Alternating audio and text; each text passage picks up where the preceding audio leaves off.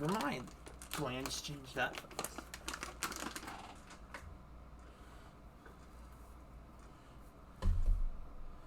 Let me repost that.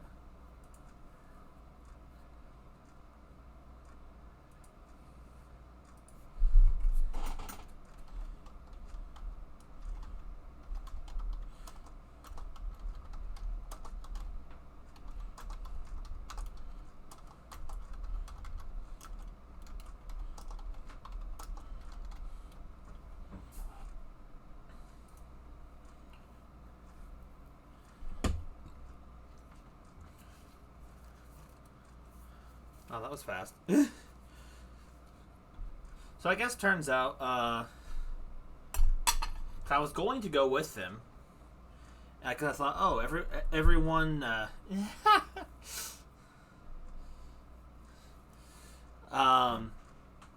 was gonna go because I thought the whole house is going. You know, I don't want to be the only person that wasn't going to see the movie. You know.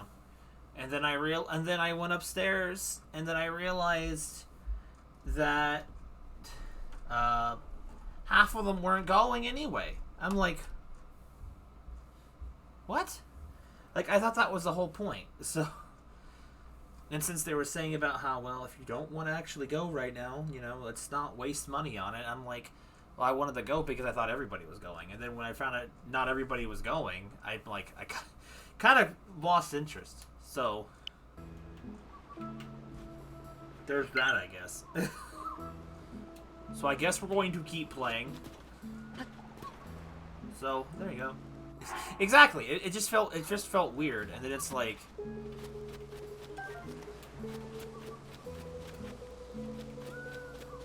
I was going exactly. It's a little bit awkward. It made the stream ending a little bit weird now. Okay, so now there's...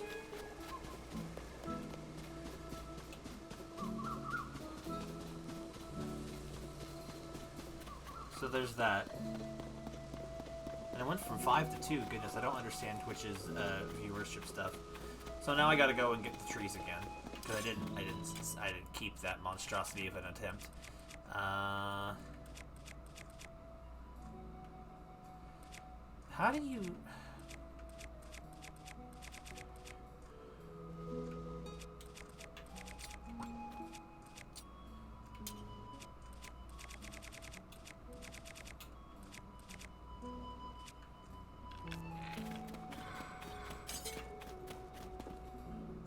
Does the Master Sword not have anything fused to it? Okay, that's weird.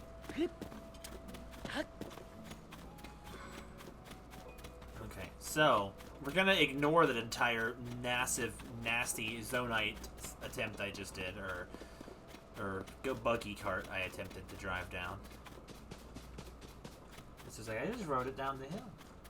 Yeah, that's what I mean. It's like I don't get a chance to do things with everybody, and then it's like. So I thought, okay, well, I mean, I didn't necessarily want to go out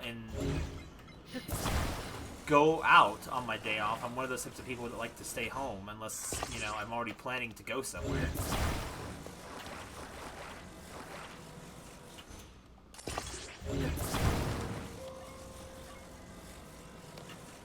Oh, that will...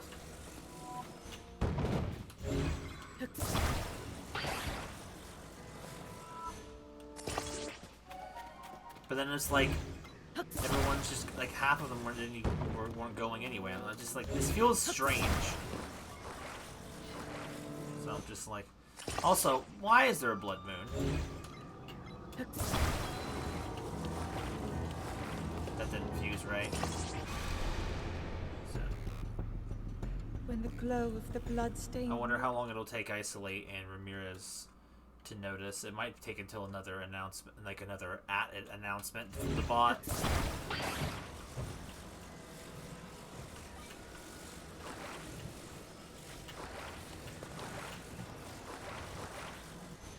Why is this particular wheel just not want to fuse?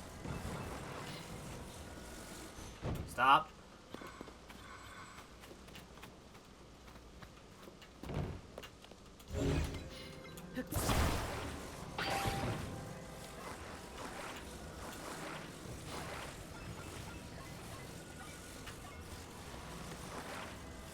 So I'll probably end stream at a more respectable hour today, since I'm not going out anywhere. Okay, could you... Oh my god, this car. Now it doesn't want to stop moving.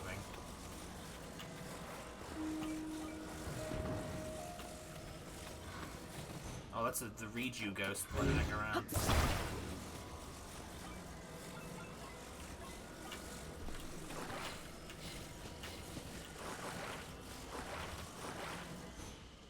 Alright.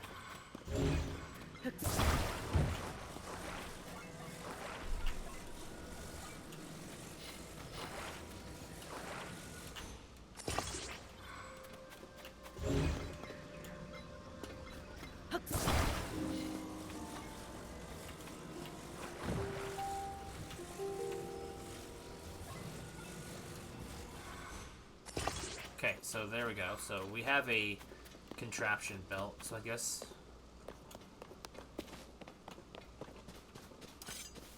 Just gotta cut the trees down again.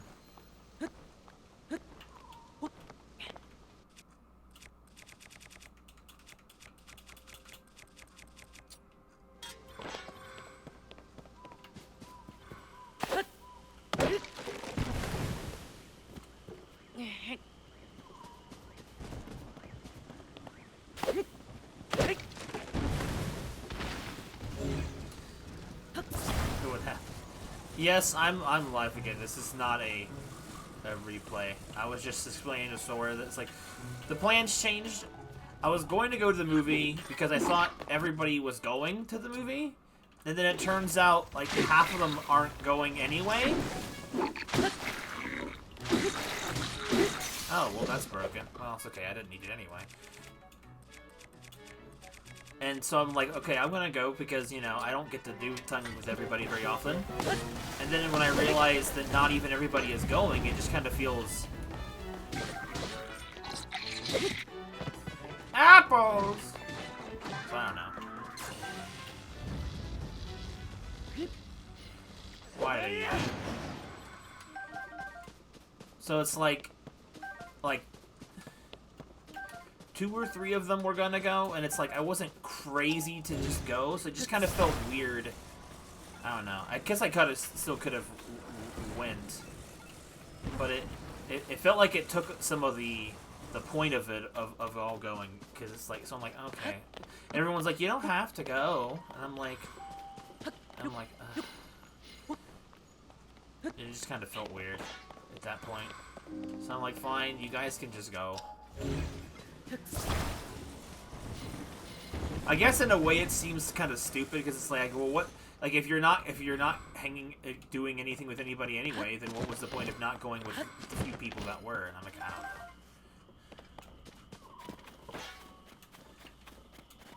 don't know. Yeah, a little bit, yeah. Because I went and got it in the car and everything. They just dropped me back at the door. I'm like, okay.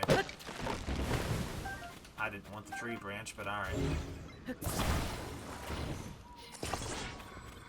I'm just one of those people that sometimes wants to be mentally ready. I'm not good at doing things on impulse when it goes against what I already was planning on doing. Which was streaming tonight, because I only get like 1 day off to do it.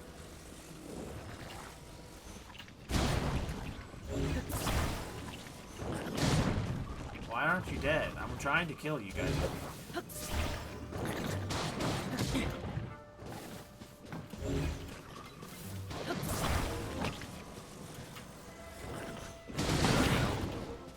No, he broke my tree. He broke my tree with his body. I mean, we'll probably still do it late, something like that another time, and I'll probably go and still do the movie with the man again anyway. It's just like, I don't know. And now it just kind of feels weird because now I feel like, I kept them waiting, and I feel like now I feel like I should have went.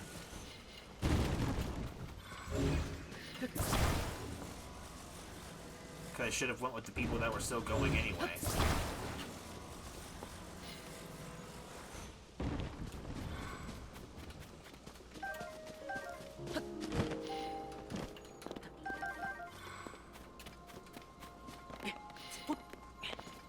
Whoa, that's a lot of frogs.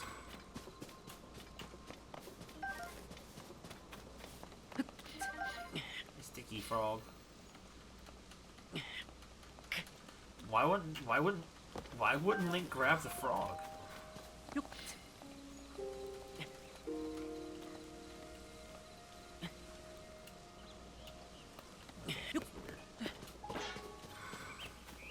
Moral dilemmas and how I hate them. It's like honestly, if the movie had been going on in the afternoon, or something like that. No, I broke the freaking wood again. I wouldn't have had any problem with it.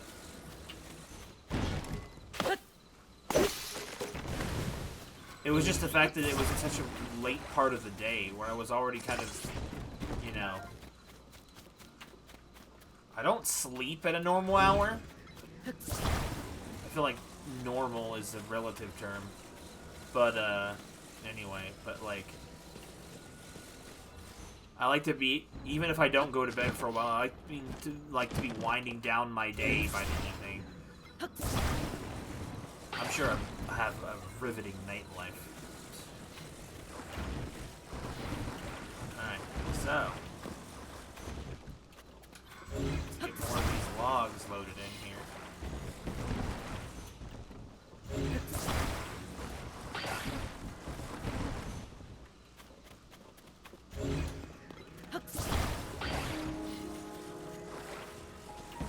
I just wanted to rocket down the hill. That's all I wanted to do, was just fly at the speed of sound. I didn't want to fuse that, but alright.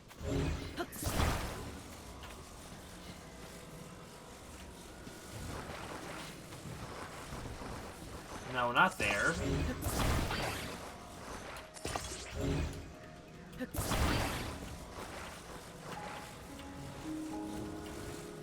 There we go. I want to keep the logs locked in. I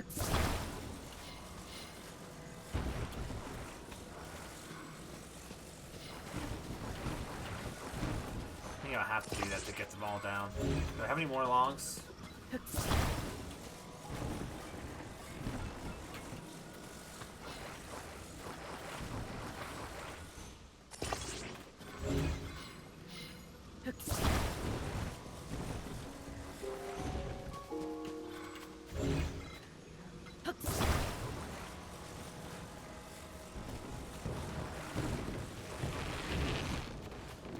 They're not fused, so it's stuck.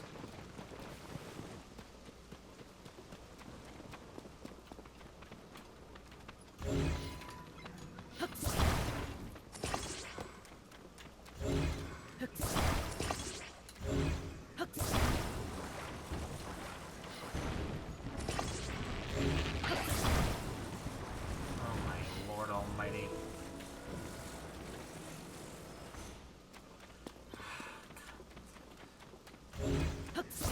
These trees are really killing my vibe, man.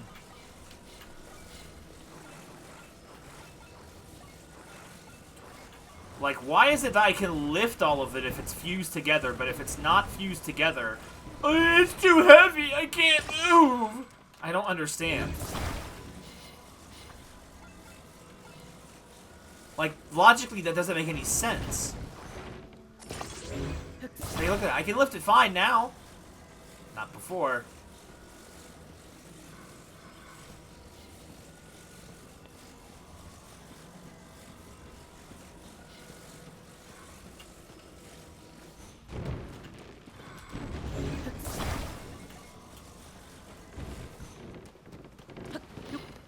Here we go! Here we go! Oh man, this is... Ah, there it goes! Well, it worked.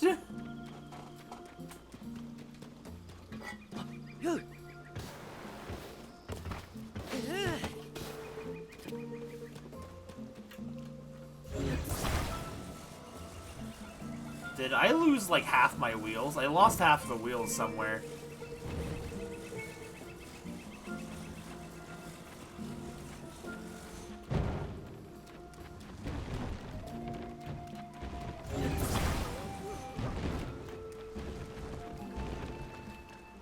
Okay, dude. We're safe now. Ah. Oh, ho, ho, ho.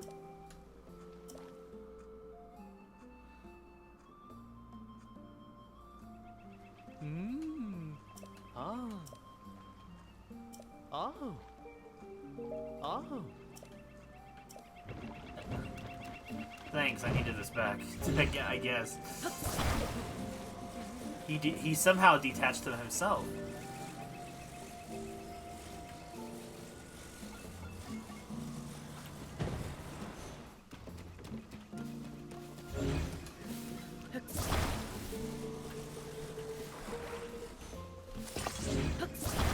Need 7 more big tree logs. Where'd my other wheel go? I've lost the wheel. Has anyone seen it? No, I reloaded because I didn't want to waste all of the materials I used to try to build the first minecart.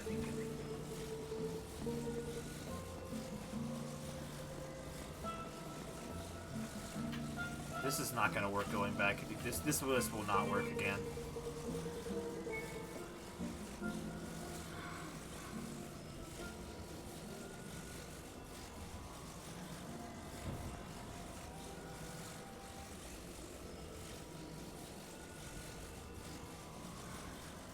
Where did the wheel go? I mean, I guess it can technically still work with one wheel.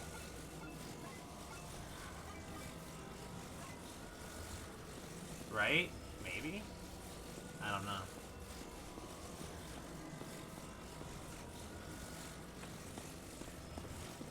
What's that? Is that the wheel? Oh, no, the wheel just respawned over here. What is this? Oh.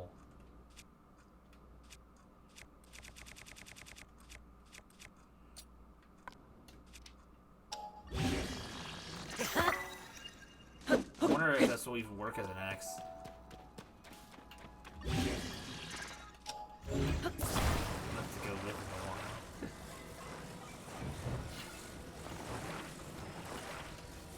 Oh, that's not what I wanted.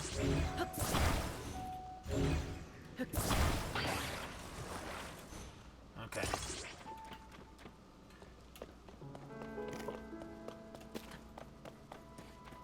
So I need more trees. I have another 7. Did they? Oh, they just respawned. That's nice.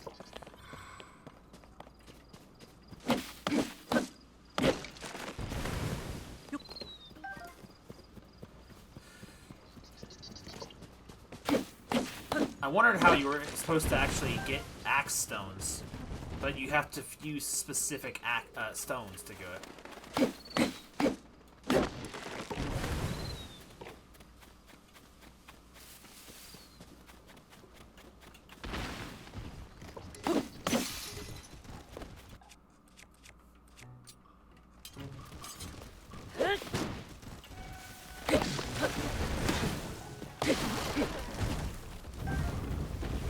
Oh, I got some rice. That's good.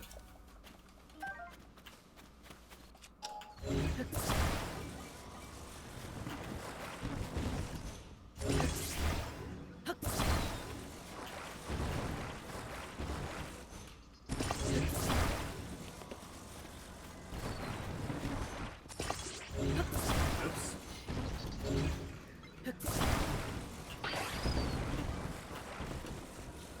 Five.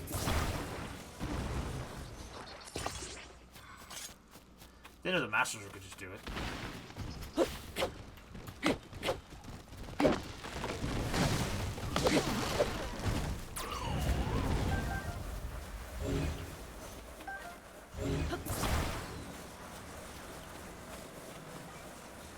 Enoch Stone, those also work. Probably more stuff. Yeah, I don't spend enough time like investigating that stuff to see. Oh, there we go. We got all the logs I needed.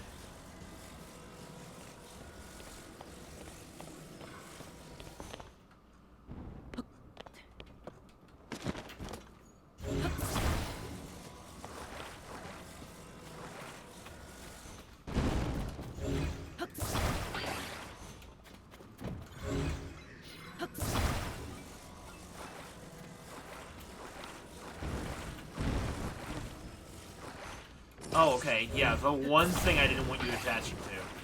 Fine.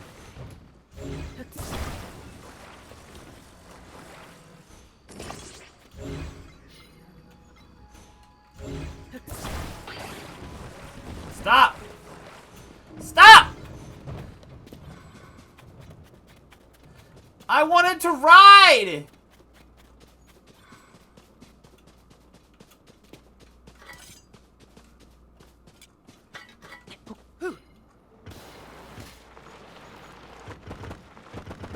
Dude.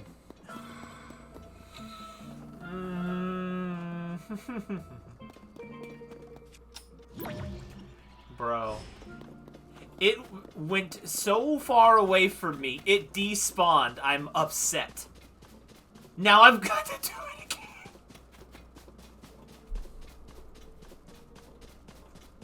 Fusing assistance would be pretty fun. I mean, that's true. The madman. Oh, here we go again. Also, I'm gonna have to freaking change my gear now, because it's gonna be lightning storming, isn't it? Alright, let's do this again.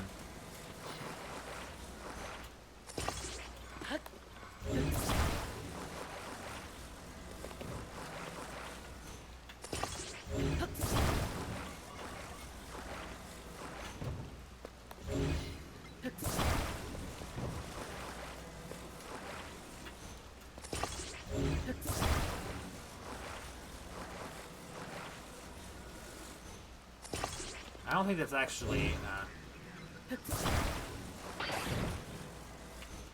I don't know if that's, if those roll or not. It might roll. It's a shame I don't have the froggy armor right now. God, I hate climbing hills.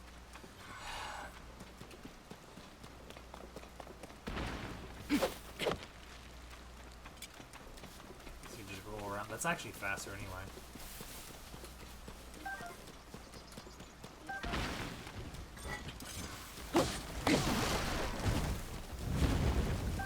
Oh, okay. There's a freaking beat bug in the tree.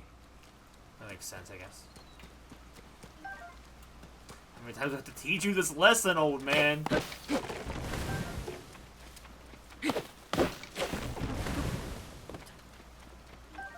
So it's 3 and 7.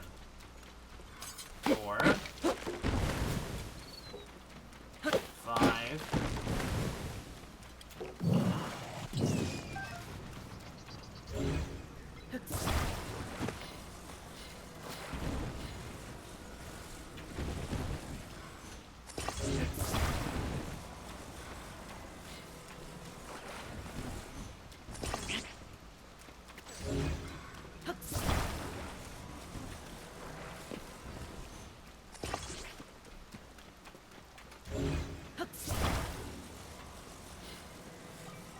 You know what I should have done? I should have just used recall on the thing.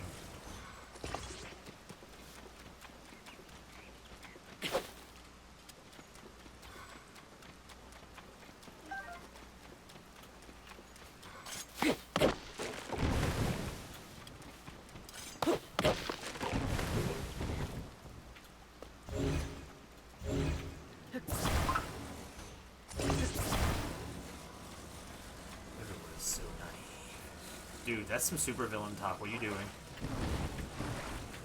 What was that? I don't even... No. Oh, I didn't even realize that my mom had texted me earlier saying I didn't necessarily have to go. No. What happened? Freaking Ramirez probably heard it. Okay, anyway. Get the whole thing off the side of the hill.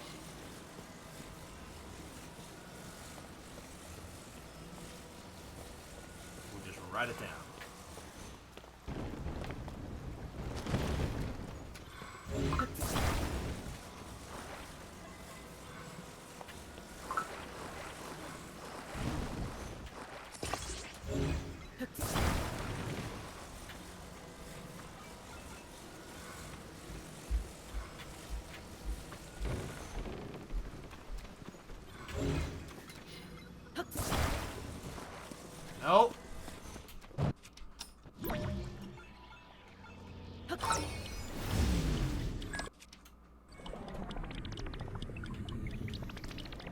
I didn't say to go.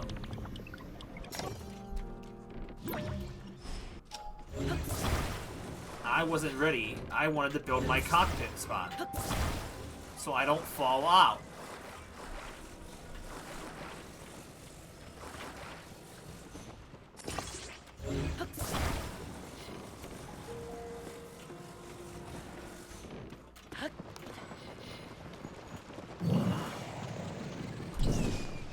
Oh, now we're not. Now we have no momentum.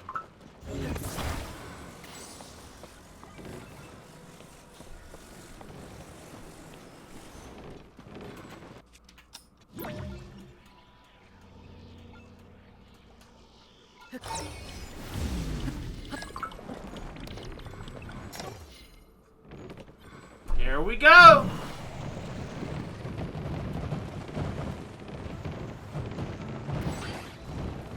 Woo! That was fun.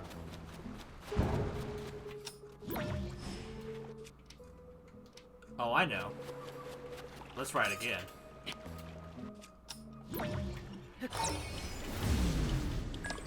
Here we go! No, never mind.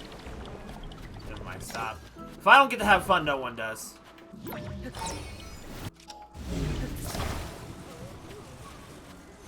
This should be all you need.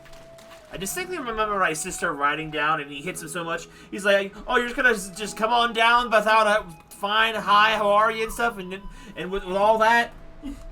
I was trying to see if that would happen, but did they change it? Ah. I don't know. Because I also remember him sitting at the village front.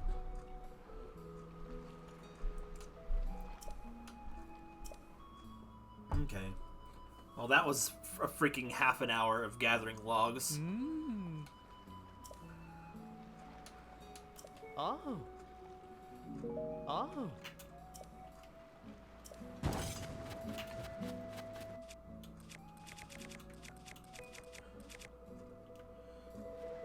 No time for a race.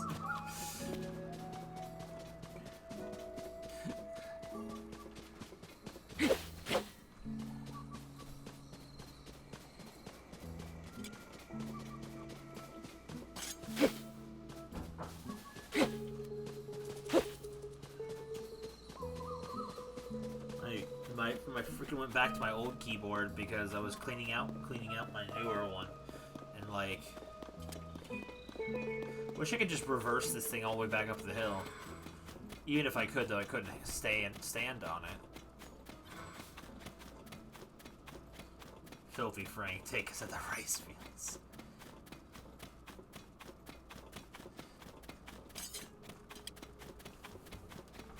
Mario?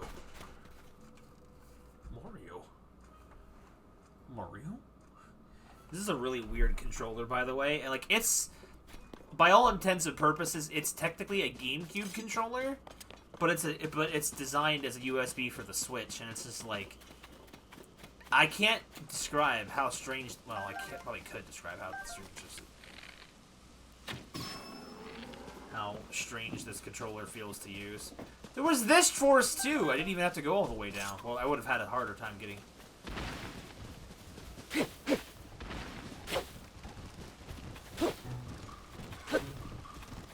Do we have any hello, Mario. A lip bite. I don't know how I would feel about having an a lip biting emoji.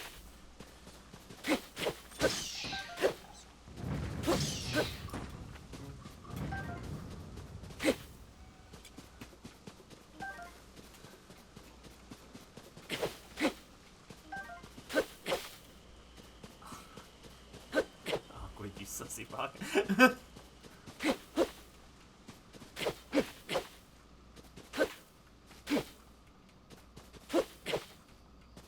Just get to cut grass now. Every Zelda fan's dream.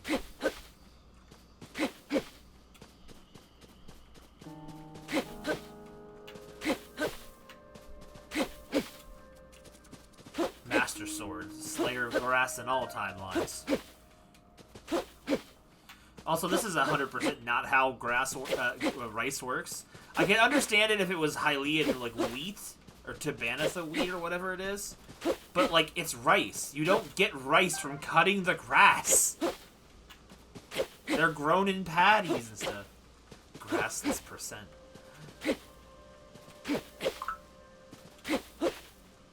I thank my sister for showing me that you can just cut the grass for rice in this game, because otherwise having to freaking buy it every time would be a pain.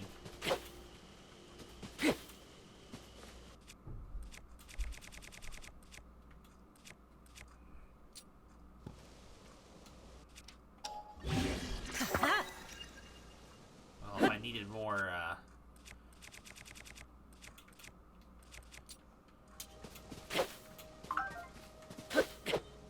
tiny little grass.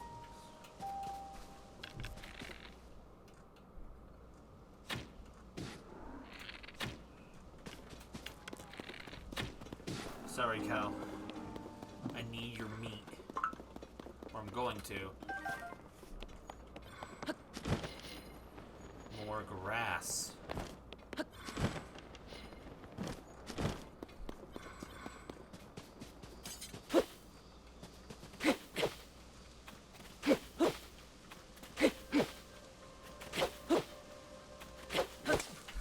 Why did hitting the rice go ka-chink?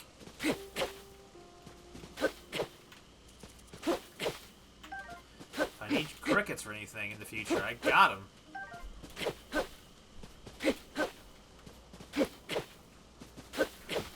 Ow.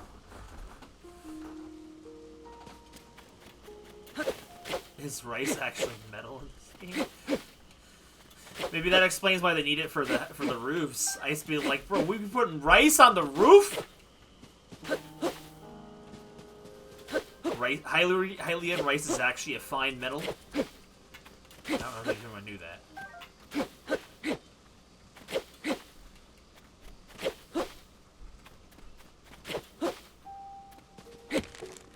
Smash. Whoa, what the frick was that?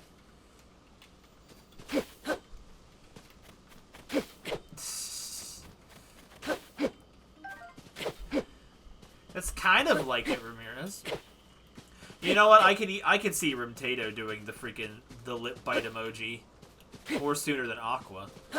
Aqua isn't quite the thirsty type. Well, everyone has their moments. Everyone got that down bad in them at some point.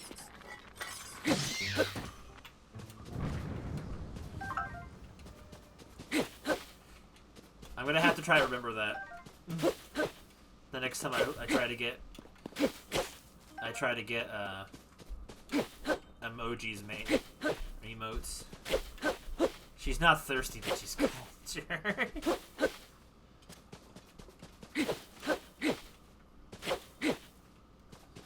Problem is I can't burn the grass either, because that won't really... It's not cutting the grass. Thirsty or sussy, like... I mean...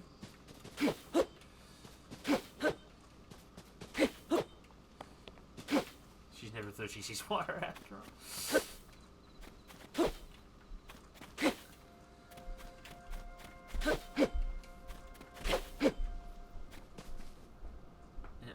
Made Aqua look at her own dirty fan art. What? Was I there for that? I don't remember that.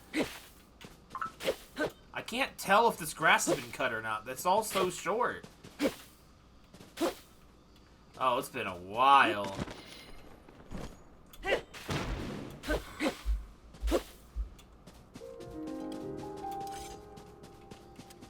Ah, this is where the grass grows. Maybe I can sell my crickets for money. Dang, that should have been a clip, I guess, if it was that good of a reaction. I guess the entire stream is a clip. Get out of here, Unibo.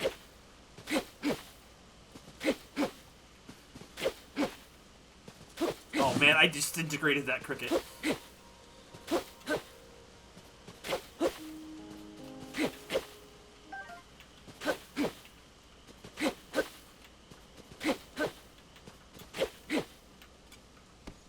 I mean, I probably tend to think that Aqua probably has her own type of down bad moments. I mean, literally the beginning of the story, she's kind of like hard crushing on Rim anyway.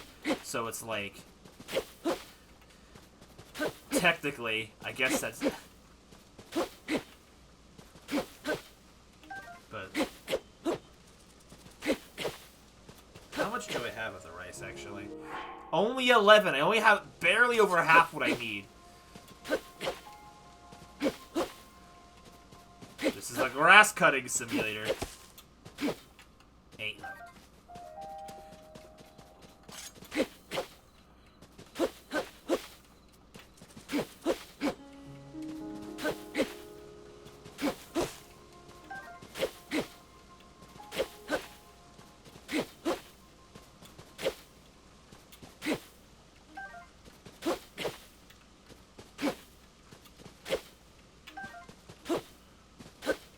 No shortage on crickets, man.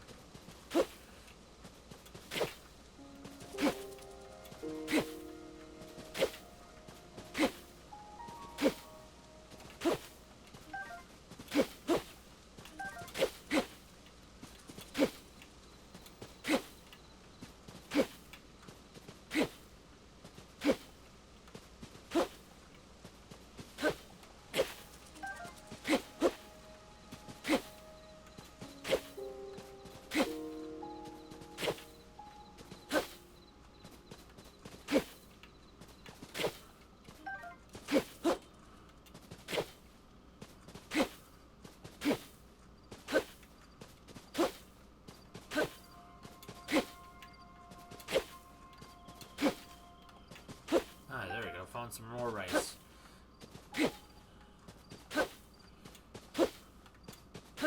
Gameplay!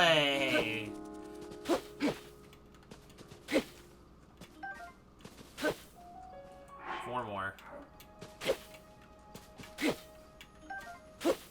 Bro, this is not Harvest Moon. Yeah, in Harvest Moon I plant the grass. In Breath of the Wild, I cut it. 3 more rice. Been nice to have some leftovers for myself.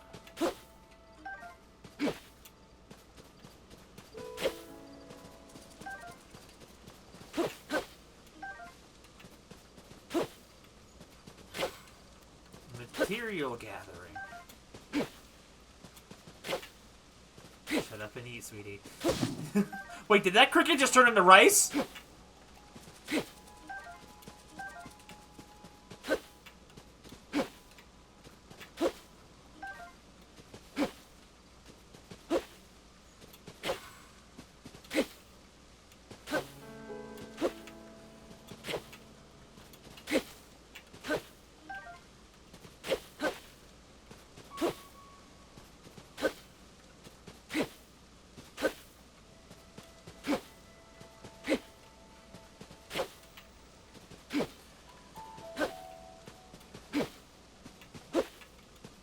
Okay, so random question. This idea popped into my head the other day when I was looking through some of my Pokemon screenshots and videos that I took on my Switch. And like, whenever I stream Pokemon again before the DLC comes out, so that way Isley has as much footage as possible. I had a couple of freaking videos I took that had even some weirder glitches in them. Well, maybe not weirder, but I've had some weird glitches that happened off-screen throughout the series. My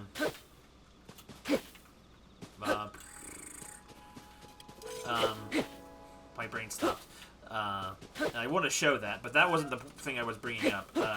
Because I love when I find weirder glitches for Pokemon.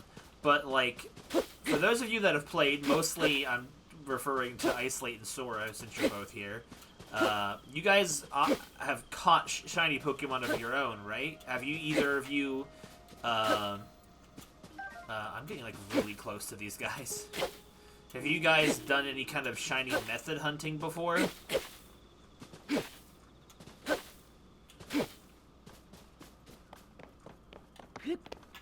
let me take care of these guys.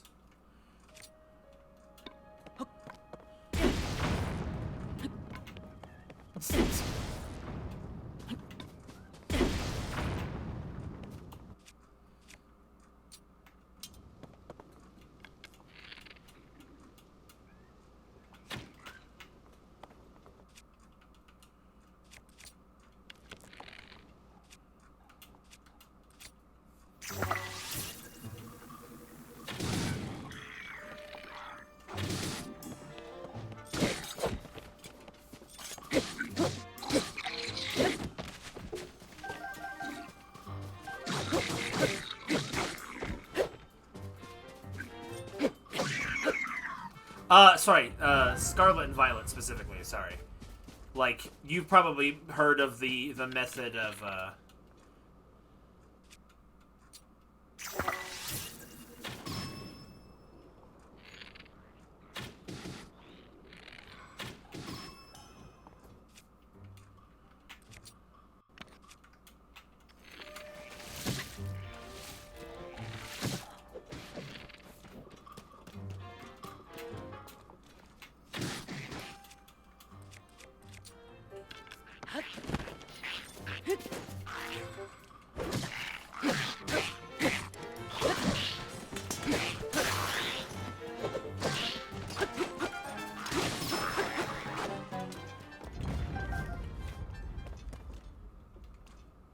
don't find shiny. Okay, fair. That's fair enough.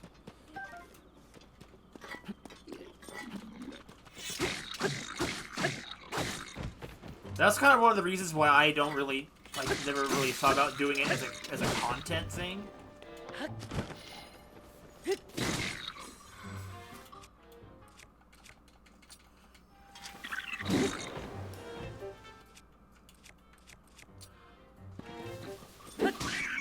But,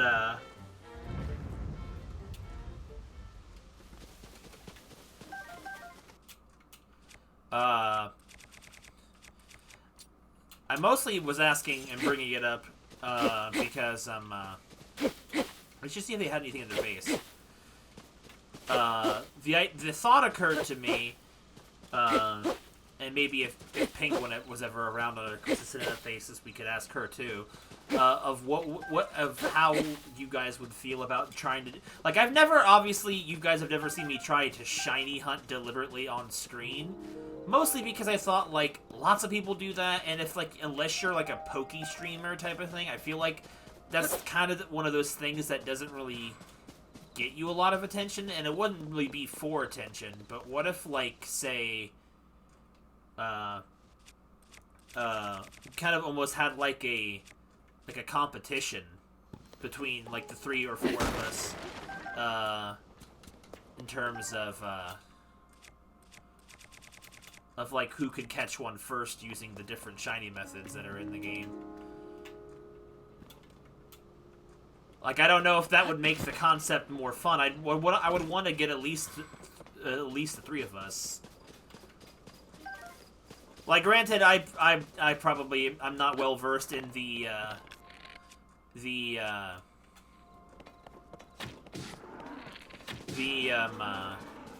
more advanced stuff with it in terms of the sandwiches and stuff, but, like, I know the picnic method. The only that's true. I kind of have almost an advantage in the sense that I have the shiny charm, so it does boost it a little bit. Granted, I think some of the sandwiches do it better. The only thing I would have to wonder is to make it a competition, like, I don't really know what the proper prize would be.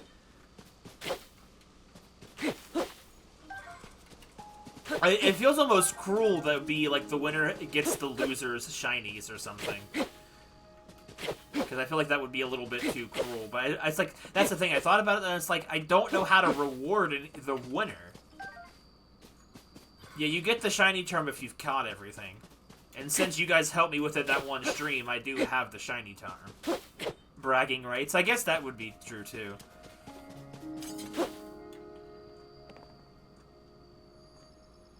Ah, okay, so you pick one of the loser's shinies. Sora, like, no. Sora doesn't want to lose and lose a shiny. That would be that. That's like a big gamble though. You'd win anyway. I feel like Sora, because Sora would probably get the shiny charm and then get the sandwiches and just kind of know. That's fair. See, like even if you catch like a bunch of them, they kind of still have sentimental value. I'm still cutting grass. I haven't checked in a little bit if I have enough. 26. Oh, we're way done. Okay. Here I am still cutting. Link, cutting isn't the answer. You never had the shiny. I never had either. I don't think until Scarlet and Violet. And it was just like, I had so much of the stuff done off screen. I'm like, you know what? Why don't we just make the last main stream of the game be getting what was left, because it was pretty straightforward. I just right, but I also don't have a lot of rupees, and this was cheap because I never take time to grind for anything. So this was free. That you only get like a couple until they restock every blood moon, I believe. I believe that's how often they restock. That's probably why they did it that way, too. Some amber.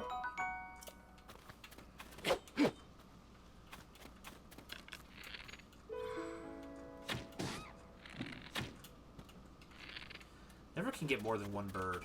I'm not quick enough if I draw for it. But, I should try to play this game some off-stream sometime and just do general exploring. Because I'm not going to be exploring every inch of Hyrule like I did last time, I don't feel like. I don't feel like I care enough to get everything. Atoon Valley Cave. Have I been in here? The game seems to think I've been in here before. So that's what I mean. It's like the prize could just be bragging rights, but I don't know. I didn't know if the idea of a prize could make it more enticing.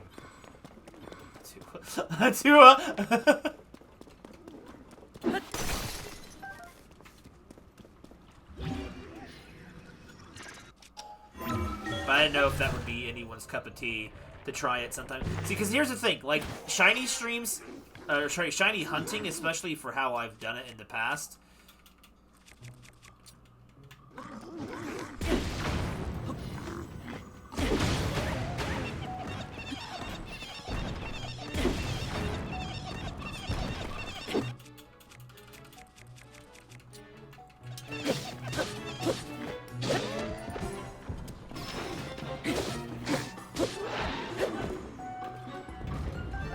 Because, like, in my experience with shiny hunting, the method I learned with the picnics,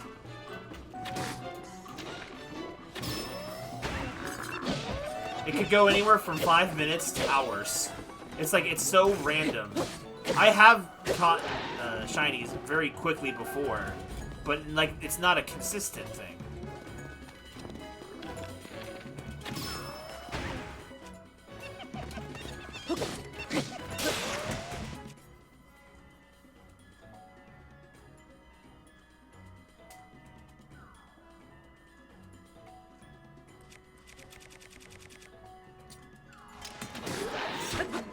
Art just sounds like fun. Wait, I had never picked it up? Oh yeah, because I picked this up and it was a different item, technically. I mean, if we can figure it out.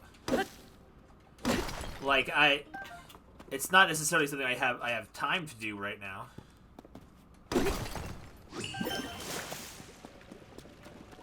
But see, art of something would just make me want to have Sora win.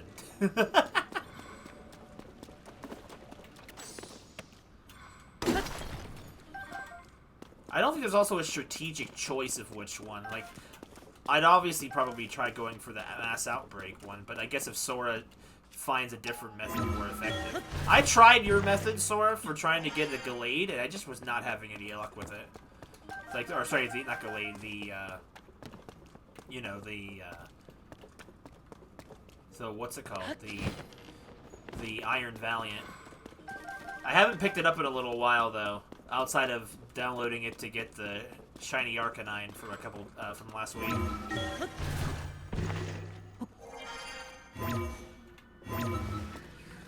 It's almost like I just kind of want to try it just to see if it would be any fun, but I also wouldn't want to do it by myself in case it's completely boring, because the gameplay would be completely boring. It'd be just respawning things over and over.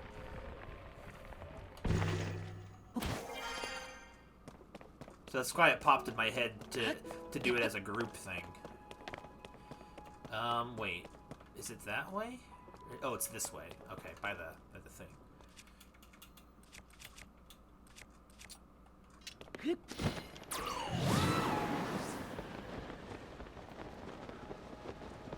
That's what I was doing to the fairy sandwich, I think is what it was. The fairy or the fighting sandwich. But before I do that, I gotta go back and get one more stream done of finishing up the rest of Scarlet, just for the sake of saying that he did it. But I think all that's left is just the underground anyway, so I don't really know if it's. I do want to still finish it so I can say I finished it and can move over Pokemon and stuff, because then I can actually just move everything from home to the Aqua file, because I guess since Violet's the one I enjoy playing more of, not even for just necessarily just Aqua itself, but because that's all the work I've done on that one. So I'll probably move all of that stuff over eventually. I did do an impromptu stream with Penguin and Sora a little while back when we caught one of the what was it? Did we catch Iron Leaves, or did we catch well, Walking Wake? Hi. Oh. Oh. Here's the rice. Ma. I like. Well, just look at you go. I like the hustle.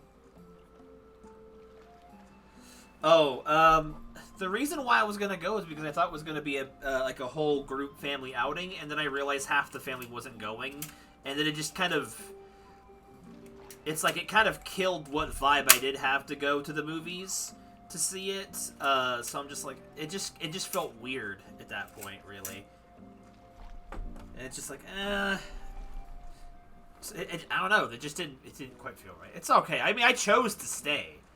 It's just kind of like I didn't feel like going as much anymore when I realized not everyone was going. I thought it was going to be a whole group activity, and you know, I'm surprised they still went with just the three of them. I kind of thought that was the whole idea, was doing a day off type of thing. The problem is I don't have a lot of days off. First thing I've got to do is get those logs you collected up to shore of the foundation of the building. So hold on, Hyperspit, okay? The foundation will work, and check the state of the buildings when I'm at it. I'll be back before you know it. Okay, so we're all in agreement that this guy is like super gay, right? I mean, like, I'm not saying that as an accusatory thing. I'm just making an observation. I always kind of thought so. It's just but I feel like they doubled down on like his dialogue options. But then then he pulls out the super masculine. Okie doo, sorry for the wait. The foundation are nice and solid. Now it's time to move on to repairing the buildings. Do you need more logs? There are 5 buildings that need fixing. 3 of them are establishments, the inn, the restaurant, and the Lucky Treasure Shop. And 2 of them are homes, the village head's house and Armaz's house. Repair process will depend on the building we're working on, so I'll explain once you decide where we'll start. Now we're doing the real meat of the for Lurin Village Revival, so which should we get started? Where we're going? Let's do an establishment. Oh. Let's do the restaurant, I guess. We're doing the restaurant, aren't we? I feel like 2 houses isn't enough. Restaurant's over there.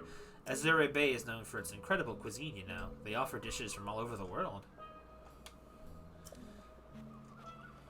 How about we relocate to the restaurant so I can get a better job of explaining the work we need to do? Let's go. So we do. Please follow me. Is he wearing a kimono? I didn't get a look at him. Oh. No, it's something like a kimono. All right, here we are. Snow pillar is broken and we have to fix it pronto. Throw provides vital support for the whole building. Or I use the logs you collected to disrupt the foundation, so... See the building over there? We can use a log from a palm tree to support this building the same way. That will be all set. See the rolls on the roof and the floor? They're perfect for a log. All you need to do is put the log through them. Even though we can easily score a log from a palm tree growing nearby, I don't even have a clue how we're going to insert the log through the holes in the roof and the floor. I mean, we have to pick a palm tree that's straight as an arrow. That much I know. The rest is a real head scratcher. Well. Okay, so I need a super straight palm tree. This one looks like it'll work.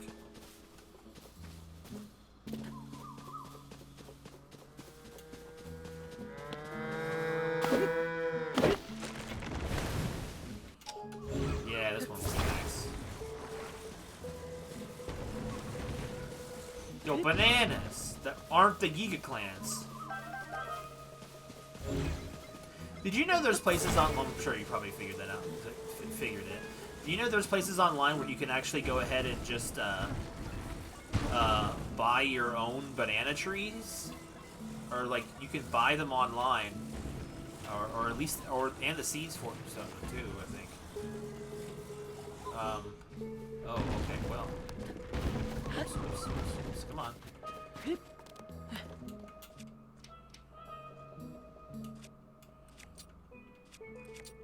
What? Sora, what? Sora, that's not necessarily a common item you have possession of. What? That's pretty cool. Do you find that they taste different from ones that you can get at the stores?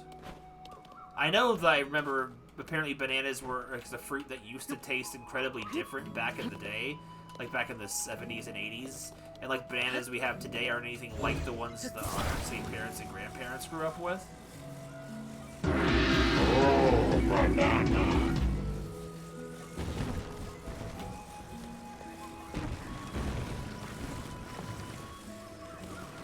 Okay, gotcha.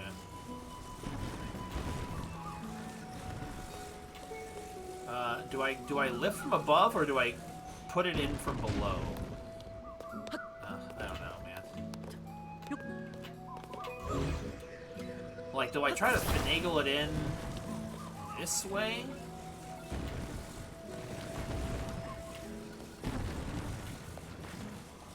Oh god, I keep falling through the hole in the floor. Finger. I'm trying, man. It's hard to see anything from this angle. Like... Okay, perfect. A little bit more back. Nope, I needed to thread the needle. Nope, missed it again. Oh, God, I can't see.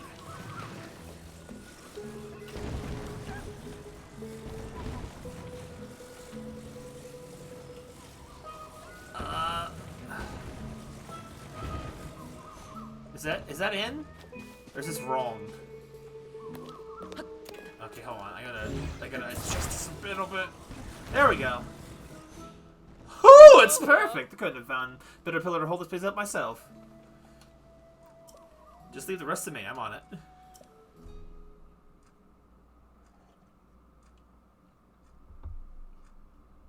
Yo, that's actually really cool, Sora.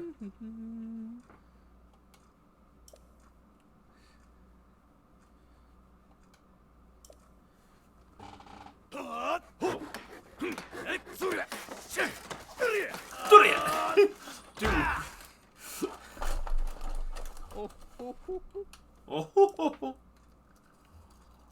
Wow. Get a load of my handiwork. Talk about a perfect restoration job. The old building skills are still sharp as nails, baby. They're great for the owner to return in. Hey, am I dreaming? Wow, but it was all broken before. Look, Zuda, our house. It's all better too. I had to check on the restaurant in my house. I'm so worried about them. Was it you? Did you fix them? Thank you so much. Please, I want you to have this. Yo, some seafood fried rice. You mean some seafood fried this rice? Hi.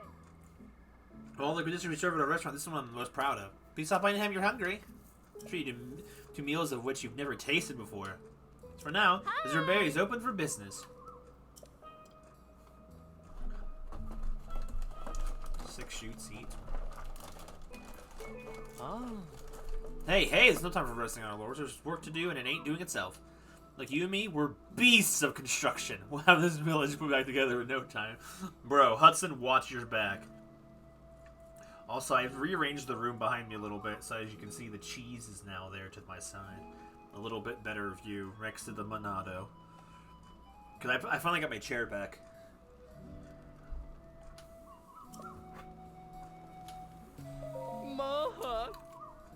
I go home next. Ah.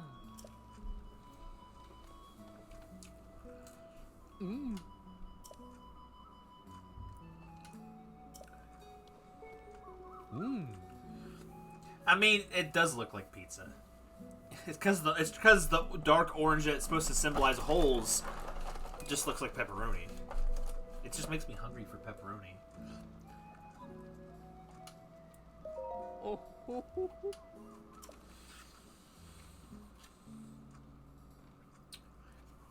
Alright, here we are. Since our pillar's broken, we have to repair it pronto. I already sharp the building's foundation and largely collect remains so we can place a log from the palm tree through the floor of the roof. Like I mentioned, should do it. Oh. Make sure it's a straight one.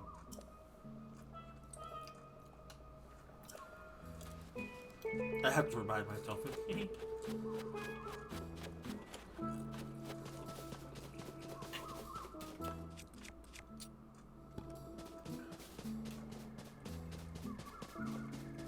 I mean, I think this one is straight enough, right? Bro, this makes me want to play Mario Sunshine. It's been a couple of years since I've been able to play Mario Sunshine. Probably, it's definitely been since the last time I streamed it, for sure.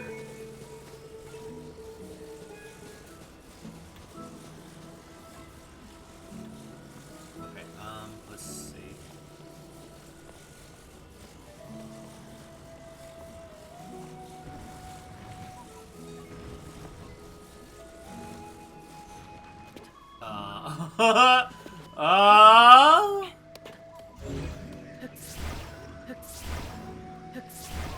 Bro, why can't I grab it?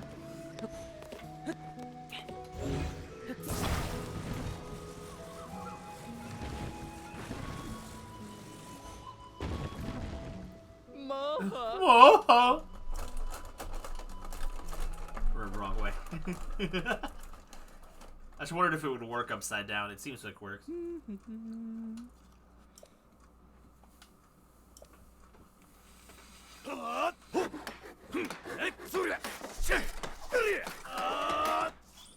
Bro, his sound effects are amazing. Oh, oh, oh, oh. Okie do, all done. Mm-hmm. Oh, my house is fixed? You really fixed it. Thank you. You're finally get back to making a living. I mean, sorry I wasn't any help. Please take this as a kind of apology. Yo, money! I can go fishing again. You know, I don't need very many fish to feed myself, so I share the extras I catch with other folks. Usually other people here in the village, but I really owe you fixing my house. The extras to share. I'll put them in front of my house. Please take whatever you need. Ah.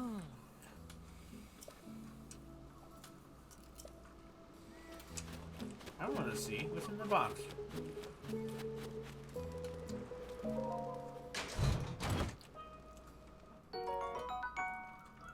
These aren't fish. These are just...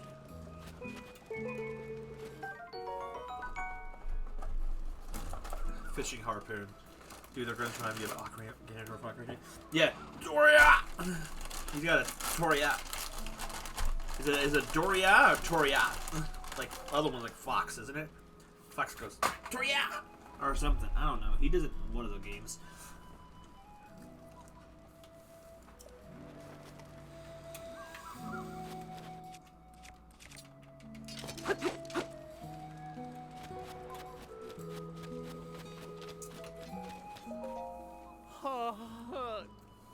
My first big job in a while, and I admit I'm absolutely thrilled to be getting back at it.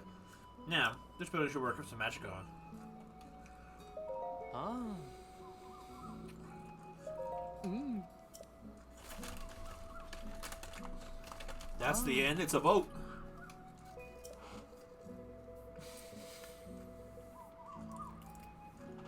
And found a wife for a salt spot.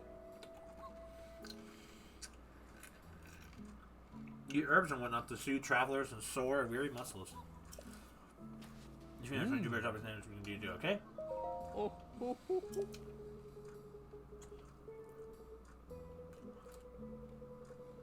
Oh. Alright, here we are. And see, a frame and central pillar managed to hold up just fine. But if you look inside, you see there's a puddle of rainwater. The water will be difficult, but the junk there is a hazard and will make it impossible for you to work. We'll damage your framing since we're lucky you got it intact, but I'm not sure how to get rid of the dead debris. won't be easy. I think we're gonna have to pull it out from a piece from above. So Jack is gonna start rebuilding and working right away. Look incredible. Okay. Oh, this is all it is? Get this out.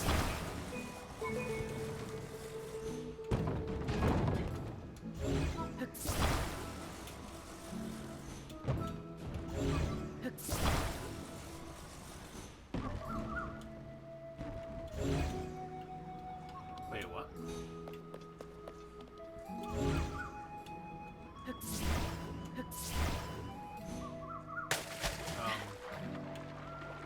I can't get whatever's down there.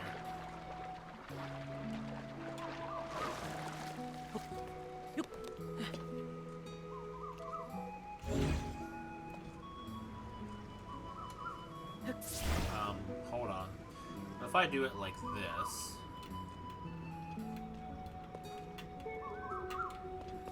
Wait, why can't I do it from... Oh my god. Okay, fine. We'll try this one.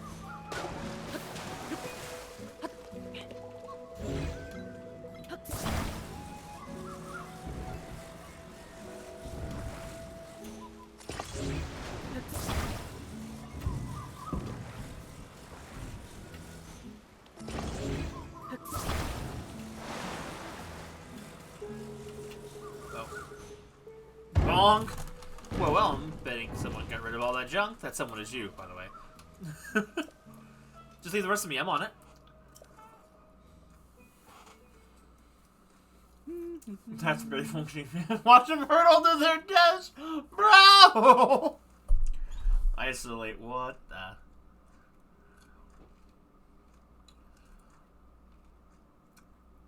Oh, yeah. Ah! Ah! Remember that Ganondorf scream.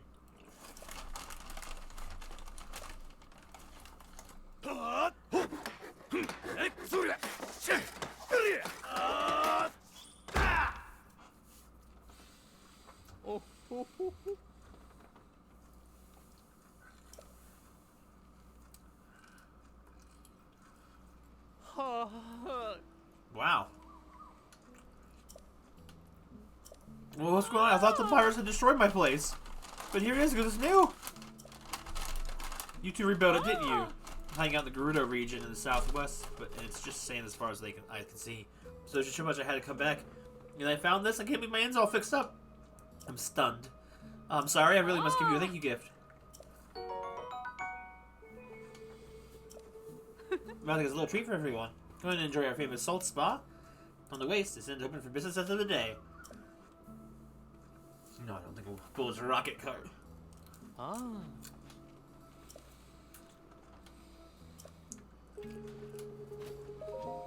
Maha. Oh. Okay. There, the village head and his family live. They've been letting me stay with them too.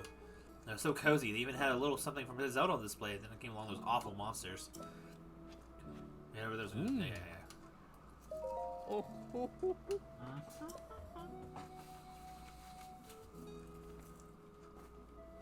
Oh.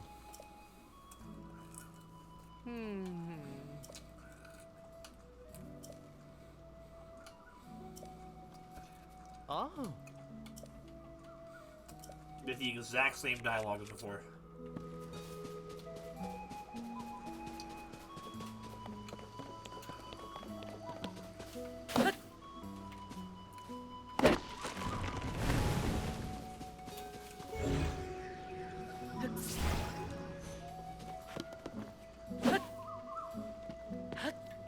Whoa.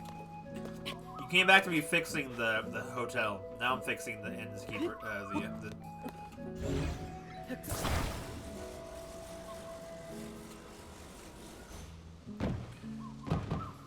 well, that didn't break the doors open.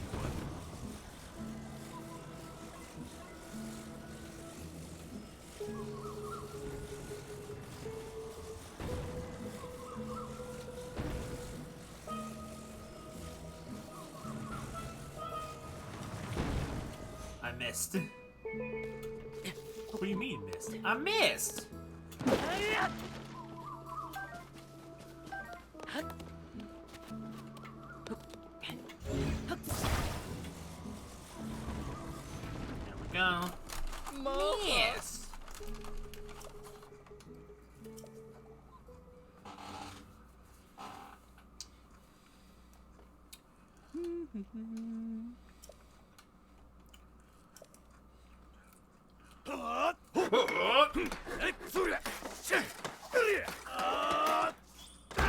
Got him.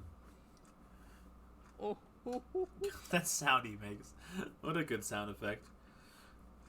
And it's all done. Turn out, can we place to sleep at night? Oh, I thought I heard the sound of hammering coming from the house. It's exactly as it was before. Leave the house, main building went undamaged, but the detached hut where Bolson is staying was destroyed. I was worried about finding a place for him to sleep, but not anymore. You have trouble with figuring where out? Here, I'd like to give you something for the repairs. Some fish. Tasty fish you catch around here. Grill it, stew it, whatever you like. It's always delicious. There's a picture of Princess Zelda on display for attachment. Quick, make sure it's not damaged. Ah. Alright. For sure one still needs fixing. Let's do it then. Ah. No one ever loses. That doesn't make any sense. Mm. Oh, oh, oh, oh.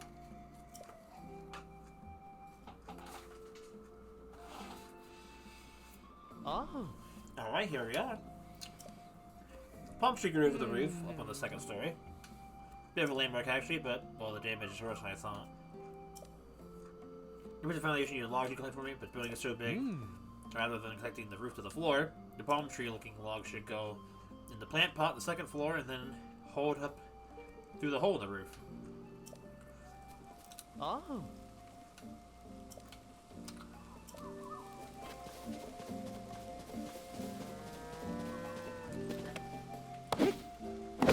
Wrong.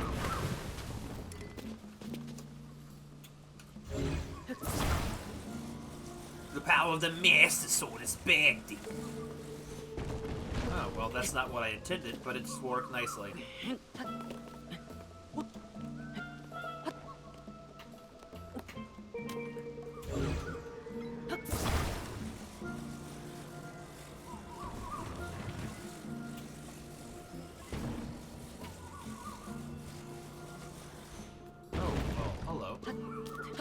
Nice ladder, bro.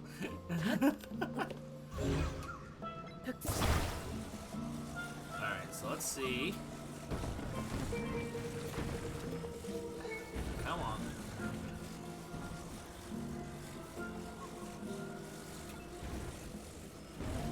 Yeah.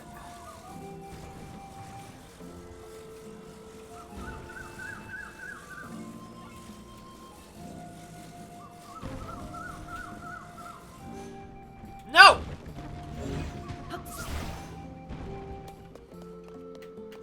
Oh, come on.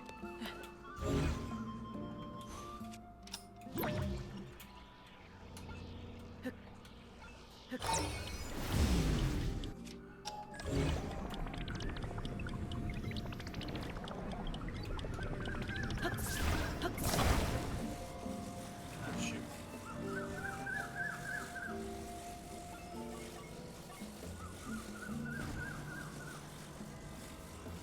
There we go. Mahak.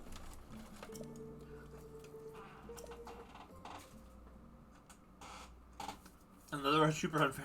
Are we building a ship? I'm not. We're rebuilding a house that looks like a ship.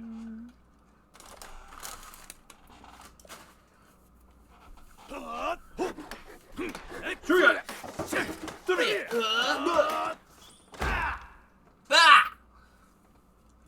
oh, oh.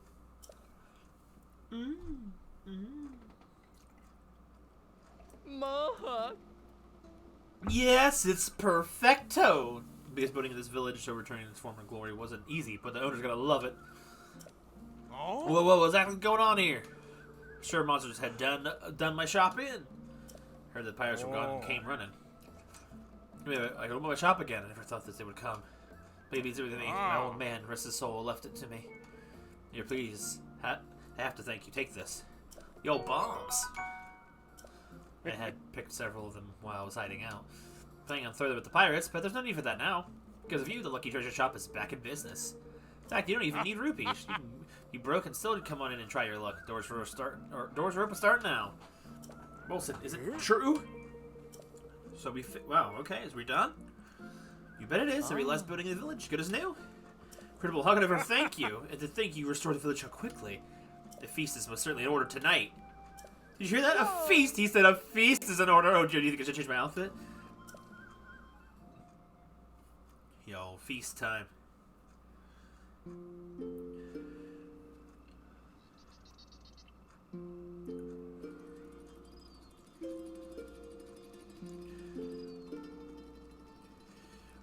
The day the pirates attacked and overran the village, I was desperate to get everyone to safety.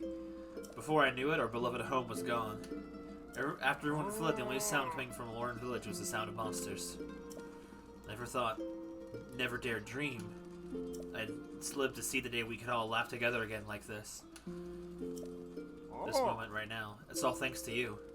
And of course, I'm extremely grateful to Bolson as well. No, there's no need to thank me. After all, when I first drifted into this village, y'all welcomed me with open arms, didn't you? I did. The work I did here is really a bit bringing back that kindness. Bolson, thank you. I don't know why it ran on its own for that texting.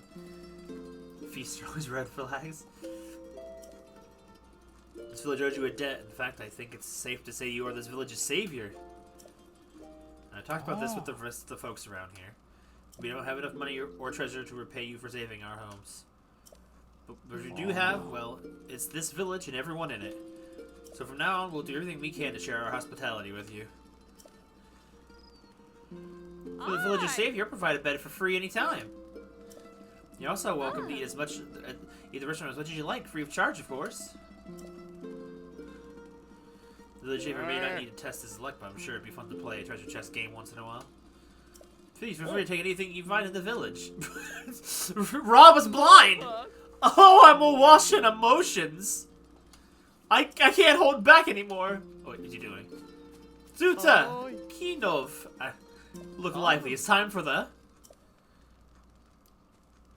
Oh god, they're gonna dance? They're gonna dance, aren't they? Lurin, revival the dance! It's a dance time. Oh my god. Oh my god! He did a kitty pose and a freaking sphinx pose. Oh my god. It was short, but it was sweet.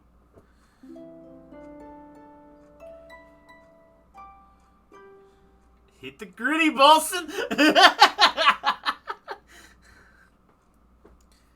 He threw the gritty in my stream room right now. Yo, we did it. You can stay for free. Yay. Oh, it's you, the traveler. Good to see you again. It's me, remember? We met at Kakara Bazaar. I do remember. You're horrible, though, if you can't forget a fabulous woman like me. I didn't realize that you've done so much good around here. Hey, wait, whoa. I didn't forget. But there's awful pirates, and you rebuilt my inn. Without much, I have no way of making a living. This whole village benefits from the customers I draw here. Suck from the bottom of my heart. Now then, my special salt spell will soothe your body and soul. You've been here for free, or you experience our charming salt. So I would use the rock salt. Do the salt spell. I'll try it. Need 5 pieces of rock salt. Is that right? Yeah, it's fine. We'll do noon, I guess. The traveler. You got some knots back here. Soon you'll feel fresh as a coast. Oh god, you know, just seeing the word knots in that context just made my body feel really sore. It's like, god, I need a massage. Whoa. I didn't need Link getting a freaking back rub bathtub ASMR right in my ears, brah.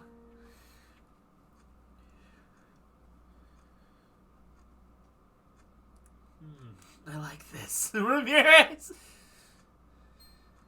3 extra hearts. Rise and Savag. They just speak silently Gerudo. Sorry, it seems I can't really shake off the Gerudo language. I mean, it's not a bad thing. Okay. Bye-bye. I guess we're out. Give Link ASMR. No!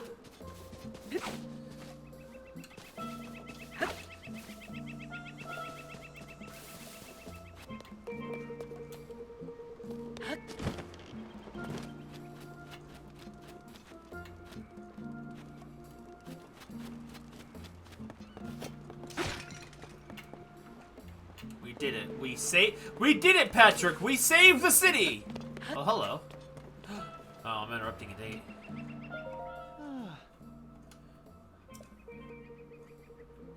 Oh, it's this guy. You should have that worm. The tradition, I find it so wonderful. Bill, Senate gets this, and you and I, we might have a lot in common.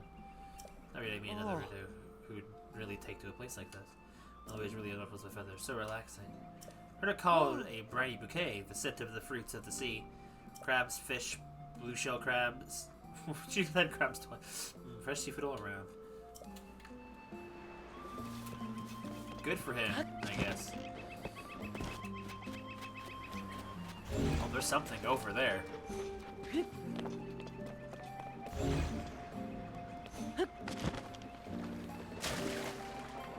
Yo, coral reef too? Oh wow, that's really pretty. Makes you play Mario Sunshine, bro. Okay, no, I actually have played Mario Sunshine. I played the remaster. There is a treasure chest out. There's treasure chests all over the place out here. Yo, I got a whole freaking extra stamina meter. As well as 3 extra hearts.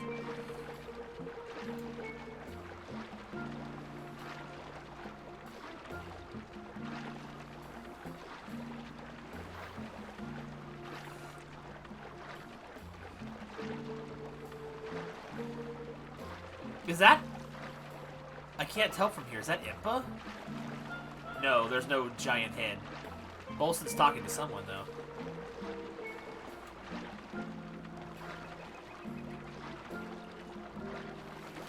I can't get those big fish.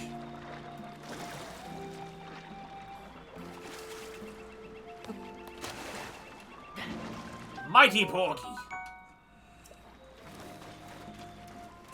So these logs lying around. Do you need to have extra?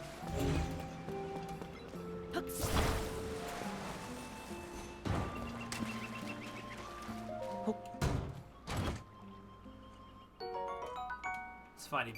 Okay, well, I mean...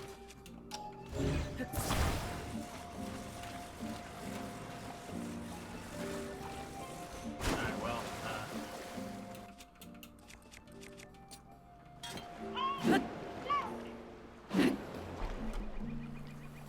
who texted me? Is it important? Nope. It's just junk from work that they don't ever know. Why is it that work never knows when to not text? Like, freaking Dollar General is so unprofessional. I have, like, a freaking group text that's from the employees. I'm like, bro, I don't want to think about Dollar General when I'm not there.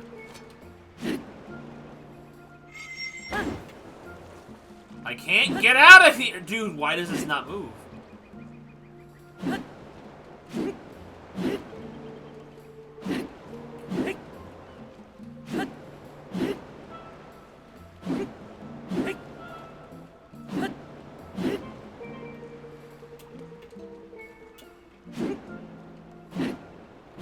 This isn't working.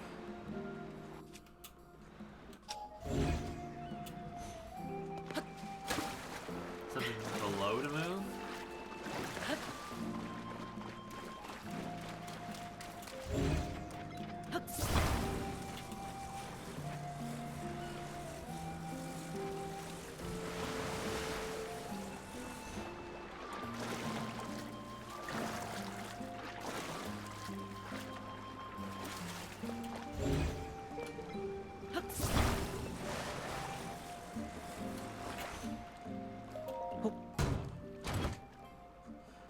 Oh, cool! Look at that! The Island Lobster Shirt. A soft, comfortable shirt traditional to a southern island. It's made of a breathable fabric and well suited to warm regions. Yo, I got the lobster tunic. Let's go, baby. Which is funny because we were working on crab for dinner. I don't know if we still made it because half of them went to the movie, so I don't know if the crab is finished. New attraction, eh? Hey, how's on your mind? You think about teaming up with your pal Bolson again, aren't you? Not surprised, our chemistry is out of this world, yeah. The thing is, I was just talking to the mayor about creating some kind of new attraction in Lurin. I'd like to see some kind of entertainment, something everyone could really get behind and enjoy. All over the place, haven't you? Any marvelous ideas that you can share?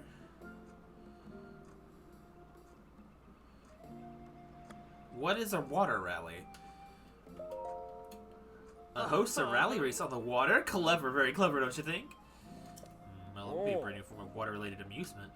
Do the trick. Yes, in fact, I think that's it. I recall Hudson saying something about inviting some hotshot professional racers to develop a new vehicle. We can work with them. So you mean the fellow from Terrytown, placed in the northeastern Akakala? Ness, what if we talked about unsolicited information about games I'm playing? I don't like spoilers. I really, really, really do not like spoilers I didn't ask for. My patience on this matter is getting very, very thin. I don't appreciate you just kind of popping in, dropping in spoilers and stuff. Like, how many times do I have to say it? I'm gonna start timing people out for that. Because it's getting on my nerves. I'm gonna grab a snack or something real quick. I don't have tolerance for this. If I ask, you answer. I don't want unsolicited information. It's a pet peeve of mine. Some people don't care about stuff from games they're playing being spoiled. I personally don't. I personally have a problem with it. There's a reason why it's in the rules section. If you want to throw a fit, Ness, by all means, go ahead. You're not you don't listen to me. I've said it nice like a dozen times, and you don't listen to me. You want to make me look like the bad guy? Fine. I've said nicely dozens of times. Don't spoil games for me, okay? It's not that hard.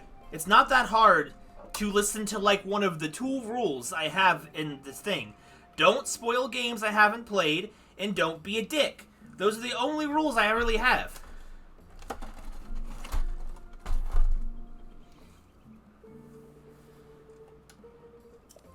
I'd love to invite the racers here once they finish their work there.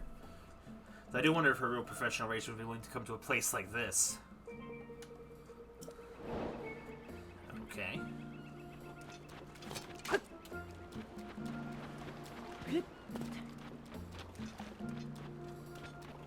Okay, fine. Be that way.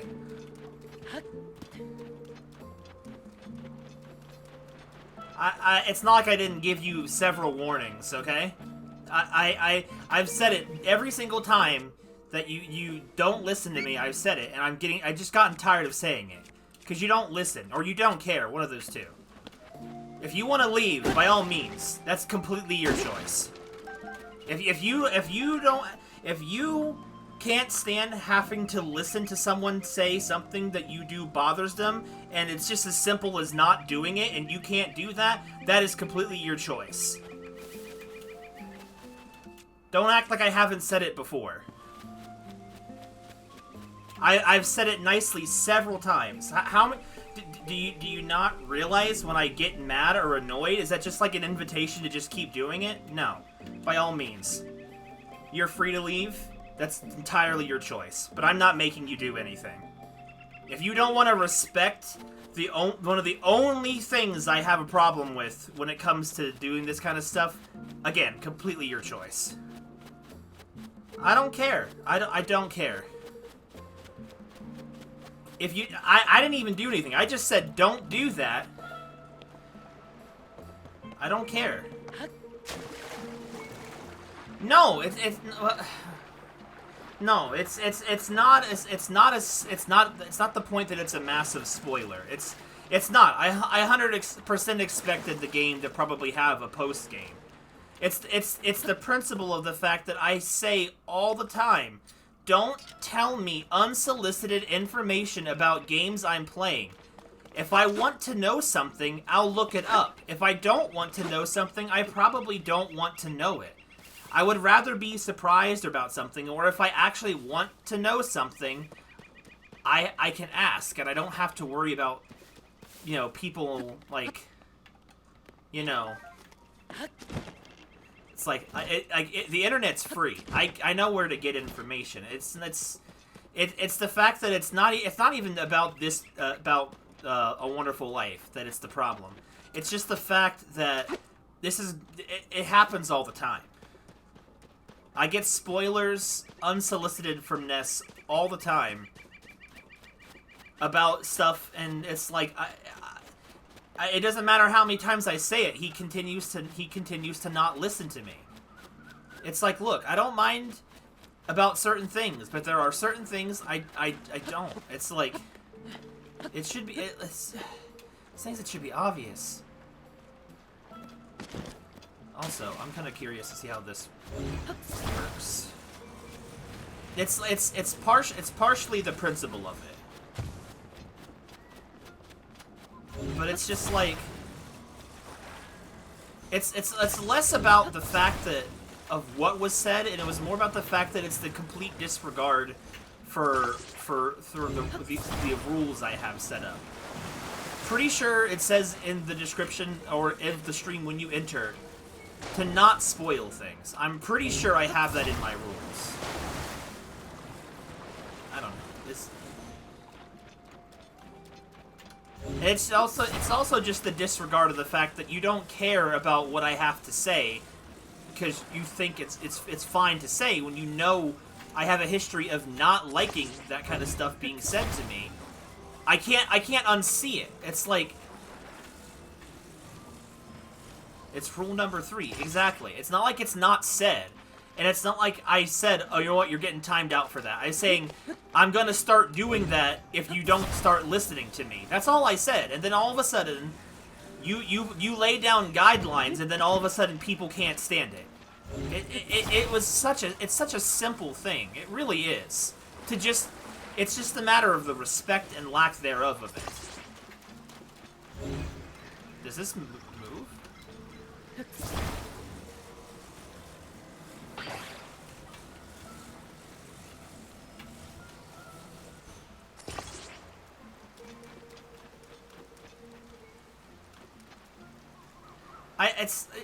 I probably would, but it's like, I have more self-control than that. It's the fact that it's like, look, I have so little things that they have a problem with in my stream. I feel like I have a pretty good, decent stream environment.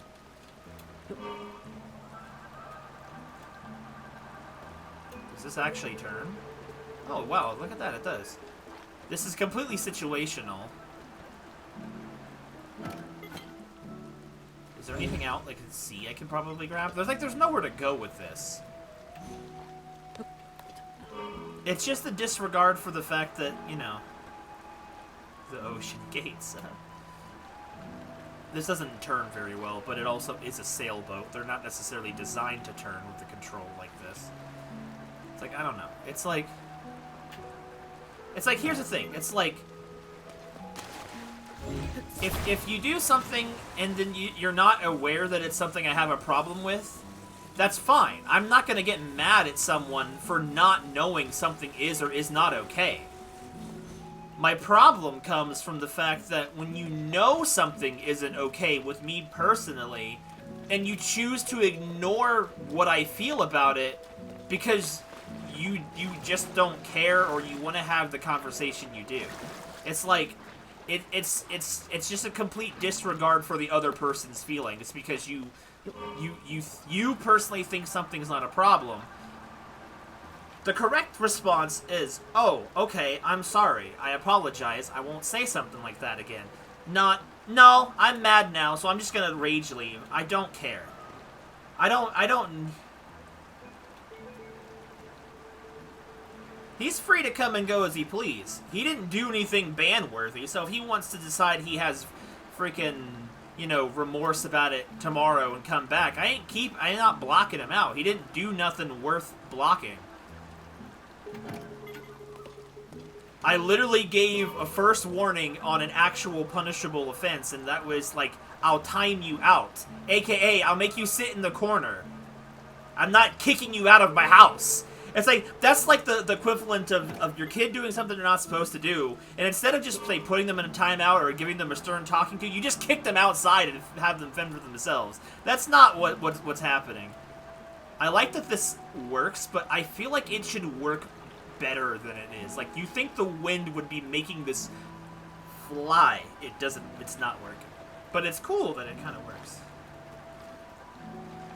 So it's like, look, you know, I guess keep that in mind. Because here's the thing.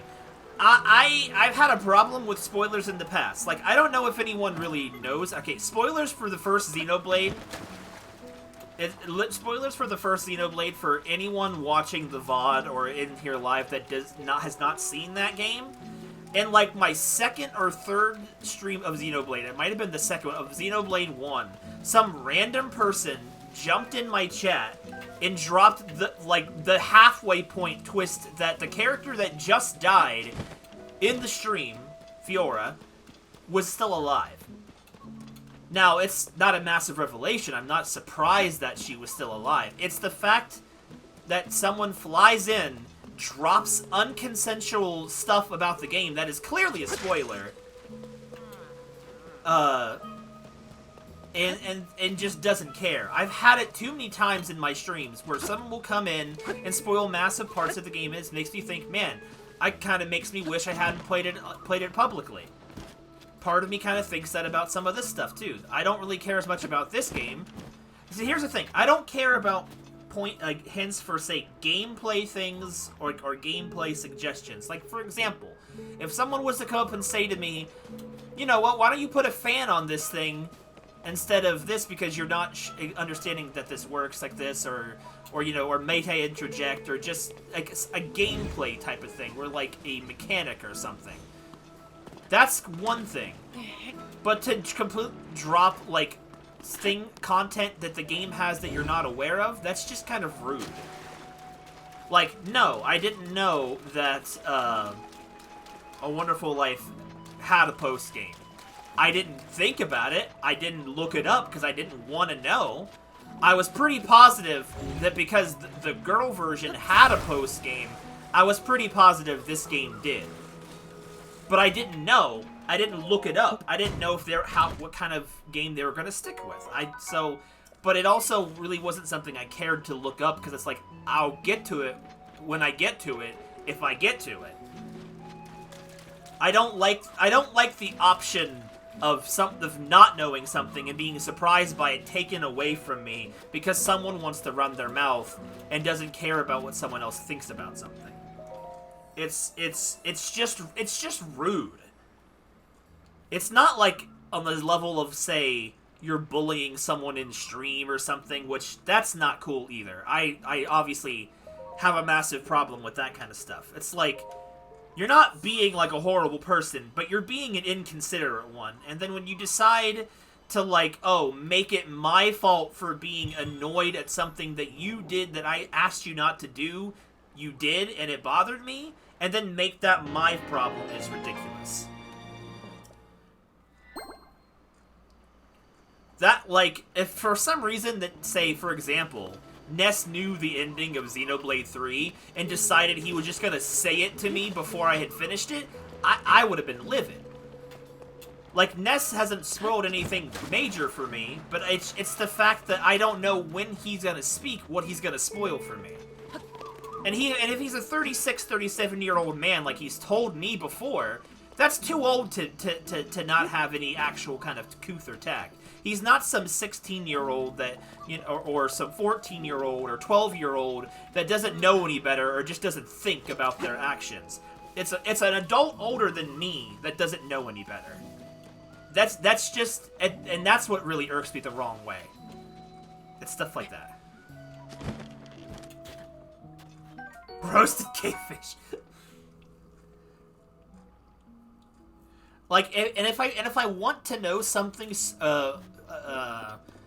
and it's like something spoilery, I have the right to look it up myself. I can do that. That's the beautiful thing about that. I can choose what I want to know about something I don't know of. But if I choose the fact I don't want to know it, I don't want to be forced to know it because someone can't shut their mouth when they've been asked. I'm very heated about this because I've been dealing with this stuff and having Ness randomly spoil random things for me that I never asked for over and over and over again. He spoiled something for me in Minecraft. I don't remember what it is. I hate that he did. I hated that fact when I got to this point in Rune Factory 4, or one of the Rune Factory games. No, it was Stardew Valley, where I got what I thought was the strongest sword in the game after so much work with the prismatic sword or whatever it is. And then immediately after I said, oh, I just got the strongest thing, that's like, well, actually, it's not the strongest thing. There's still more things. I'm like, I didn't ask. I didn't want to know. I don't want to know that. I don't care if it's common knowledge, if a game's been out something. If I've never played the game before and it's blind for me, I don't want your spoilers. I don't want your unsolicited advice. I want to play the game my way. I don't want someone else to play it for me. If I ask for something, to know something, I don't. See, I'm confused. I'm so mad. I don't even know what I'm doing anymore. Okay, so we're done with Lured Village for now. I don't want to. Yeah, but there's a difference, Ice. You don't just you don't spoil things. I feel like most of the time you'll do that when it comes to like gameplay elements that I'm clearly not understanding. Like, say, for example, in Fire Emblem, telling me you need to break all the yellow tiles to break the armor. Because that was the thing. It wasn't like a forcing the knowledge on me. It was a me clearly not understanding the instructions, one, the game gives me, and two, that you would give me to try to simplify the game's instructions. I wasn't getting it.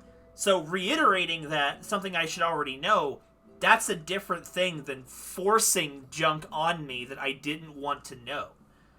And here's the thing, I didn't know that I didn't know that. That was the thing. So I'm sitting here thinking, why isn't this working? And I'm not gonna look it up because I'm not gonna think I'm not getting it right, if that makes sense.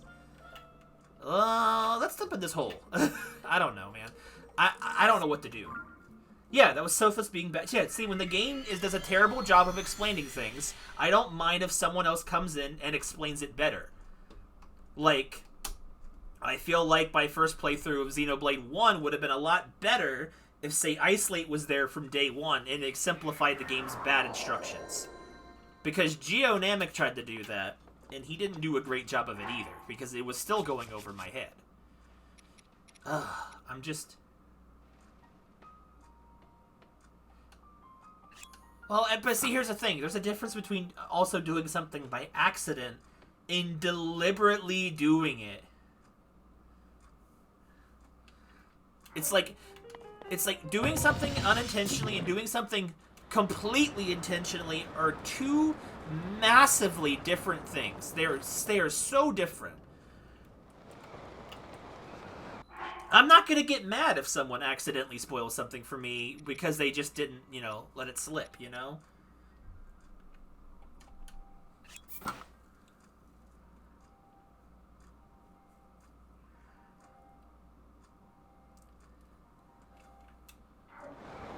Where was I going? Oh, yeah, I was going to go into the hole. It's just like, you take away someone else's, because you don't share that same perspective. I've learned this growing up, knowing lots of different people, about how different people play games. There are some people that like to look up everything about a game, gameplay-wise, like looking it up, like for item drops, or controls, or whatever, what have you. They like to look up all of that stuff right from the get-go. As soon as they are made aware of something's existence, people like to look it up and spoil themselves hog wild. They love to do that.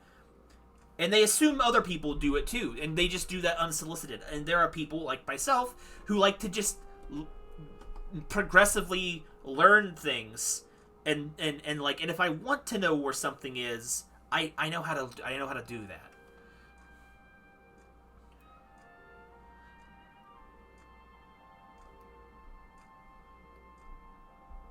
Warning for spoilers because the boss at this temple sucks. Giving your opinion on something, for example, that without explaining why is not a spoiler. Me going into the Wind Temple and you saying, oh, get ready, this is gonna suck. I'm not gonna know what you mean. It could be anything. Like you said, the boss. Like, I mean, that's the thing. But, like, that's all opinion-based. I've had opinions where I think of something and other people don't share that opinion. So I don't... People's opinions, unless you fully explain what that opinion is and flesh it out, is not a spoiler, in my opinion. People can have their opinion. I don't want people to not discuss a game. I just don't want you to flat-out spoil something for someone. Especially the person who's being entertained, unless you're here to make them mad on purpose, in which case, you're a prick. I can't see anything.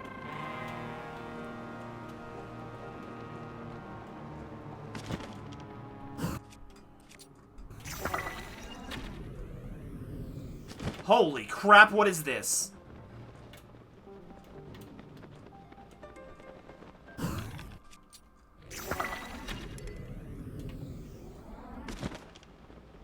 What is that?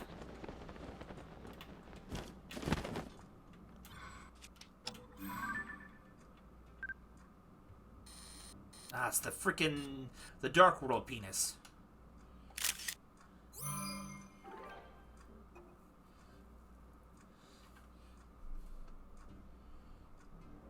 Good thing was two. It was good moving too, which was like the easiest boss, I guess. Anyway, could you see him going in? Right, exactly. Bands repairs for language.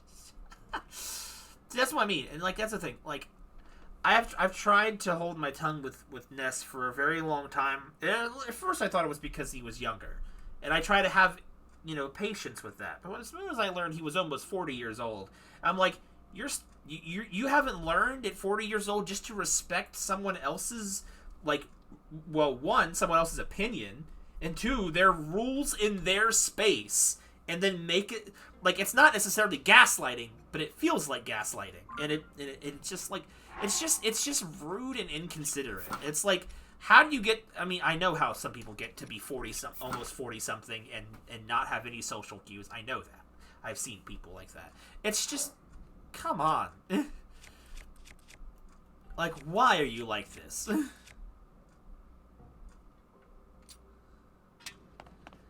Like, I would never ban him for it unless I was for sure it was an intentional thing. But, like, at that point it was starting to feel like... I have said warnings numerous times.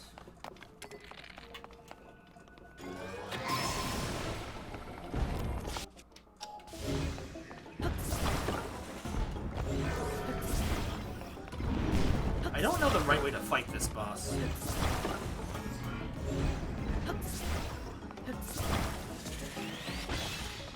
I don't think this will be blown by the wind, so I'll just use the Gibdove. Here we go.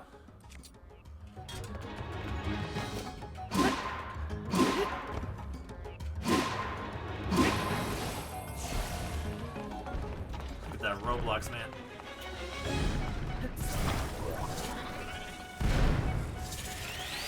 Whoa!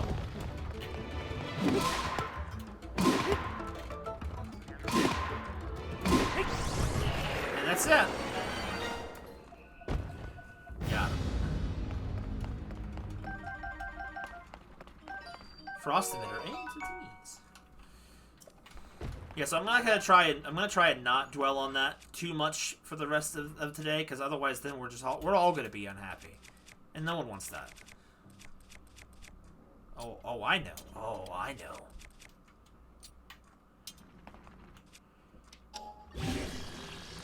Only plus 20? Okay. Well, that's still plus extra, and that's all I wanted. I'm used to being unhappy. See, it's what I mean.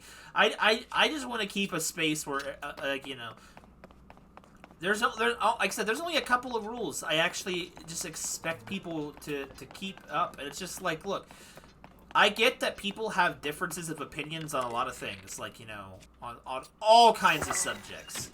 I'm not going to say people can't talk about it, because some people like to talk about that stuff, You can, and as long as you're being civil, you can talk about whatever you want. But, there's a thing, you got to be respectful of people. You've got to be, you got to not be a dick. It's like, But, like, you know, it's like just no harassment or bullying. And, like, if the streamer says don't do something in their stream, don't do it. Obviously everyone here knows I'm one of the most chill people you could probably come across. Like, people have, like, said that too in our voice chats and stuff in the Discord. It's like...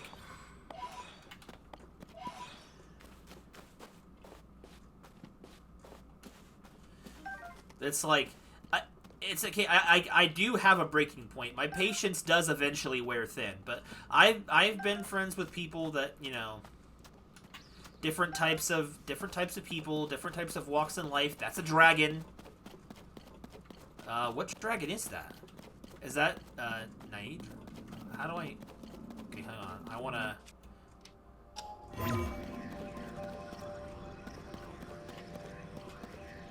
Hold on, I wanna... Nehru.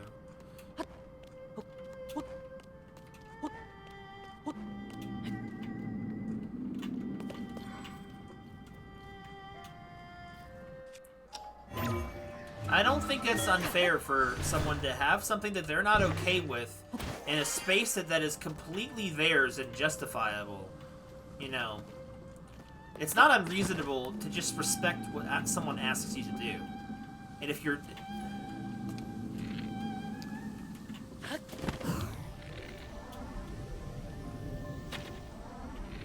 What did I hit? I don't even know what part of it I hit. It's okay. Anything I got from it is probably new. This looks like a scale. I don't think I got the nail. Well, I didn't have a scale, so that's fine. But that's what I mean. It's like there are things that bother me. It's like, you know, it's like anybody else. It's like there's a difference between doing something unintentionally that someone is not okay with, and as long as they're not being unreasonable in the way they react to be like, yeah, don't do that, it's like, that's one thing. People make mistakes, and you can't blame or hold people accountable for information they don't know, or something they have no way of knowing. So it's like, but like, spoiling something for someone is like a deliberate thing regardless, because it's like, it should be common sense, but I know for some people common sense doesn't exist. You know, I'm not calling anyone out in particular, I'm just saying, like, but it's like,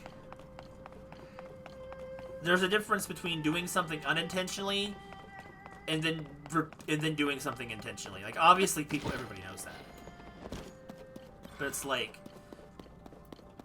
there's only so much I can stand when you're just deliberately not listening. Like, anyone who knows the people I've dated know I have the patience of a saint, but even then, my patience still has a limit, and I cannot, and it's like, I'm getting to the annoyed phase. That's the thing. It's like, then I start getting to the angry phase. Nest didn't ever make me mad enough to actually get me angry. That was still just me being annoyed. Like, I can get like a feral bear when I'm angry. It's like, takes a lot to get me to that point. I apologize for the unintended rant we've been on. But some of this stuff needed to be said. See, here's the thing. Normally, mods can catch that kind of stuff and shut it down before it really becomes an issue. And I'm not saying, oh, well, my mods should have been checking that. The thing is, I read my chat, like, not constantly. It depends on the game. But, like, I read my chat. I pay attention. I acknowledge and you know, and appreciate people coming to spend their time in my space. And whether, and that they want to engage with me. I appreciate that. It's fine. So, like, I engage with people back. So it's like, and like, a not average stream, you know, I'm not going to be happening to be there at the right moment. And you know, and mods are not necessarily going to be watching it every moment either. So we have that,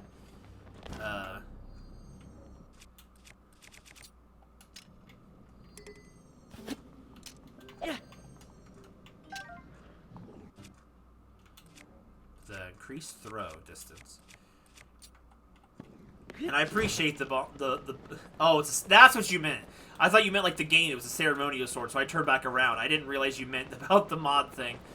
I'm not mad at anybody, like, mod-wise or anything. It's like, the mod thing is kind of mostly is for bots. Or for, in Isolate's case, being my Xenoblade spoiler-proof runner. Because mods aren't going to always be around 24/7. What is that noise? Ah!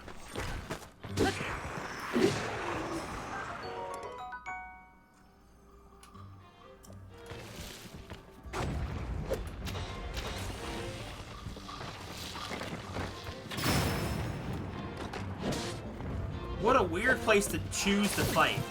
Well, there go my extra health.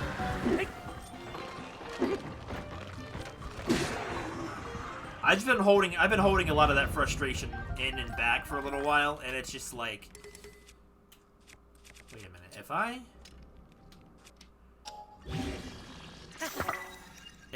if it has a boomerang attachment, and I throw it, is it gonna be like is it gonna boomerang back?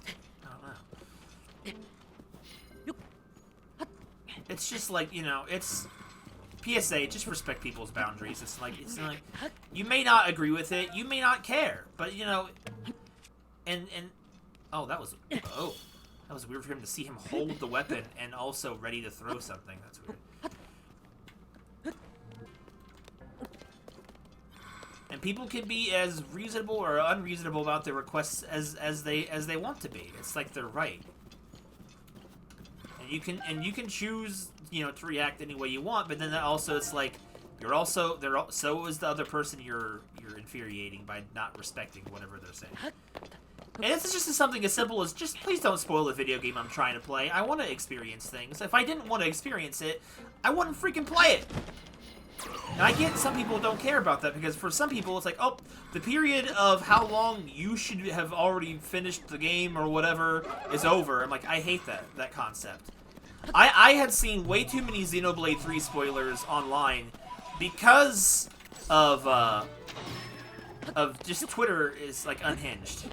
What's this? Travel with Claymore. I'll drop one of these. And Isolate, the Chad that he is, freaking gassed me up and like completely took the spoilers and misinterpreted them, so I was still completely lost, and I appreciate him for that.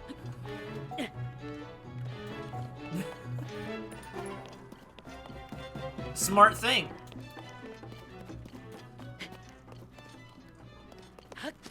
Like, no harm, no foul in the end, because the important thing is about Xenoblade 3, I was still able to keep unspoiled about. Okay, where did that go?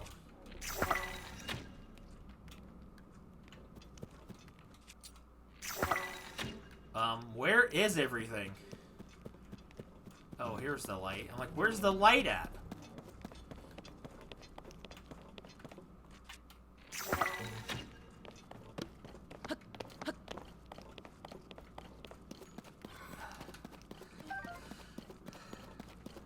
I feel like exploring the depths starts to wear off its charm once you start literally just wandering through the darkness for ages. Walking all over Ganondorf's ball rubbings.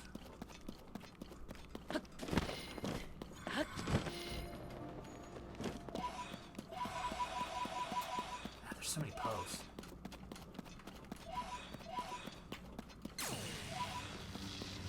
Like, also, you know what? Never mind. I'm not gonna say what I was just gonna say, but like, I'd already been spoiled because of Ness, and I had managed to still avoid it despite being online. The existence of something else that I don't want to say about this game, and it's like, I'm cursed with these spoilers. It's like, there are stuff in this game that I don't want to say because I don't want to spoil someone else by ranting. That's not fair to whoever the heck. Okay, we're in a contraption room. I could have just thrown that. I did not need to shoot. Timer bombs.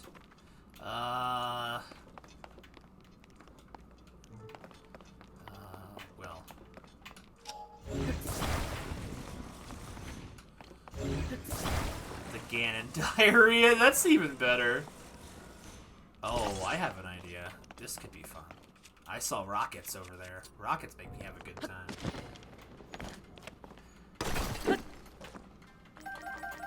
There's a different thing, like, for example, like, I had been spoiled about some of the cutscenes in this game, but I was still spoiled in my own context that I chose to see it. Like, I was watching my sister and my mom play this game, and I saw some of the Ganon events that I hadn't seen, or sorry, the cutscenes. And you know what? That's fine, because I chose that. And I still got to experience it my way. Yeah, sure, no one in stream got to see my blind reaction. And that is kind of a bummer for those people, but I also feel like after seeing it, I'm like, this wasn't even really worth it that much. It's like, ugh. Just I don't have to worry about that anymore.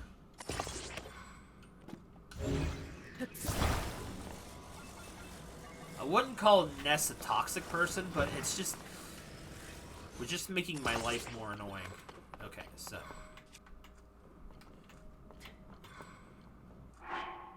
I'm gonna try and move off of this topic. I keep saying that, but I'm going to actually try and do it. Where's the wood?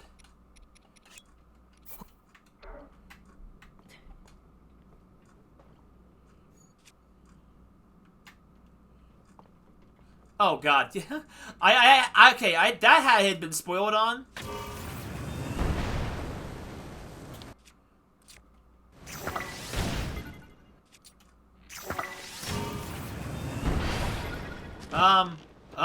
I can't see anything.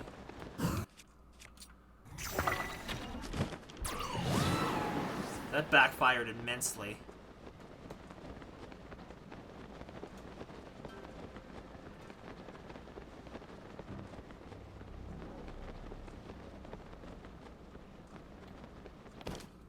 Silence my account on Twitter. That's fair. I understand. You have the right to protect yourself from spoilers in whatever way you deem necessary. I'm not going to tell you you're wrong. I may think you're over-exaggerating or overreacting, but you're still within your complete rights to react however way you like. For you, Persona 5 Strikers was one of the biggest things that was coming out for you in a while, because it felt like a combination of Persona 5 and the X-Men thing you talk about all the time. And like, so you were excited. You don't want to have that experience robbed from you because someone else wants to say something you didn't want to hear. So I always... And there's nothing wrong with that.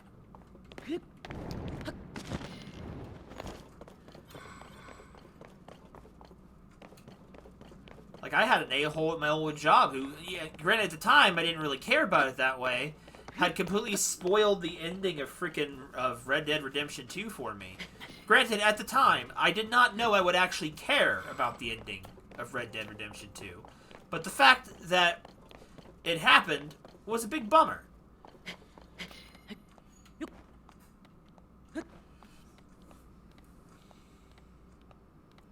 Right.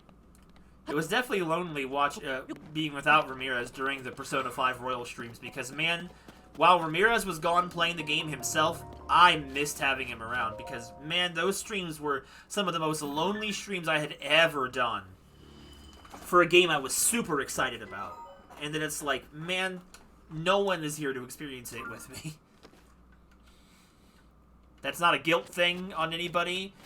It's just the fact that, you know, I missed having people around. What is that? It's an ice keys. Okay. I feel like I didn't really learn anything new. Oh, there's an area down there. Let's have a look-see. I can warp back up now. Not even vanilla Persona 5. I'm talking about the Royal remake. Honestly, if I keep having free time, I may try to edit down the Persona 5 vanilla and Royal streams to episodes for people that care about that. Because I know a lot of people said they wanted to watch me play it, but they couldn't keep up with my upload schedule on it, so... Or my streaming schedule on it. Walnut? Walnut Canyon 9.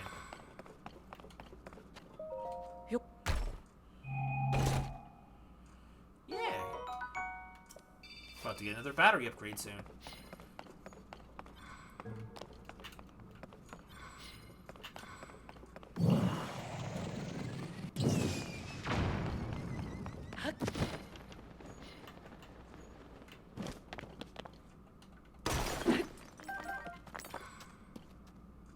My betrayal arc when you were playing that? Oh yeah, probably, because you and me hadn't patched anything up, and that was... Did Persona 5 Royal come out in 2020? Or was it 2021? No, it had to be 2020 at least, at the earliest. Because I was still dating I'm Fine at that time, and my life was complete wreck and shambles. So, okay, yeah, it was 2020, then that makes a lot of sense.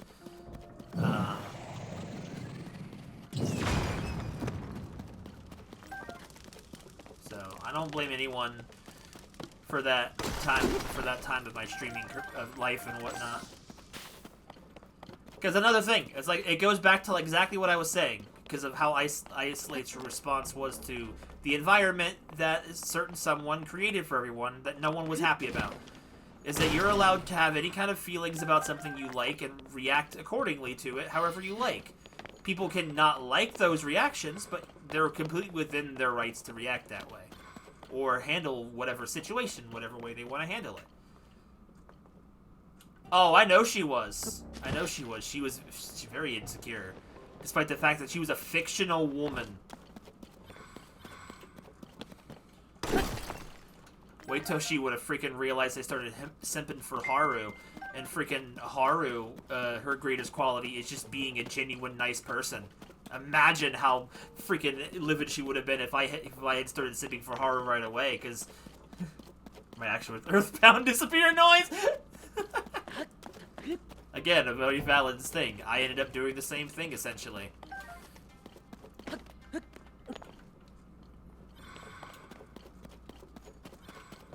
I love the fact that one of my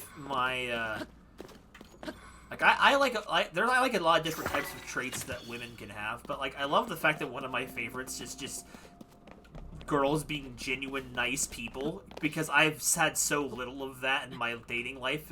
Isn't that kind of sad?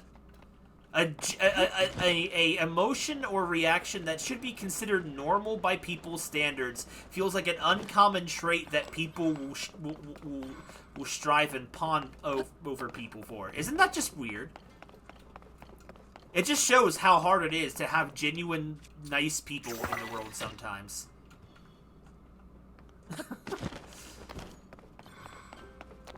I mean, no one's gonna be like some perfect, realistic, nice saint, because the world dirties too many people that way. And some people are just kind of not necessarily born that way, but they're like that from so young that's like, why are you like this? Girls who value other people's happiness is hot. I love me a wife who isn't bitter and cynical. Well, those ones can have some charm too, because then you're like, I can fix them. Be like, no, you can't. No, you. Oh no, you don't. I think that's the way. That's what I'm looking at over there. I think. Please get out of their way. Oh, it totally is. I don't need that there. I don't know. It's like, some people find that really boring or vanilla, but here's the thing. That has to be, like, the dominant kind of, like, personality group of people for it to, in my opinion, be considered vanilla. And I feel like that's definitely not the case. What was that? You for like 3 years straight, It was definitely me, from the time period of year 1.5 to year 2.5. The first year, you don't see it that much, because that's the thing. People that are unlikable people that way, or have toxic traits like that, they don't wear those on their sleeve all the time.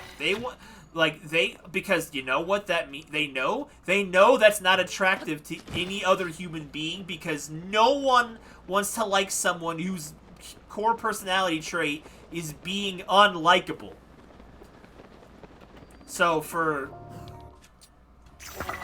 the first year, first year to 1.5 years, everything was fine. You keep that stuff going. But once you spend enough time with someone, personality traits like that get harder and harder to hide because, you know, you can put on an act for a while, but eventually the act's gonna crumble away because it's an act. You're gonna get comfortable with someone to the point where you think, I've been with them long enough, I can start acting this way. And then when you're blindsided by that response, that didn't do anything. Oh, okay, you are...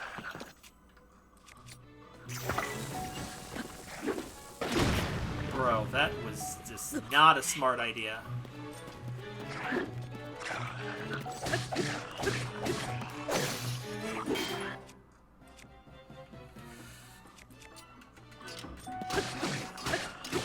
Oh god, these are... This is gonna be...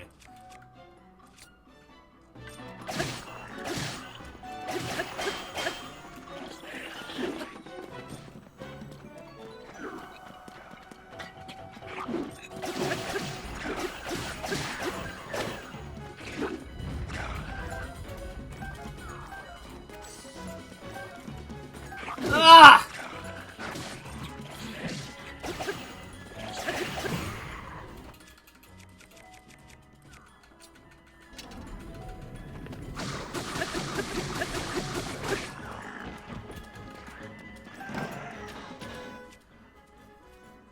But yeah, once the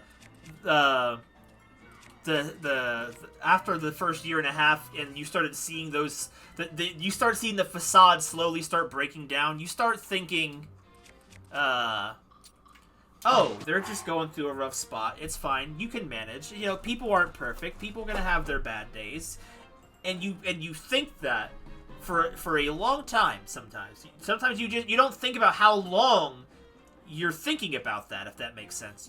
All you're thinking about is you know, just give them some time, whatever. You know, people have their days and whatnot, and it's like, and it's true. And then it gets to the point when you start realizing that it's like that kind of, it's on loan. It's going too far. It's taking too long. It's unreasonable what's happening. And then you start thinking, you know, maybe I can actually fix the situation. And then after a while after that, you realize you can't just fix people that way, especially people that either don't see themselves as, you know, someone that needs to be fixed or can be fixed. They're just the way they are.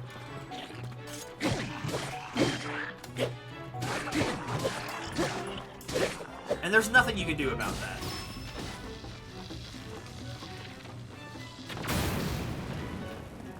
And then you have the realization. And I was having that realization, I want to say probably right near the end of 2019.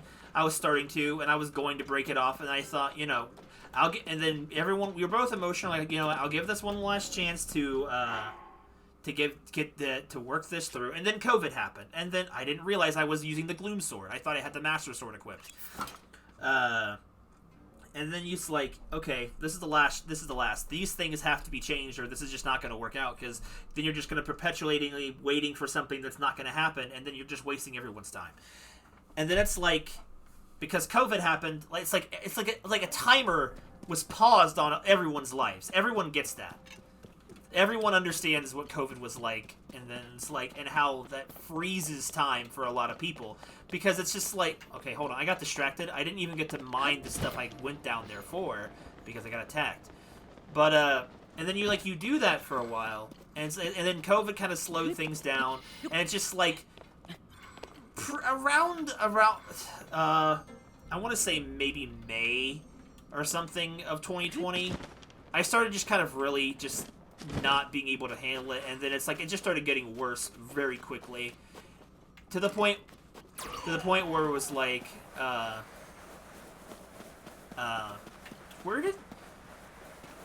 where were these guys? Oh, here's the mining. I was like, where were they even mining? And then you just kind of, eventually, you keep trying, and you realizing it's not working. Then you start getting to the point where you start hiding from that person. I was kind of like hiding from her. I would ignore her at work just so I could use work as an excuse to not deal with the nonsense. Ah! Toxic get hit. That's what happened there. I hope that it's saved after the fight because I don't want to do that again. I couldn't see it. It's dark. Yeah, and then that happens. No, it was a bomb barrel. Ugh, crap. It was right before the entire altercation. I love when that happens. Okay.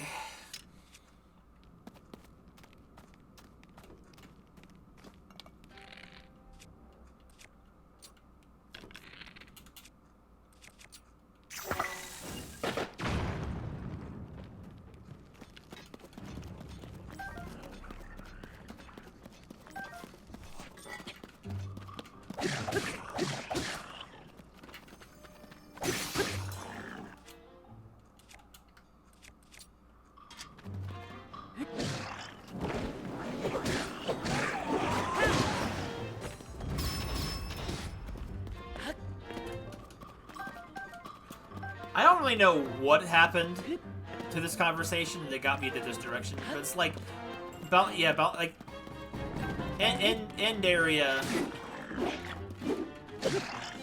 of later half of 2020 is definitely where I started, you know, really losing all patience that I had left, to the point where I was again avoiding the person because it was too toxic, too exhausting to deal with the issue, and too exhausting and difficult, like argue with a brick wall to fix the issue. So like you couldn't fix the issue, and you couldn't deal with handling it. So it's like you just kind of started escaping the issue because there was nothing else you could do, and that was me.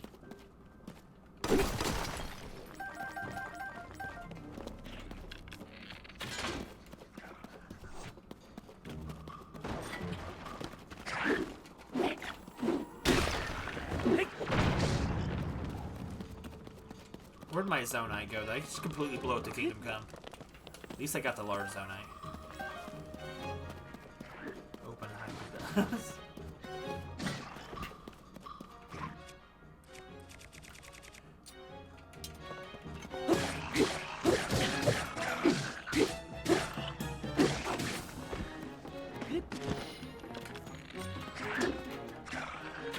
Got him.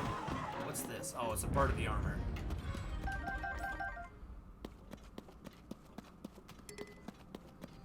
Oh my god, I'll never forget it either. And it's like clearly, you know, people can, again, back to the thing about people can react to whoever, no, it was in a Persona stream. You can actually probably find it in the VOD. It was the stupidest thing. From both sides, it was completely stupid. But like, and Revenge is, I don't think she's really talked to me since that happened. Revenge, like, never spoke to me again, I feel like, after that. They took it into Discord too? Oh, I didn't even know what happened in Discord as well. That's crazy. Wait, what's this?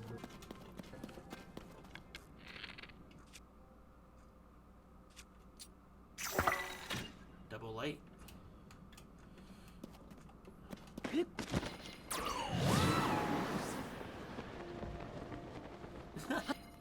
It was in one of the ones around the era of the Okumura Palace arc. It was just something stupid like, I'm Fine was telling me to like, buy a lottery ticket or something, or that she'd buy a lottery ticket when she came to,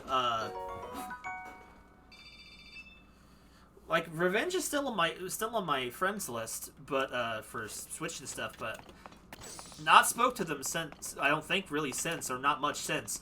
The thing is, Revenge was seeing that stuff and tried to warn me too, but because I was too busy in my phase of it's too exhausting to deal with it, I didn't really listen to what she had to say, even though she was completely right. Because the thing is, having to admit that people like that are right on that issue and knowing that there's nothing you can do to fix it is just a thing about admitting defeat or feeling like you're giving up on a person. And for me, that's one of my, I think, one of those things about me that's can be looked at as both a positive trait and a negative trait. And in that situation, it was definitely a negative trait. Has that already been activated? It has. Okay.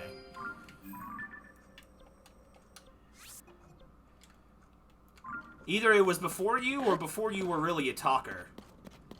It was definitely, it was, I think might have been in 2018 or 2019.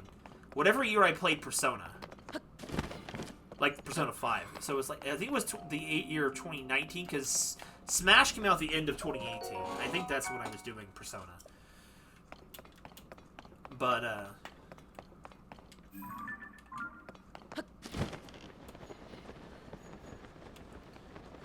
but it was, and the fact that, like, it was the thing where it's like, man, you missed all the I'm Fine drama. You're lucky. Some of us were completely had our personalities molded by it. I can't tell if that's a light root or not. I can't see. Oh, that's light root, all right. How do I get? Can I get up there? Mid to early 2019. Yeah, that's. It doesn't. When you say 2019, that feels like a year or something ago to me in my brain. When I know it's been ages. I gotta try and get up there. I guess I'm gonna try to. Literally wandering around in the freaking darkness has just been my venting session over here. And it's just like... But, like, it was just the fact that, like, she was saying that she was gonna win a lottery ticket and claim it in America, but then live in the UK where she can't be taxed on it. And Revenge, apparently, her dad was, like, a lawyer and she was studying law or something. I don't know the exact details. Was saying how that legally can't happen and whatnot. And all I'm fine with just kept refuting it with, like, yeah, it can. Yeah, like, no, you're wrong. Kind of nonsense. And it's just, like, it was a completely stupid argument, I think, on both of their sides. Because I would have thought, even if it was, like, true, it was a situation where I'm fine. It was just kind of joking around and fooling around with something she doesn't know nothing about. And then Revenge takes it too seriously. But regardless, the whole situation was completely stupid from both sides. But, you know, I'm Fine always had a habit of taking everything too far. Every time. And, like, I'll never get over the fact that, like, I let that happen so long because it had hurt me so much in different ways that I didn't know how to deal with it, and then it was affecting other people. And then it was just, like, that was probably some of the only motivation I had to actually handle it because other people were involved. And I can't ask people for forgiveness enough on that, even if some would say it's not my fault, but, like, I may not be in control of a person's actions. I'm not, but I was in control of keeping people exposed to it, and it's like, I do remember the manhunt story. Yes, I remember.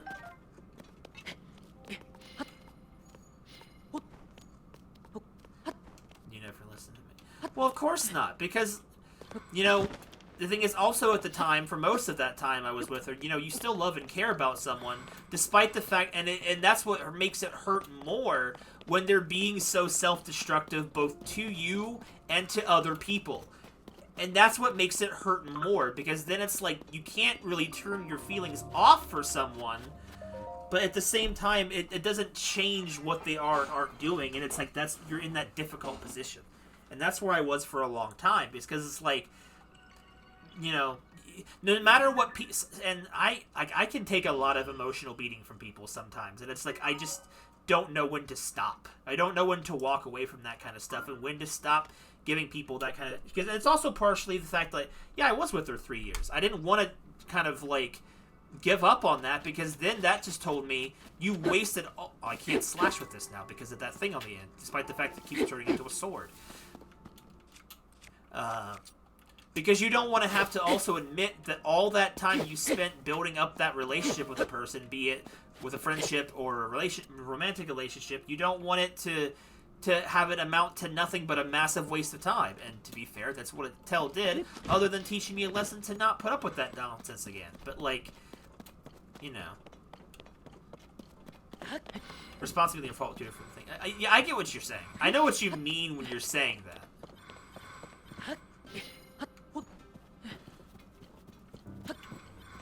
I'm not 100% sure I know the correct word choices either, but I do know what you're trying to say.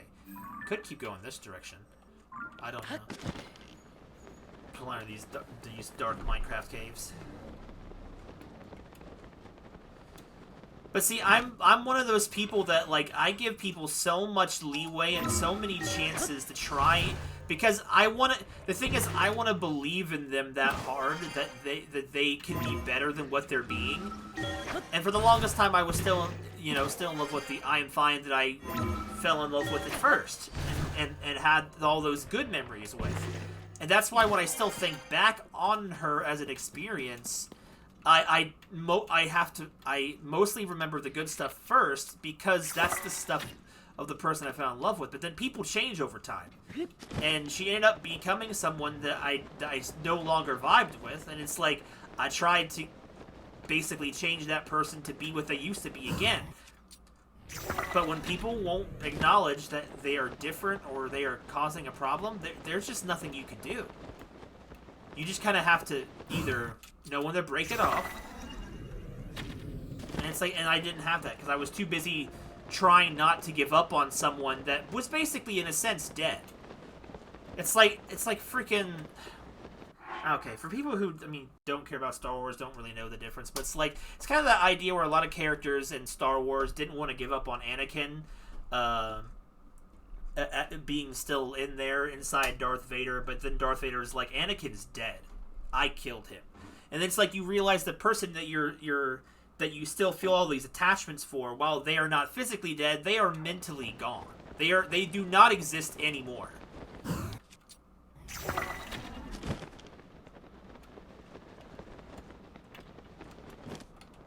And the hardest part is just not being able to do anything about that, too.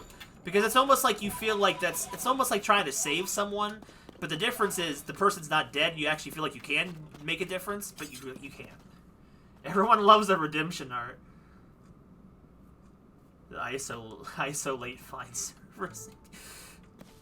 At least you were able to really piece it. But then again, it's like it's always easier to see the signs and walk away from them when you're not as invested as, say, someone else is.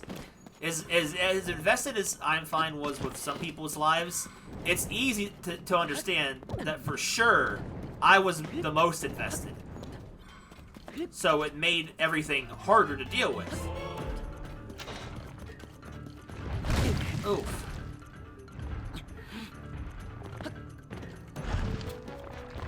I haven't really seen much of, Where am I?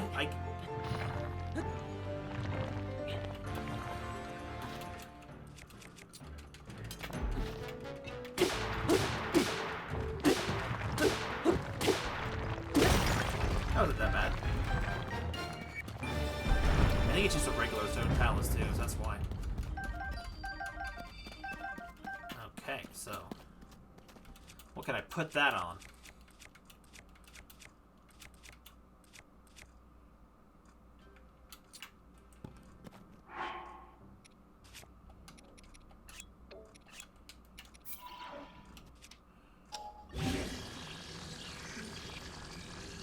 Hopefully that's not a waste, but I just don't really have a whole lot of other stuff to put it on. It looks kind of cool to think that like the wood is grabbing the heart. No, you're fine, Sora. I probably should just change topics at this point.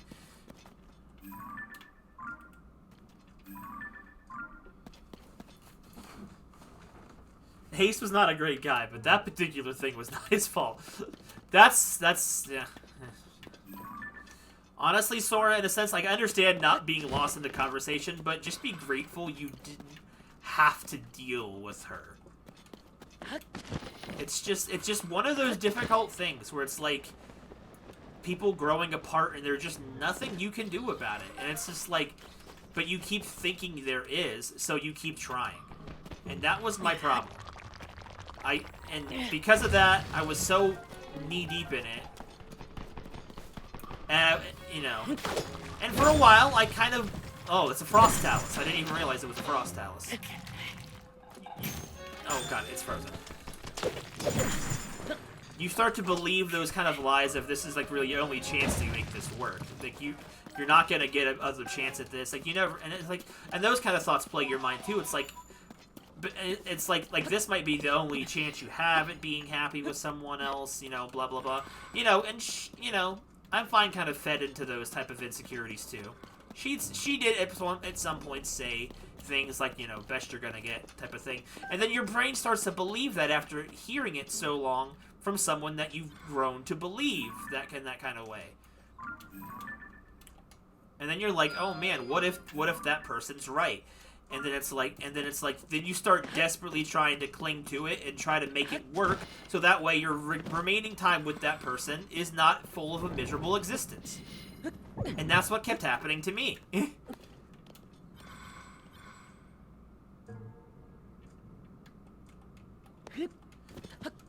It's like so many different things, and then you just and then one of the things I realized at one point, even like that, I honestly don't believe that anymore. That's like like that was the best and only chance I was gonna have at being with someone. But then I also realized at this point too, even if that is the case, and even if that is 100% true, and I never get to date or anyone else the rest of my life or be married, which, you know, I would hate that, but just say, for example, if that was the only other chance I had left in my life to do that, then my brain also realized, yeah, but is it worth it? Is it worth not being alone to be trapped with someone that makes you feel like this on a constant daily basis? And when I finally decided to admit to myself that no, it's not worth it, is when it started making everything easier. Because it was like, I honestly don't believe that, like, you know, because I don't believe in that concept of soulmates either, because I heard something about the other day about, like, if you in a relationship with someone you see as your soulmate and you realize it's terrible and not working out, you don't want to give up the relationship, because then you have to give up on the entire concept of that being even a thing. And I'm like, and it's not. It's like, you can't, it's like I realized that, like, this isn't worth it. Like I would rather be alone and not miserable for the rest of my life than to be, say, married to her and have a completely awful family life with no escape. And that was, and when I realized that she would never actually do the things she would say she'd do to try to help work through on both things, because she was a person that didn't see fault in herself, just fault in me, then I realized that just this is never going anywhere. Cursed, exactly.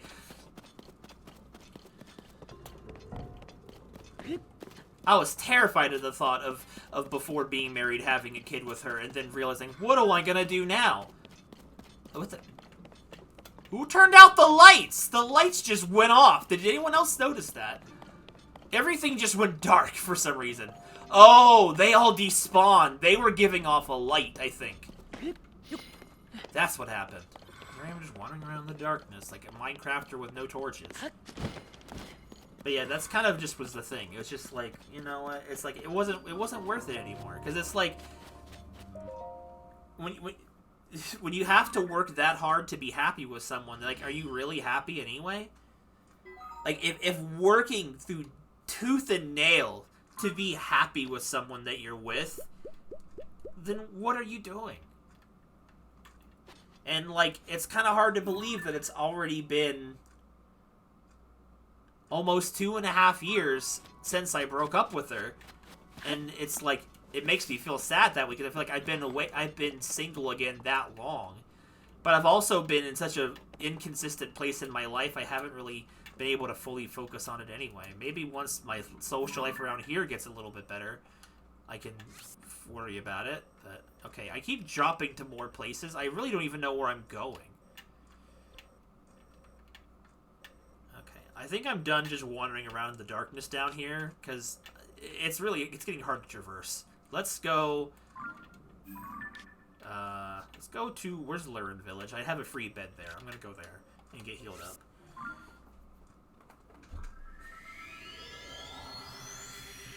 See, I apologize for the people that have been hurt by my terrible experience with I'm Fine.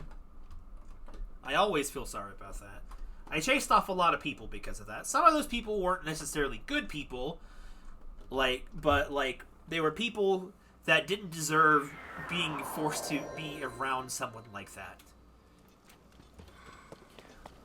And it's like, part of me still desperately wishes I could go back to the her that I knew the first year and keep things from getting that way. But then my brain also tells me, you wouldn't have been able to do it. That person was there from the start. You just didn't know it yet. And that's the scary truth. The fact that you're no, for it's like one of those, what's the thing? It's like that one creepy cat thing from Skyward Sword where it's like in the daytime it's cute and cuddly, in the nighttime it's a little demon from hell. But the thing is, it's always that demon from hell. It's just not in that mood. And that's the scary part. Ah. Bed, please. Oh. That's the scary thing, is the fact that entity is still there and was there the whole time. But it's even scarier when it's a person. Is it your manhunt self? Not necessarily. I don't think I'm Fine had a manhunt self. I think I'm Fine was just the manhunt being from at all times. Okay, so now where I could go down this hole. Let's pause. Let's go down in there. Let's just start diving down in some holes. I could also explore the sky as well. What time is it? Is it 10 o'clock or is it 11 o'clock? God, it's 11 o'clock already? Goodness gracious.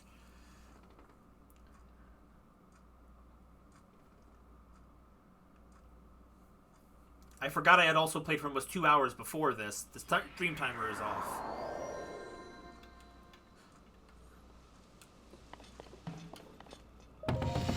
Doing that story. Man, you're hitting your rewriting arc way faster than I did, Ramirez. Time to move this. Yeah, I know what you mean. I need more days off. This is the only day off I have, and it's like, I'm going to be quitting my other job soon, so I won't have to worry about it as much then. So I would have been really bummed to have not been able to stream hardly at all today on the day off. So, whoa. Got it. It's a shame I don't need star fragments for as many things in this game, it feels like. But, I appreciate everybody that's here. And I appreciate everyone not being a dick. Trust me, I feel like a lot of you probably never... If there's anything that I'm Fine did good for me, it's in a way she kind of brought me out of a depressing funk that I had been in for so long because of my previous girlfriend before her. And maybe it wasn't just that, it was just maybe me finally getting over some of it. But it was like, before I really started streaming, right before then, I was a much more depressed and upset and sad person before that. So at the very least, I do appreciate the fact that in a sense she brought me out of a dark place, even if she ended up taking me to an even darker one.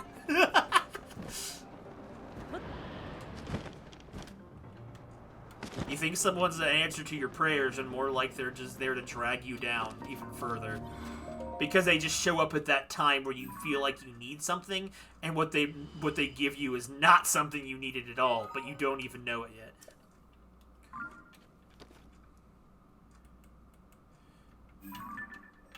I was what the? Oh, there's a spot on the app over here. I'm gonna mark that with a.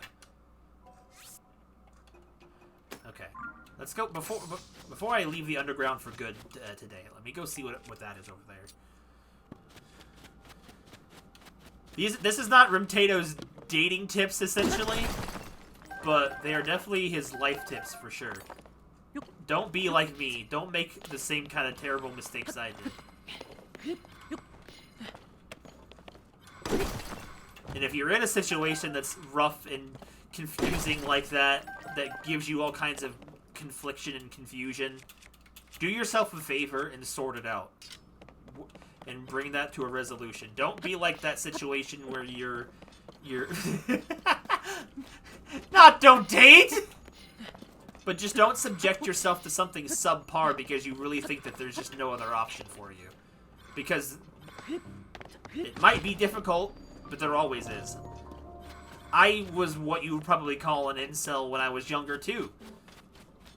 I really only ever dated my first girlfriend because we happened to be in the same antisocial, not in-person type of online dating scenario as each other. We were in the same scenario. So that's where we met. And then eventually over time that gave me more social skills. I only never met online as well, so that was a super great help. But it's like, I feel like I can carry myself a little better. It's just more so the initial situation of meeting someone for me. And I was around the same age as probably most of you guys, so. Did I just destroy that whole ceiling? Oh, I'm so glad they actually coupled that way.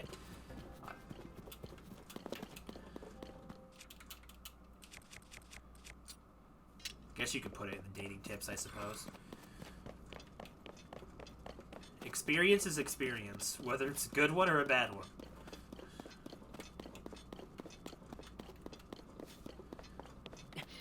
And also, if your only options are bad options, maybe not dating is actually a valid option. Not saying don't give up on freaking humanity entirely, but like, you know. Don't be like me and take the only thing that comes across, or the first thing that comes across, because odds are it may not be worth it. Granted, I didn't know that until later on, but, you know. Oh, come on. Really? You're just out of reach? Make me climb the stupid tree. Isolate. I hear... Isolate! Instructions are unclear!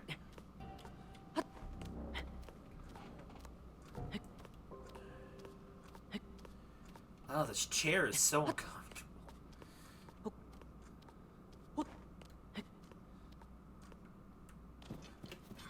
Part of me has thought about trying to get on a dating app at some point. Cause I don't feel like I'm actually the right age for a lot of the people I work with.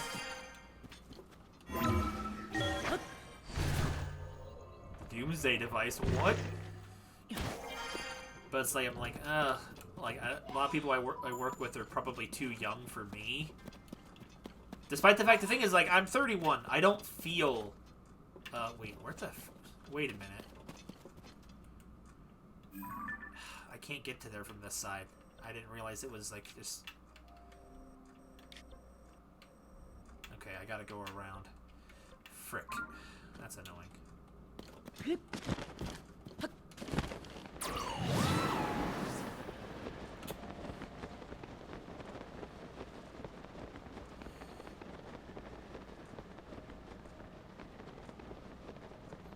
That's fair, Ice.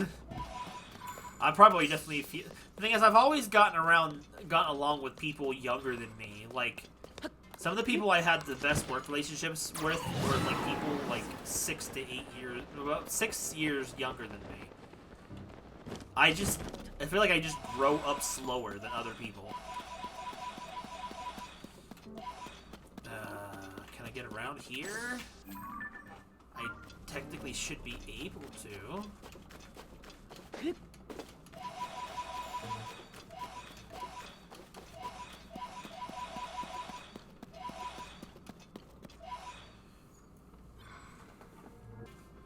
I don't think there's nothing wrong with that either, Sora. Like, romantic feelings come for people at different times and paces. Some people don't get romantic feelings for people unless they've been with people for a long period of time. I mean, you definitely feel romantic feelings, well, to a understandable extent for, like, video game characters, for, let's say, like in the Harvest Moon games, for example. It's not like you don't feel that attraction towards people, so it's like, you know. And there are people that don't feel attraction toward people in a physical way anyway, or a visual way, so there's, like, that, too. It's like, it's different for different people.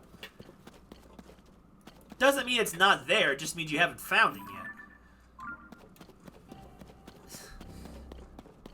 yet. Ice, I don't really feel like that's necessarily true.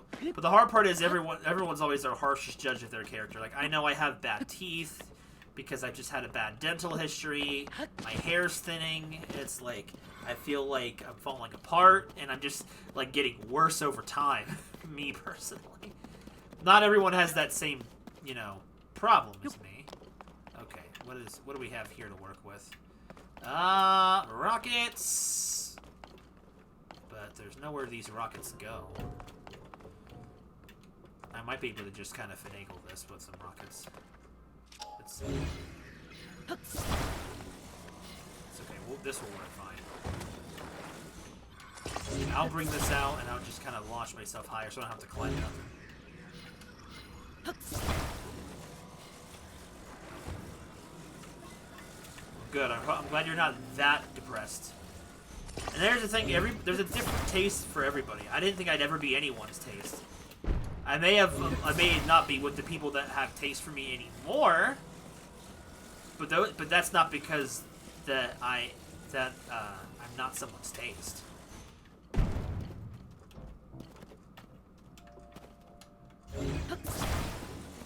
So there's that at least.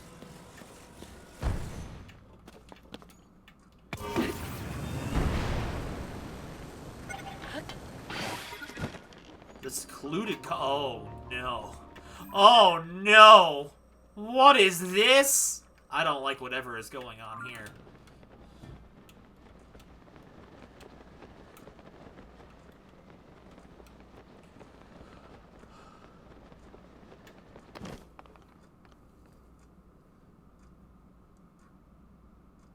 You know what they say, when in Rome. When in Rome, die.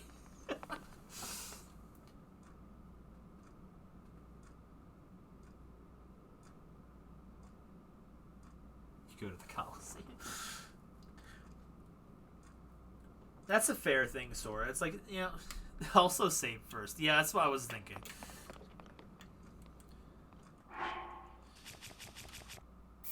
I mean, you're still pretty young, Sora, so it's like you're still figuring that kind of stuff out. At least I think you're still young. I can't remember your exact age. I know it was like very young 20s, I thought. So it's like...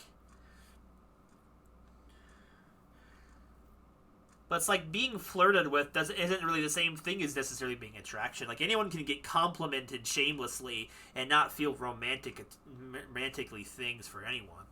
It's probably better for people just to spend more time with people that they get along with, you know, and it's not like necessarily a physical or an appearance-based thing. Because then you know it's actually a real thing.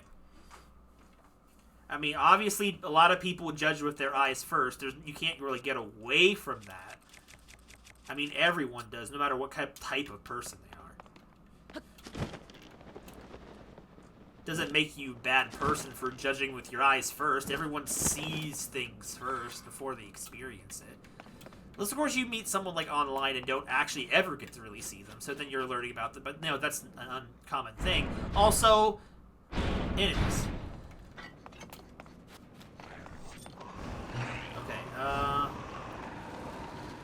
I want to get to my duders.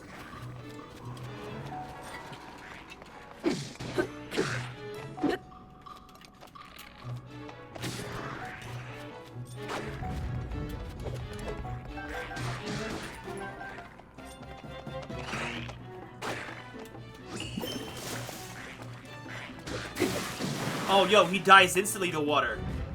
Okay, we got some little poses. Oh, ice, okay. Alright.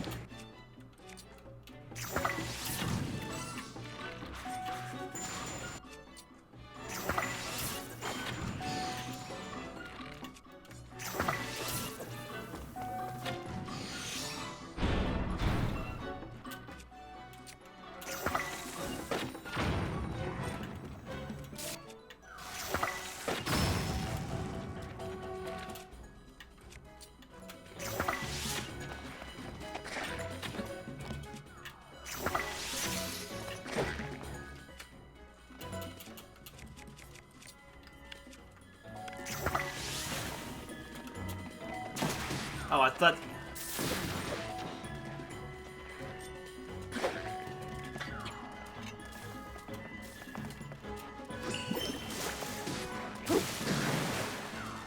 Ah!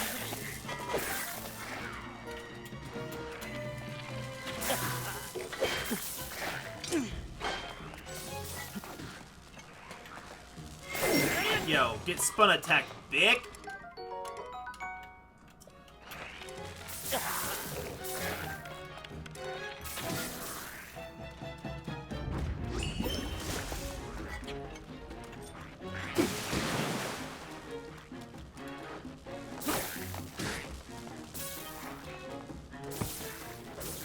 Get in.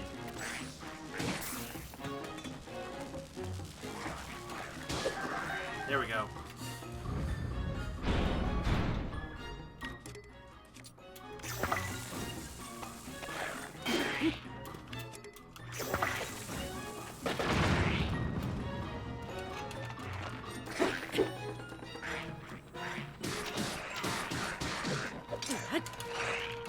Ha-ha!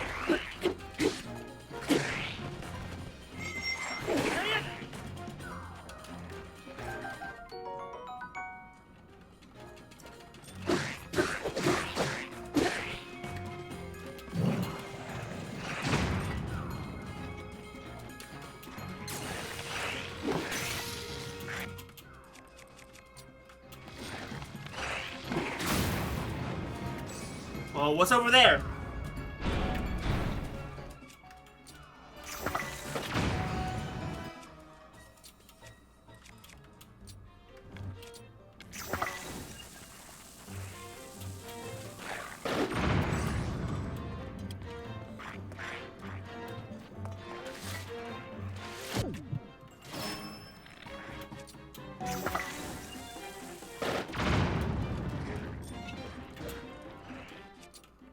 Ah!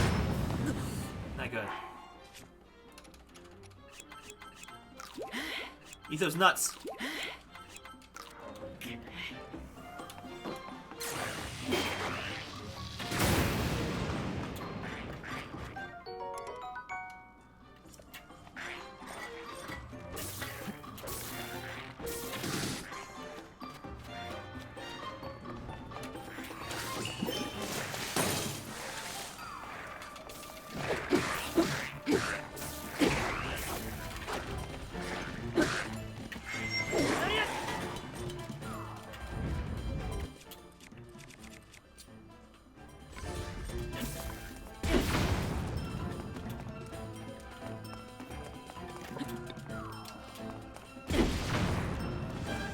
Oh, got him! Oh my god!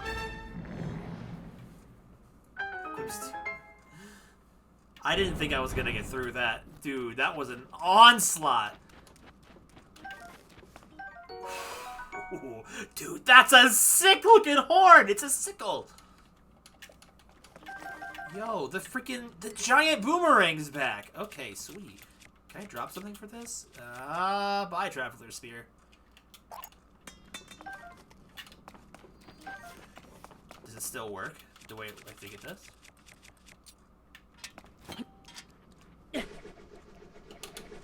Nice. I didn't know those were in the game anymore. I hadn't seen them in so long.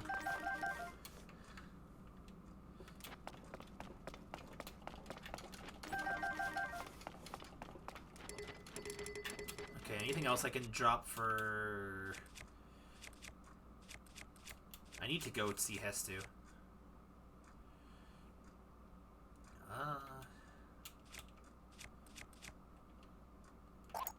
Let's see the boomerang.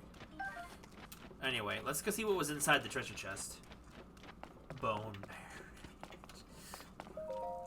Boomerang. Ravio's hood! The hood of a traveling merchant who had a bracelet that can turn the wearer into a painting. Wearing it increases your sideways climbing speed. It's a rather rare find. Oh my lord, good god. There we go. Let's pick a better chest piece then.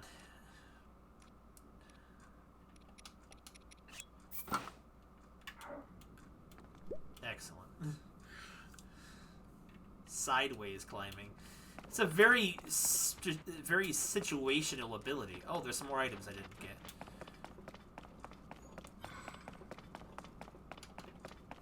Ice Breath, Lizopho's Horn. About as useful as Ravio was.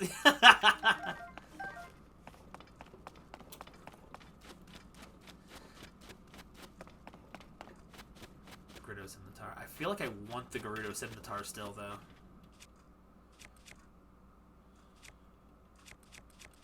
I feel like so little weapons have any real actual... Quesadilla? Or...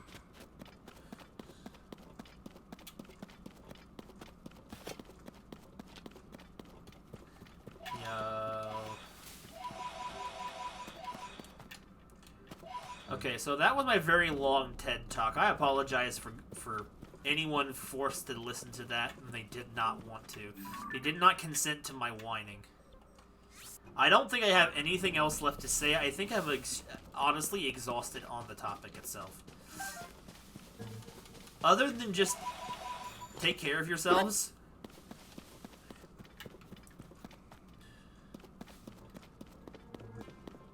That means my beloved.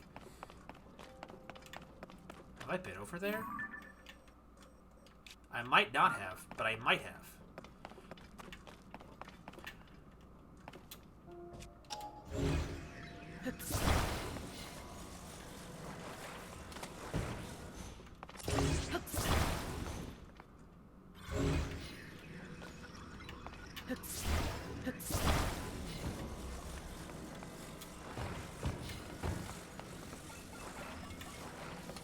Life's too short to spend it with toxic, ugly people.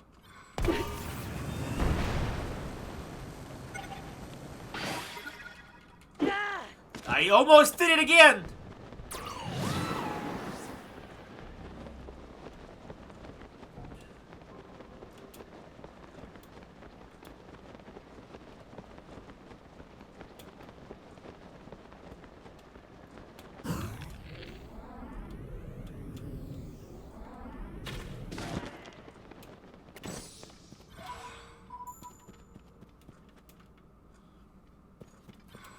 I don't know if I've been to this one before.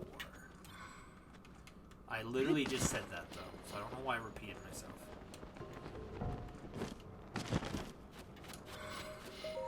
Large roots throughout the depths. Study, they provide a safe path across gloom. They hide danger. Gloom seems to ooze out of the suspicious looking red and black roots. These roots can't be cut down or burned. Safe course was avoid them. Glory to Veshkoge.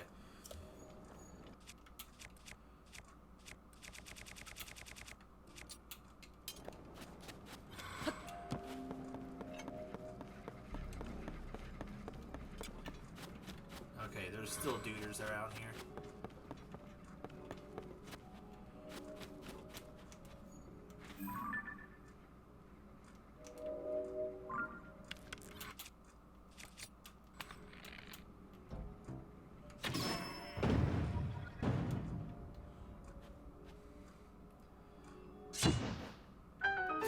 I don't know what his plan was with that box, but it's over. What was that? What is this? Oh, it's like a laser thing here. Huh? Like, what, seriously? This doesn't move.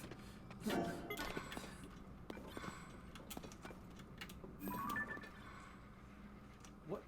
What? Is that a turret? I don't know. Are those just turrets? What even was the point of that?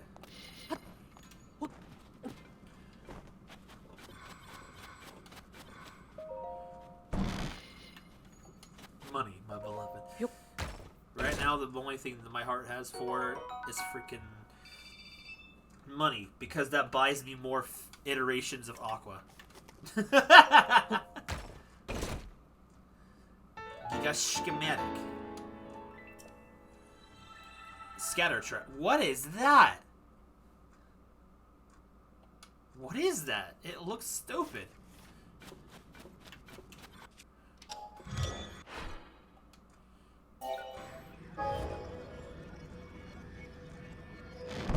I don't know what that's supposed to be.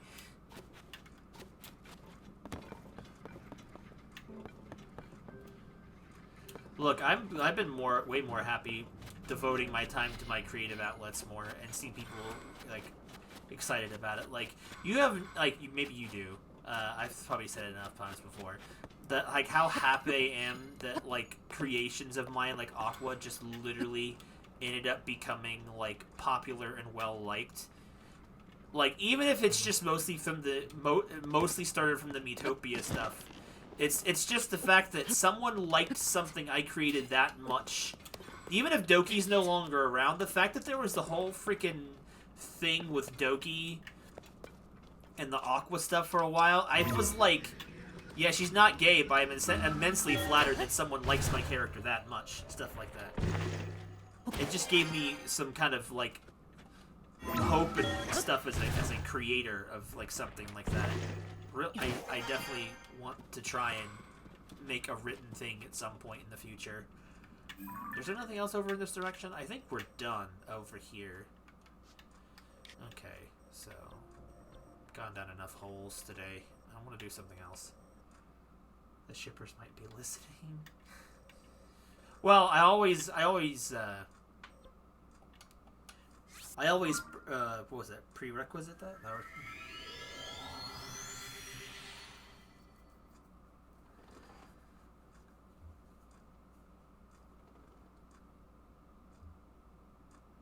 couldn't give love, only money. For some people, they show their love in different ways, and for some people, that is giving them money or spending money on them. Dude, I don't know what it was, but something tonight caused me to lose 2 followers. So, and I'm sure one of them was Ness. I don't know what the other one was, but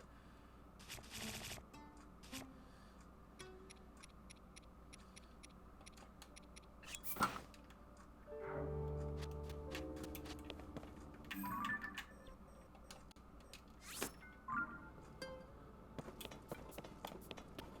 wonder what's over here.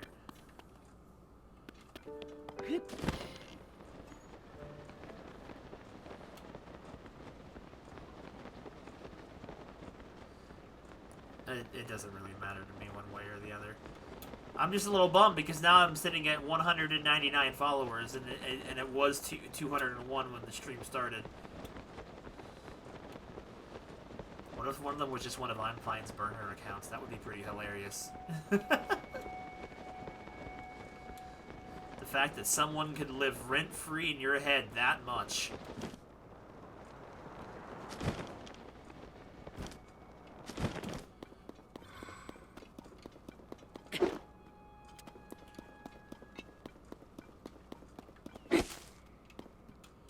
Tell my girlfriend, no, you're fine.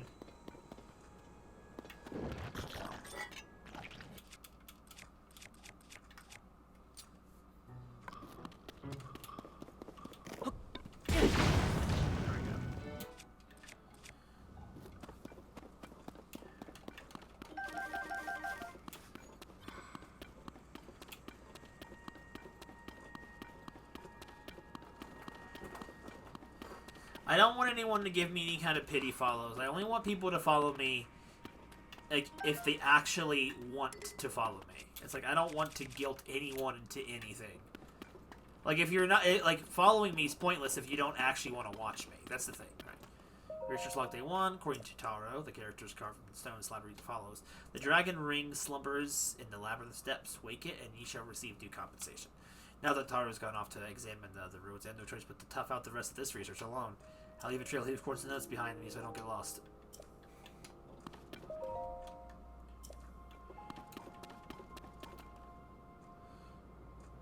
Wait, what is that supposed to...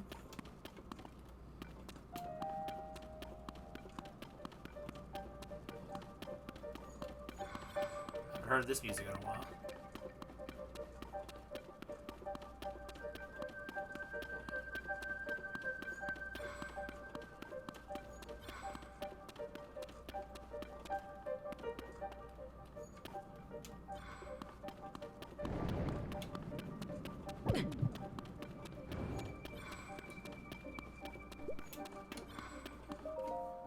Search for a passage, each passage one by one. I haven't found anything, but I've got a good thing about this last one.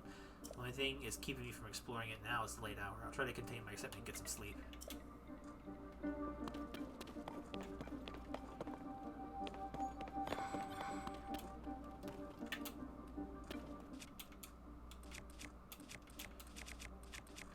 Follow the nuts.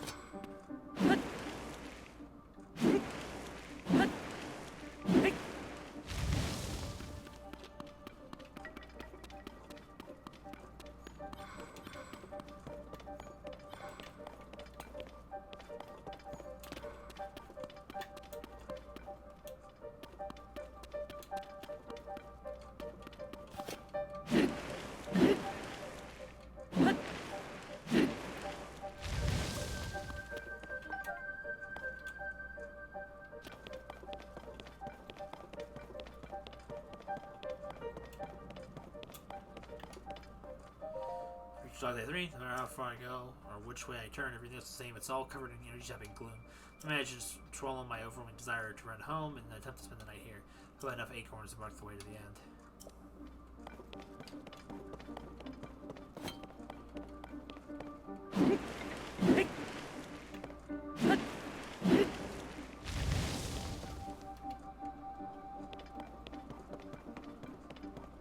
Maybe I should have been grabbing the nuts on the way.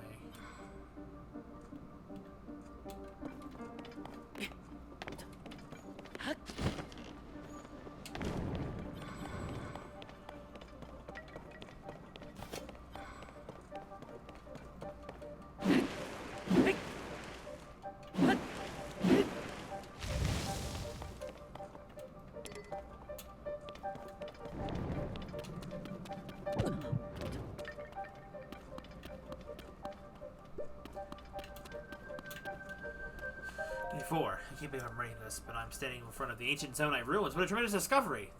This makes the terror and uncertainty of getting here completely worth it. It's just the same to me. I have no idea what these ruins are, but I'll head back and report to people who might.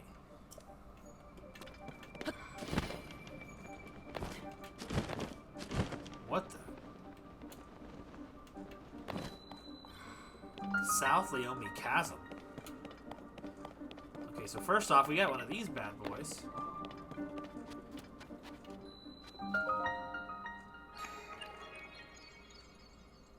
Not the Murray Bible. Okay, that sounds cool. Hope that you get the time to do what you like. I wanted to be able to keep writing more. Not having the time to do it sucks. Oh, this is just a Raru's balls. Okay, give me your balls, Raru. What's your prize? Okay, I'll take it. I haven't really used them much before, but I'm sure I will at some point. When I start having a lot of Zonai creations to use.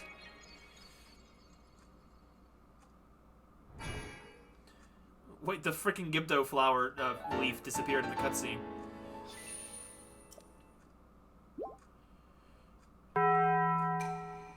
You're awake.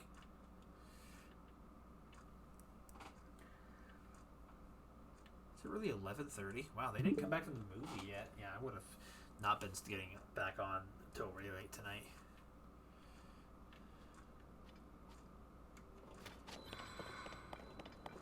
Yeah, you're on fire.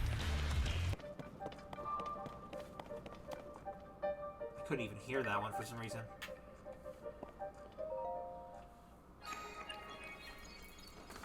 Ow! You who conquered this labyrinth of the land, I, the ruler of boars, have unlocked a door. Wait, what? Find it on the north side of the labyrinth of the sky. Wait, what?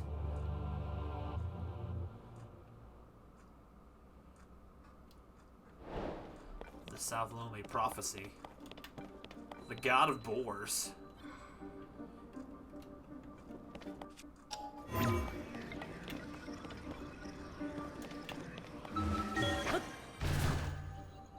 It's not a very good maze when the game just gives you the path, you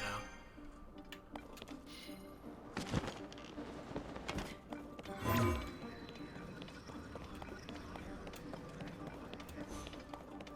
I was gonna open this, whatever this was.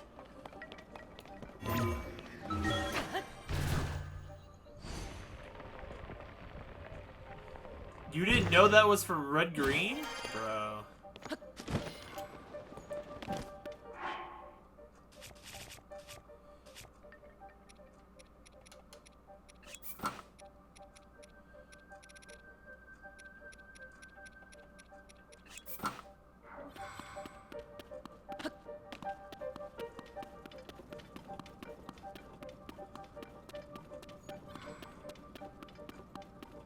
I guess it is not a very massively memorable moment.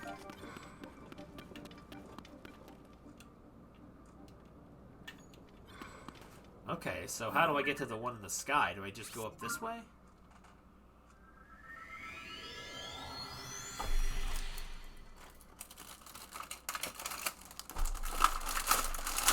feel like I didn't really accomplish much of anything today.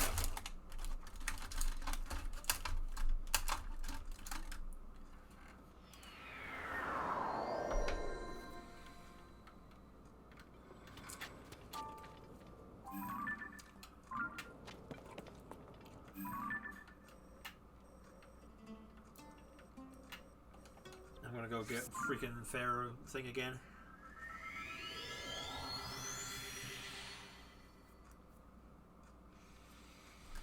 Kinda went to the wrong spot.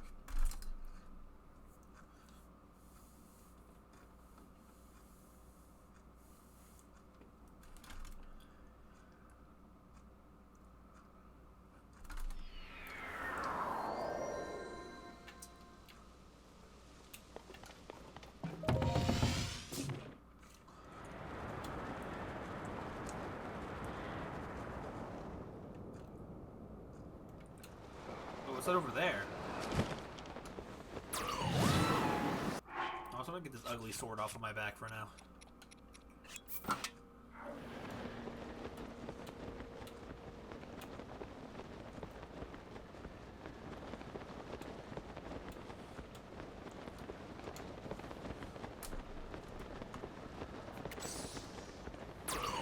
I'm awake.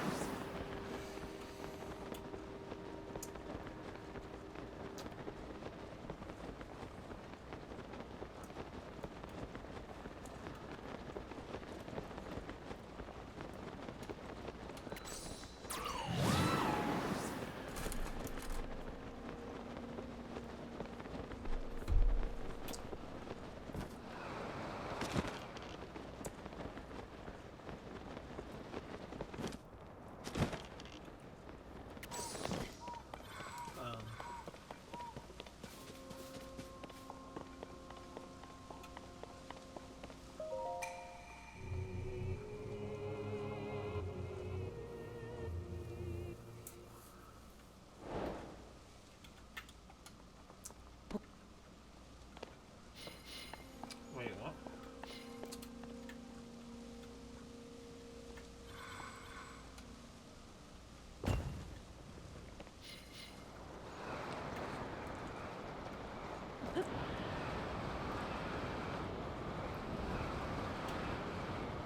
Oh boy, here we go.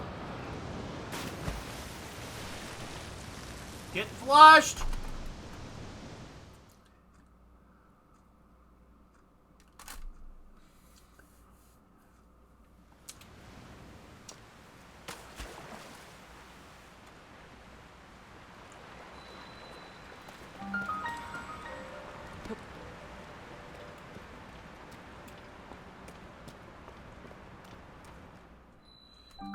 Yeah, that was hilarious.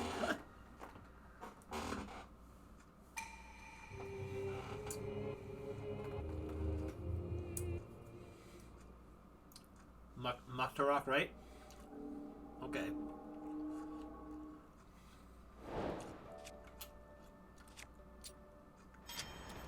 Kevin colored hydrants. Oh.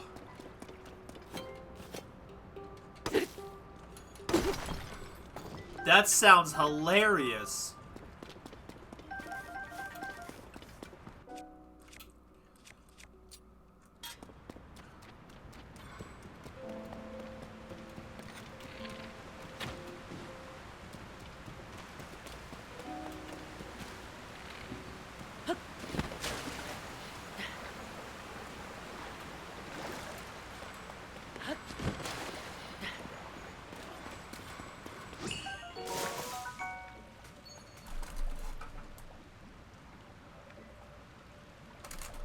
Dude, that's so cool.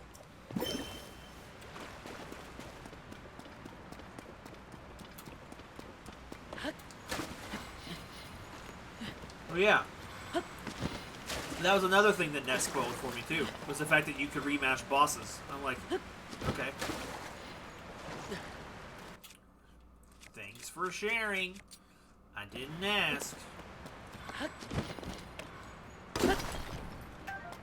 Flying Kevin?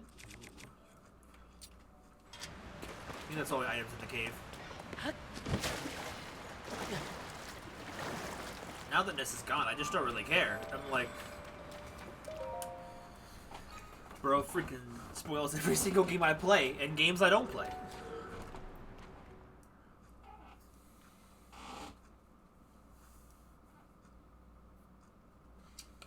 Dude, that sounds cool.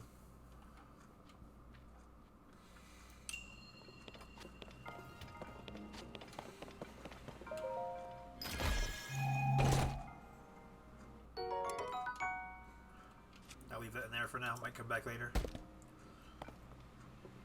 Bro, I know. I was able to fact check that in the own video description. He tried to say there was an Iron Man 4 coming out. Bro. I'm like, dude. You got baited, bruh.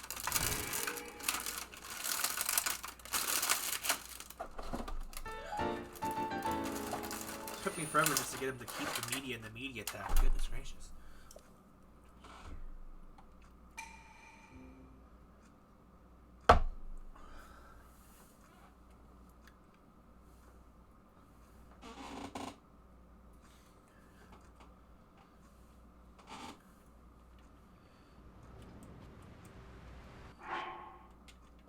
Okay, so I can leave this area.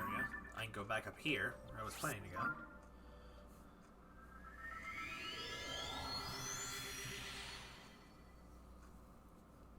Ugh.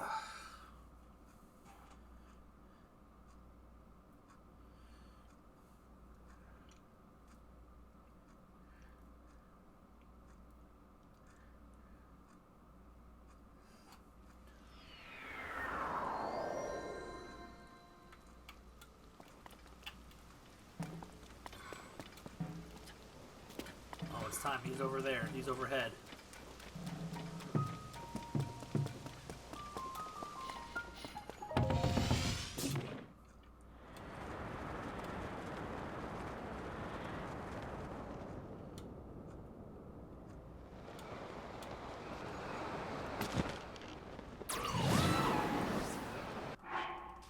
Where's my glide shirt?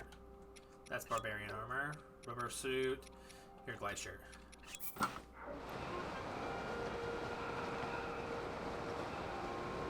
The Infinity Gauntlet of Rule Blank. Only Ramirez can say the word. What things do I have in Farosh?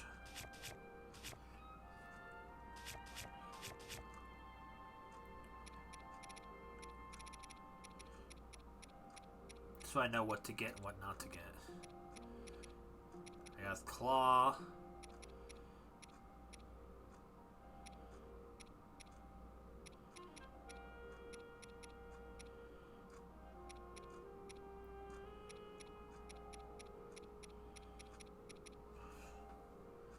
I guess the horn.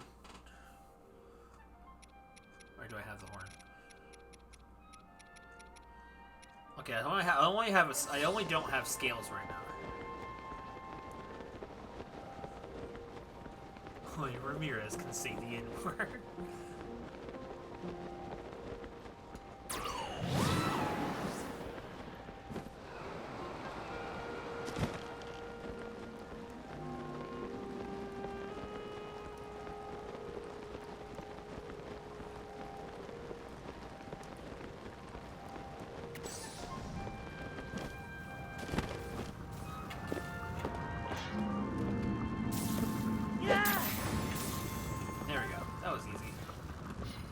Sister showed me that. I'm like, oh, that's so handy. Just attack where you want and then just stand there.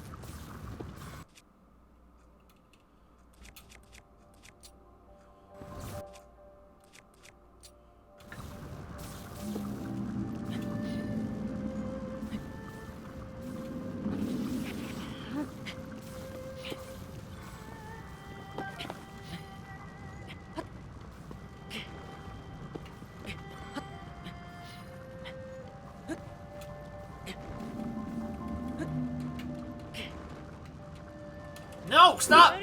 Oh my god.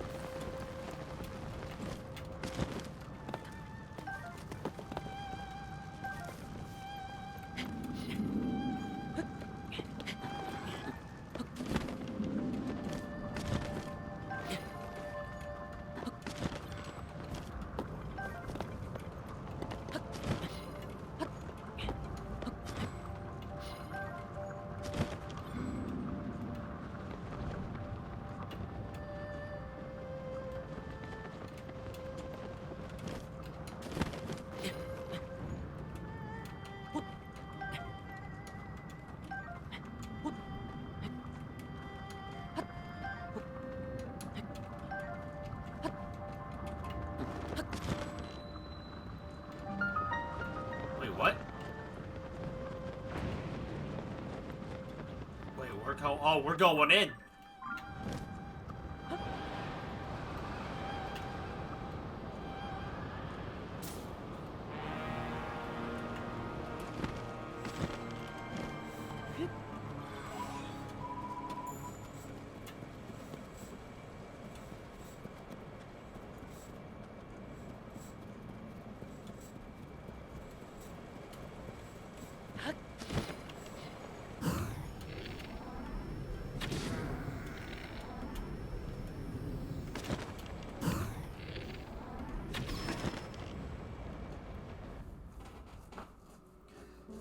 It's an interesting experience, but the rain kept making me slip off of his back.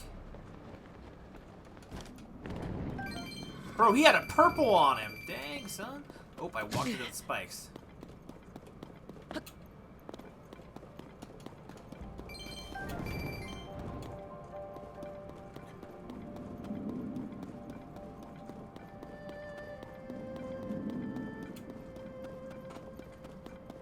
Stream Sam would be so proud.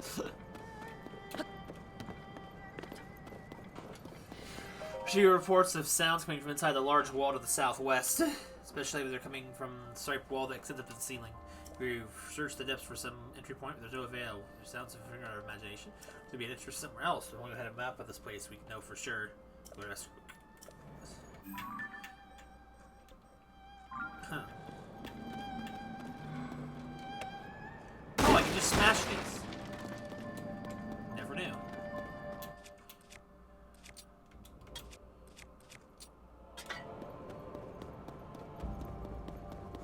Surprised I'm not dying from something.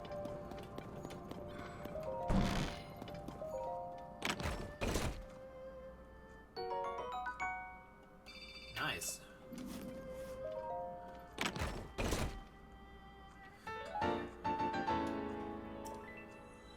Beam spinner.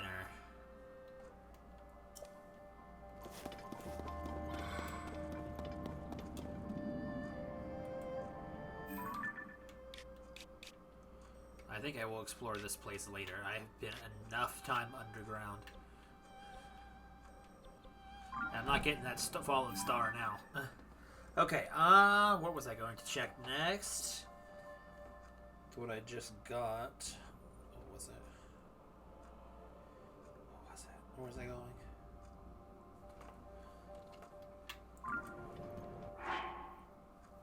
Oh, I can't remember.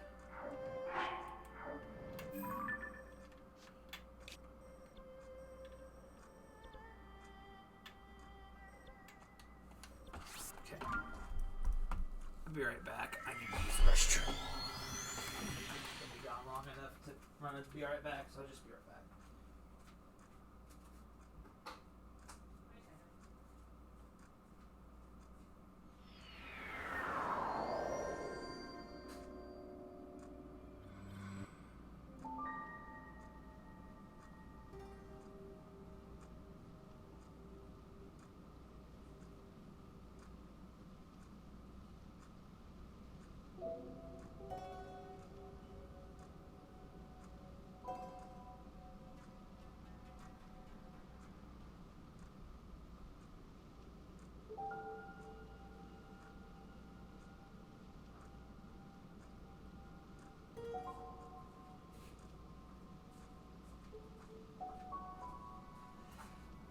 Okay, we've returned.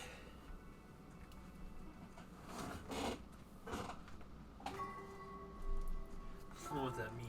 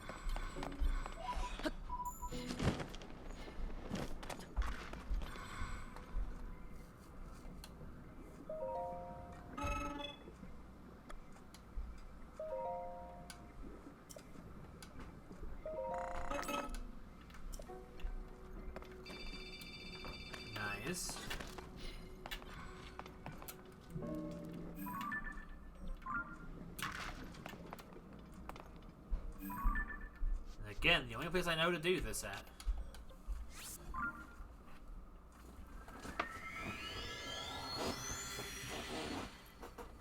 I think I may wrap stream up here soon. I just realized that it's like, it may be 3.5 hours on this stream, but I was also playing for almost 2 hours before that.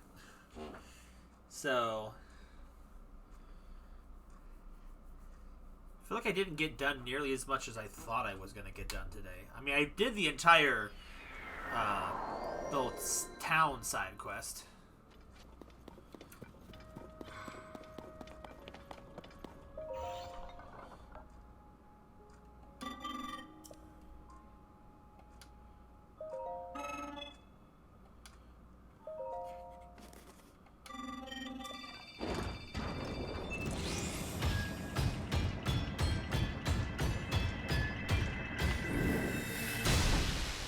Yay.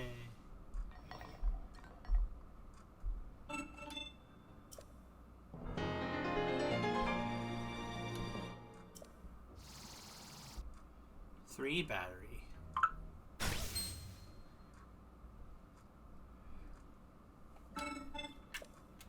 Bye-bye, friend.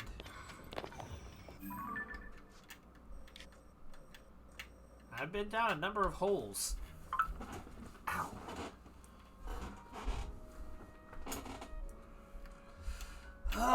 Okay.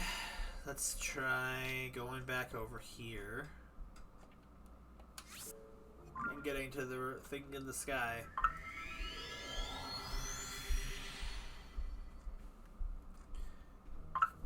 I've been through a lot. How's the beeping?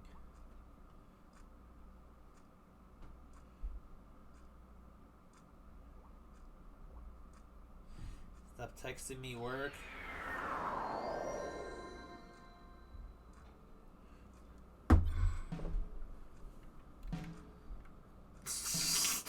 Ramirez with the...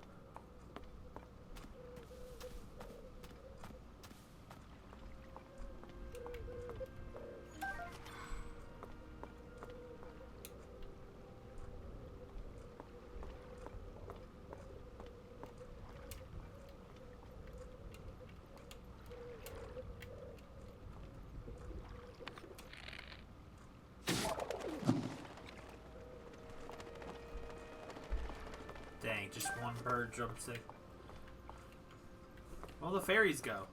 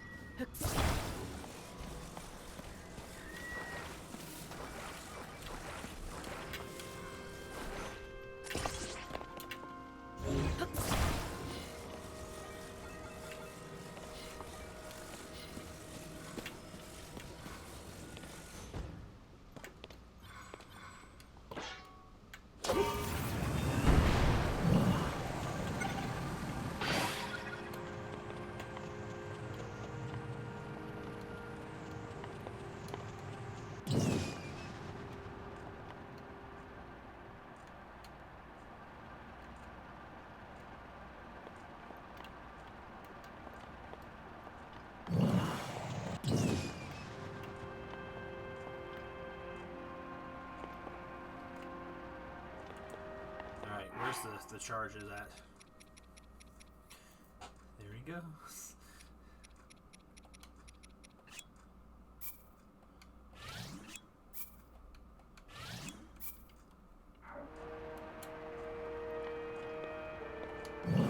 I can't see with you there. Please stop showing up.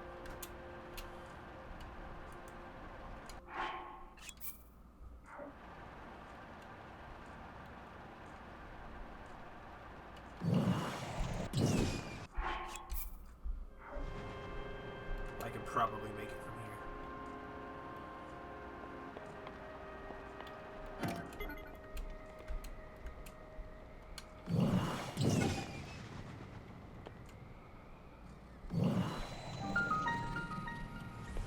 Whoa, what? We get 0 gravity here.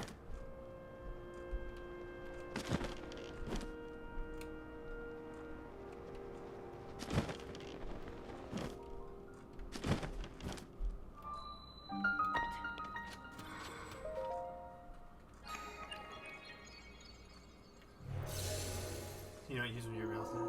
Yeah, those wings do suck. I don't like them. They're like only good for what they intend you to use them for, and that's it. So it said there was like Lomi Castle or something? I didn't get to read it.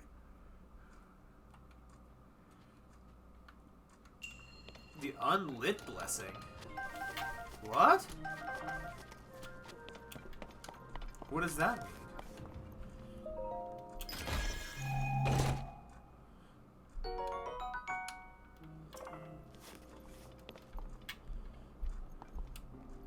Oh, okay. Wait, what? Ah!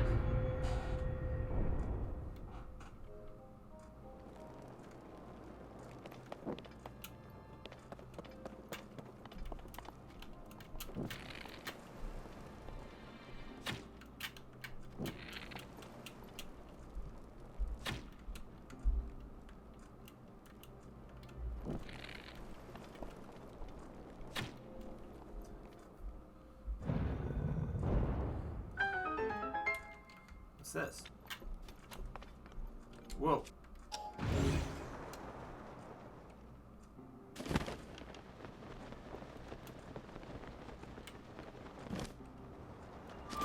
Okay. Well, that was different.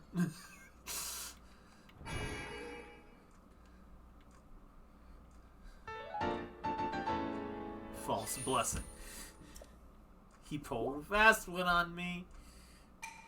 To be fair, the shrine did say it was the unlit blessing, so I'm like, I knew it was gonna be something. I just thought I had to light the torches, but and I did, but not quite the way it's expected.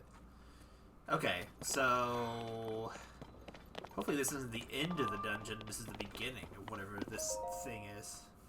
What the? Do you set foot on the labyrinth of the sky? Offer a test of wisdom. Oh god. 4 terminals are hidden in this maze. Activate them all. Oh god.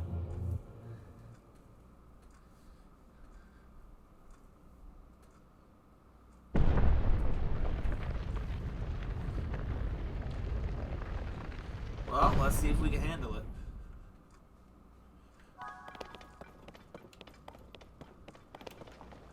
Holy wah.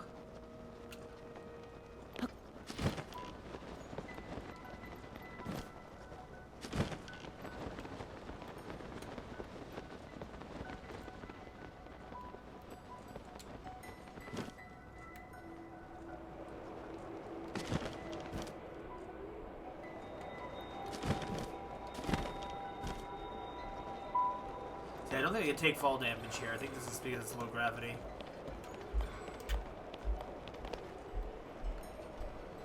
Sky maze, sky maze, sky maze.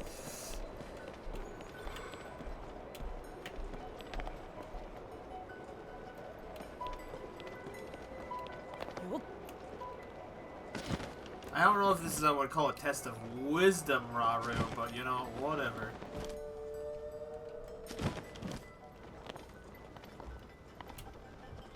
I'm too afraid to go too low.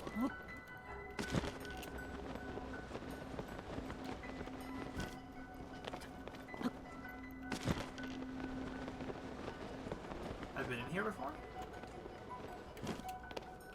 Oh, that's a good sign. Maybe.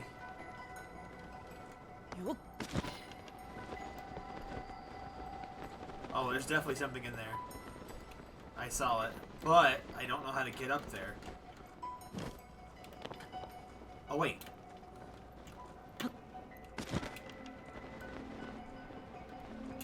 I can't climb up, can I?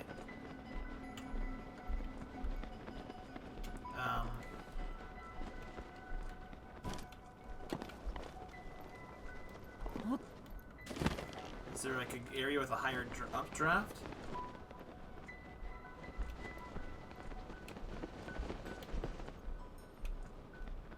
Or is that my... Oh, maybe it's my exit and I'm supposed to leave through there. Okay, hang on.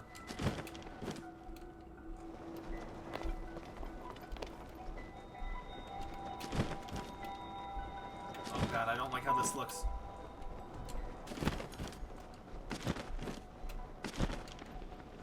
Oh, are you home? I was about to stop. Yeah, I'm stuck in here.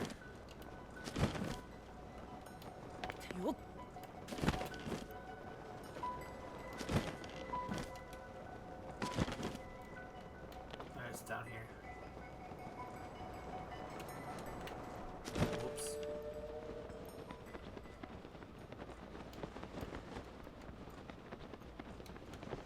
Well, I failed the puzzle.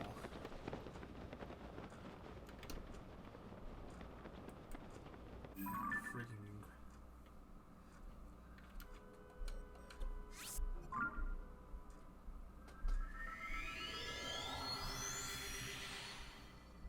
Ah, God. Guess on my eye.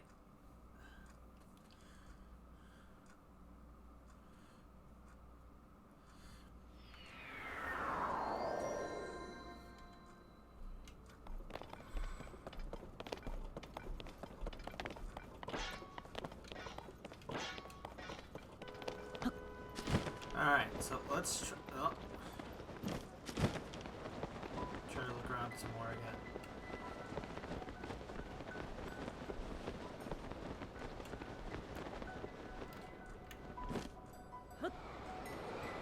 Oh! Okay! Don't die. That negates.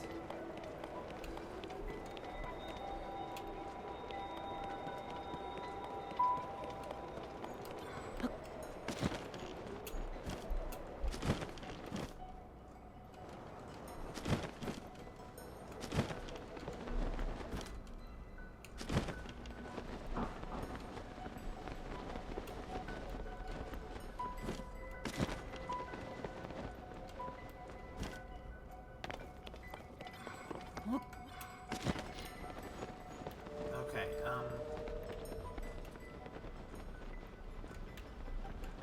do I come in from the ceiling?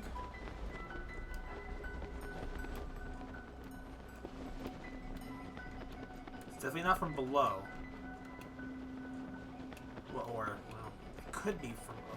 It could be from below, because I could just ascend up into it. Maybe. Let's have a look.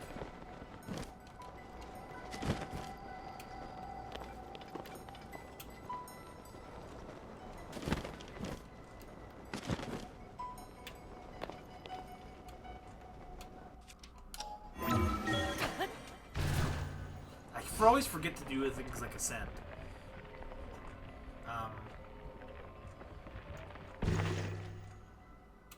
I mean, if it works, right? No, stop!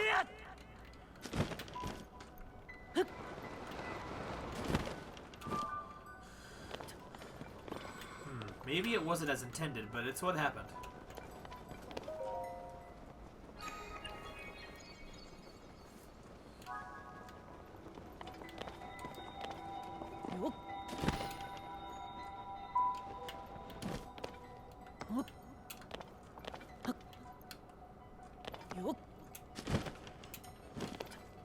God, get out! Okay, so I'm done with this area. That's one.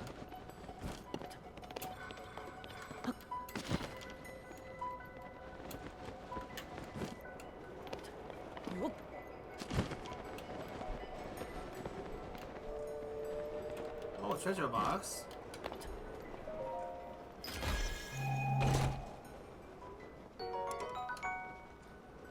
Anything I can swap with this? Yeah, I'll just get the hail. Ah, frick me.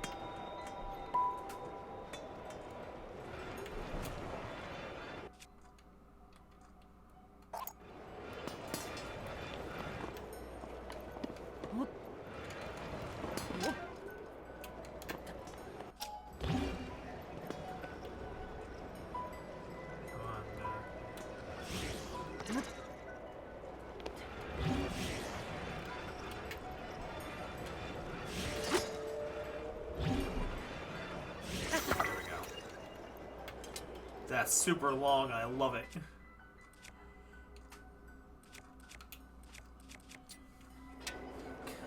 It's dude, shut up! Whoa, what the heck? My controller freaked out for a second. Okay, I need to get out of this. Oh, hello. Where are we at now? Oh, that's back to here. Okay, so we gotta backtrack.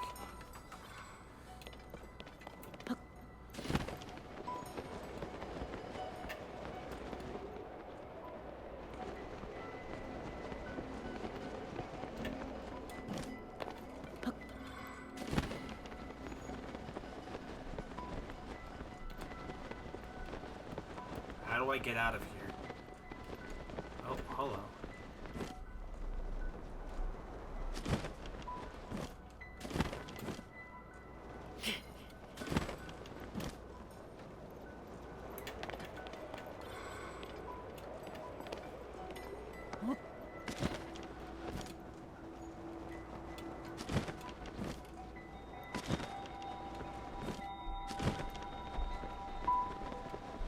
Oh, hello. That's a weird looking spot.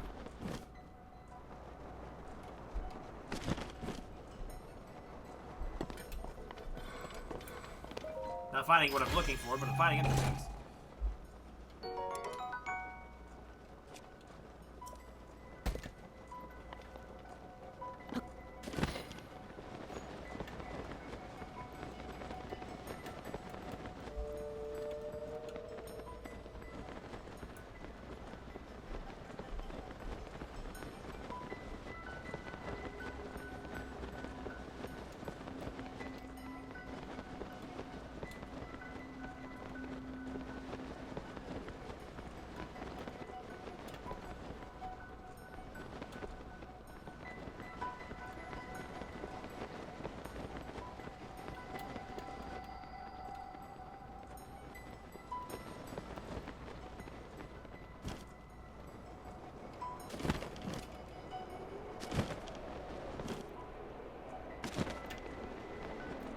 Okay, I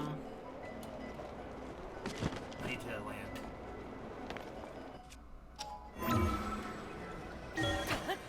Alright.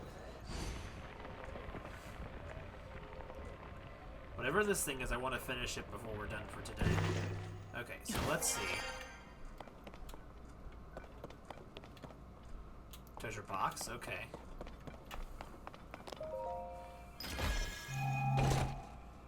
Big battery, okay.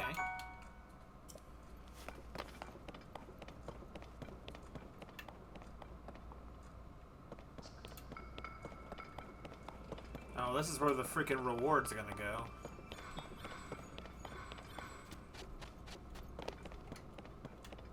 Have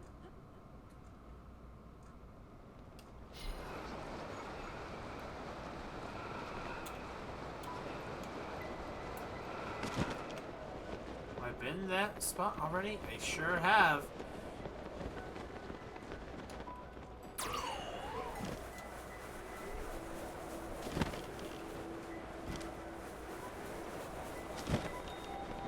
Oh my god, I'm lost. Trying to navigate a freaking multi-tiered labyrinth while flying through the air is freaking pain. Well, it is a maze. It's true.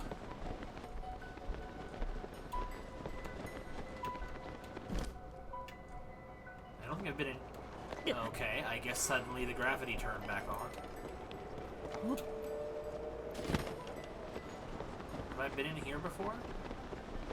Oh my god, I almost rose completely out of the dungeon.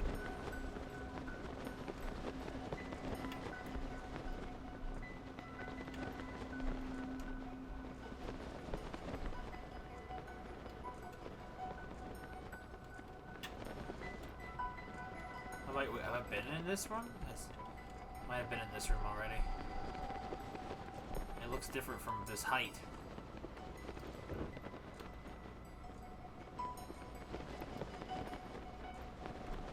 Okay.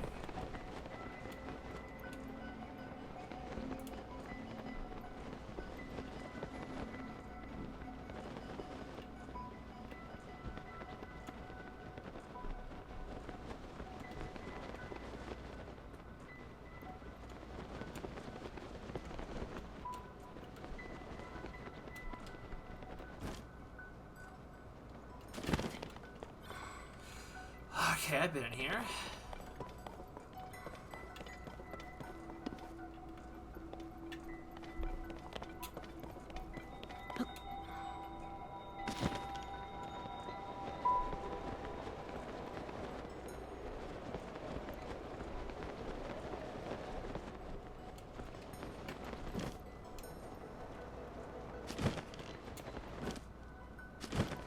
Dude, I don't understand this method.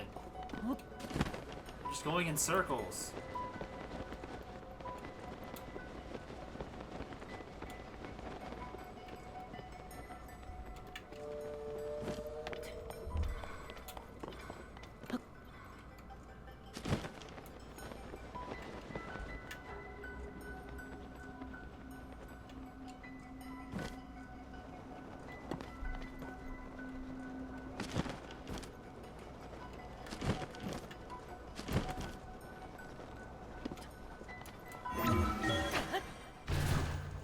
Fogging to a baby for the first time. It's a great scene, honestly. Okay, so let's see. Why don't I try going to a completely different section of the up here?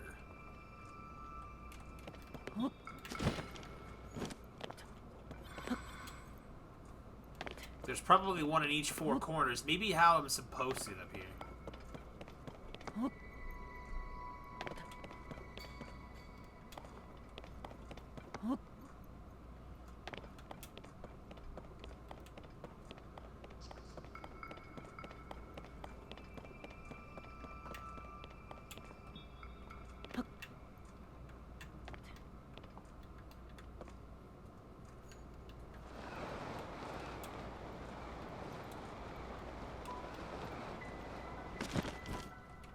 Are they just gonna be in the four corners each time? Oh my god.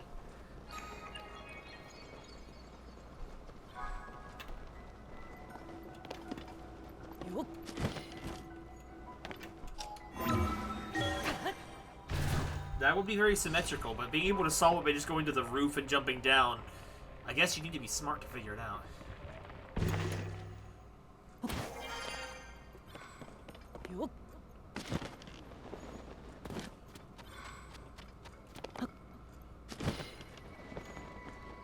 Isn't Lucina like only a character in certain versions of the story, though?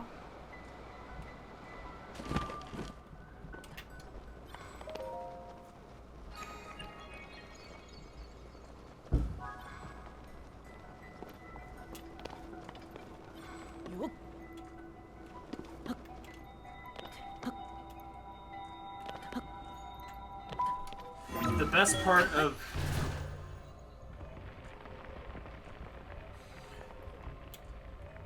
Oh, I thought it just kind of depended on, like, the characters that came from the past depended on which character that Robin married and which gender of Robin you were, I thought.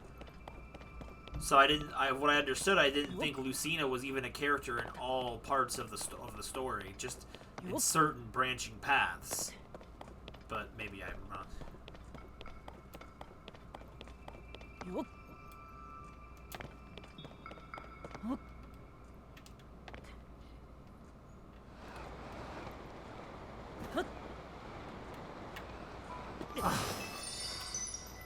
God. There goes my fairy.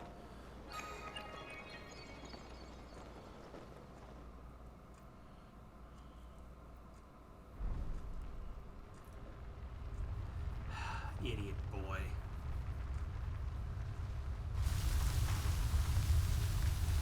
Ah, okay. So, like, the only canon way that Lucina is, Robin's daughter is if female Lucina marries, Crom, right? Is that how that works?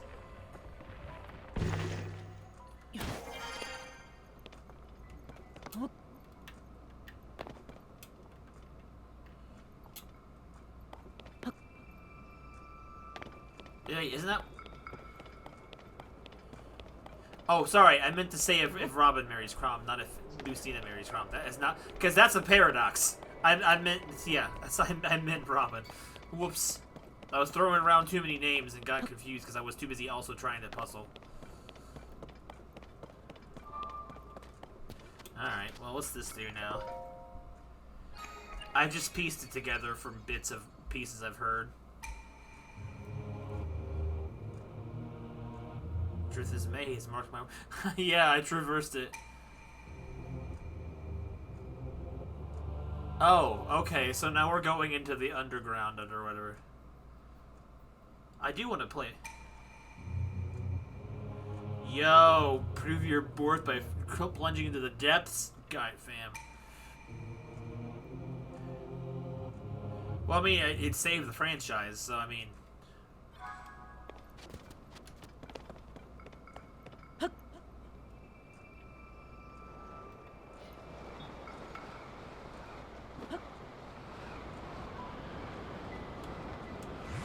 Oh, oh.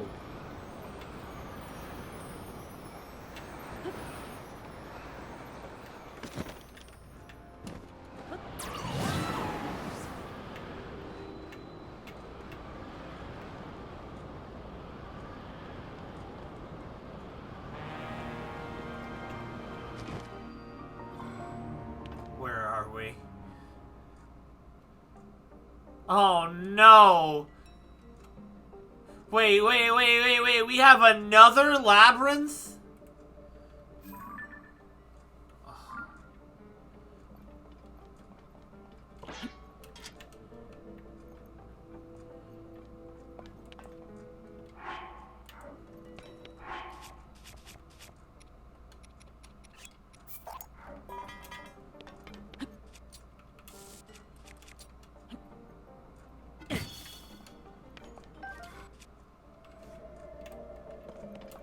Yo, wait, that's the freaking, I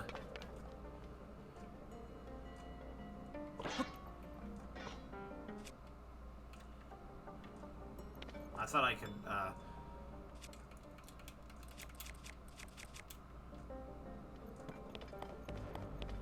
Labyrinth 2, Electric Boogaloo. No, I can't see. Ah, that scared me. I hit the wrong button to light again because I'm on the GameCube controller.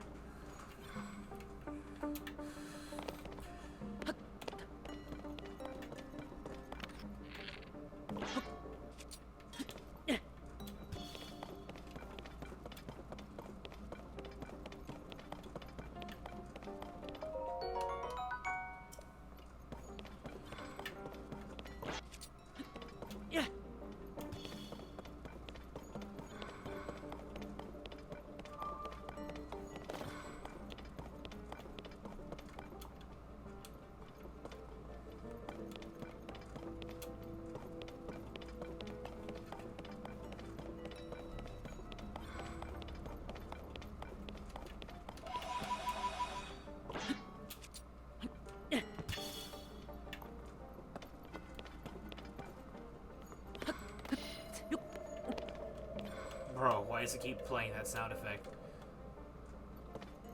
That's like the freaking Sage Stone from, from Wind Waker. What's this little cubby hole for?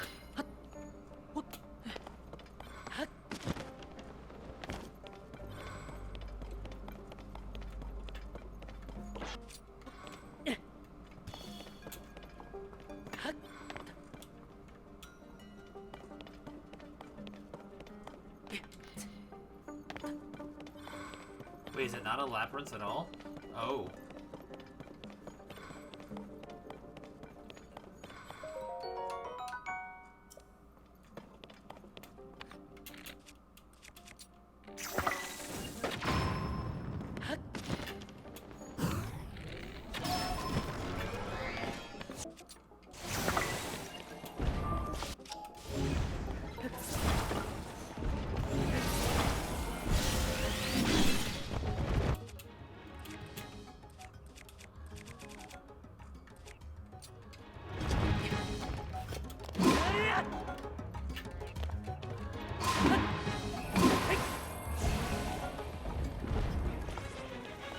Where is it?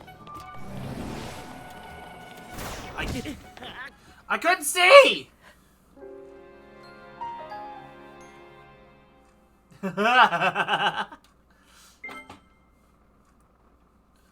Nice, nice.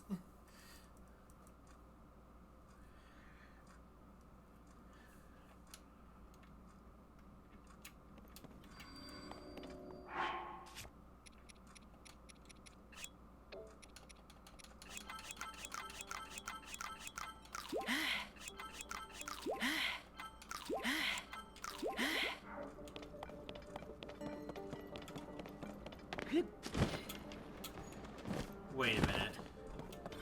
This was here the whole time.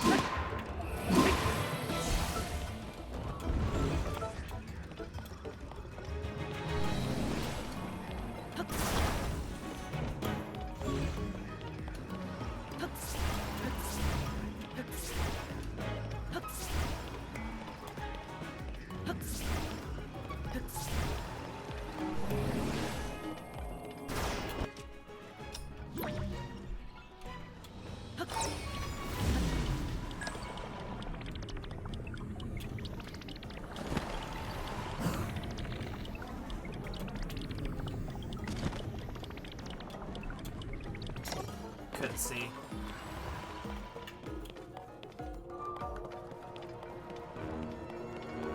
I can't see or hit anything.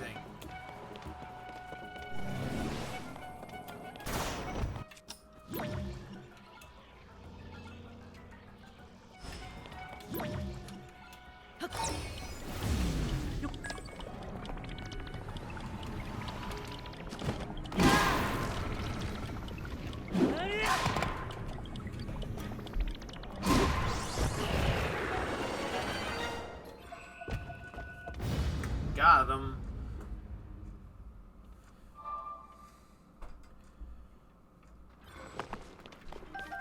Sled.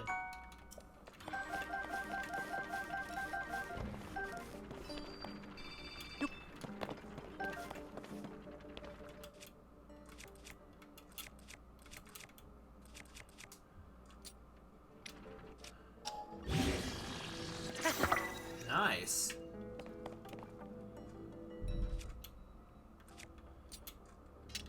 that's not this way. Wait,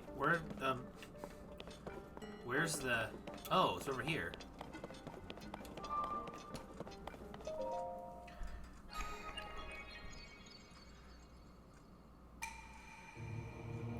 This Labyrinth of the Depths, which is literally a circle. Trial of test of your talents. In overcoming, you have shown yourself to be strong of body, skill, and mind. In my name as the ruler of boars, I commend your achievement and offer a fitting reward. Armor wreathed in otherworldly evil, hidden away since days of old. Take it now. Bro, what?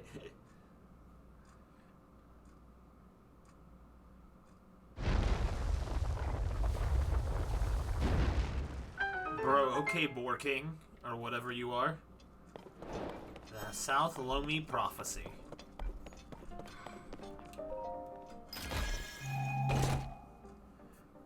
Yo, freaking Ganon mask!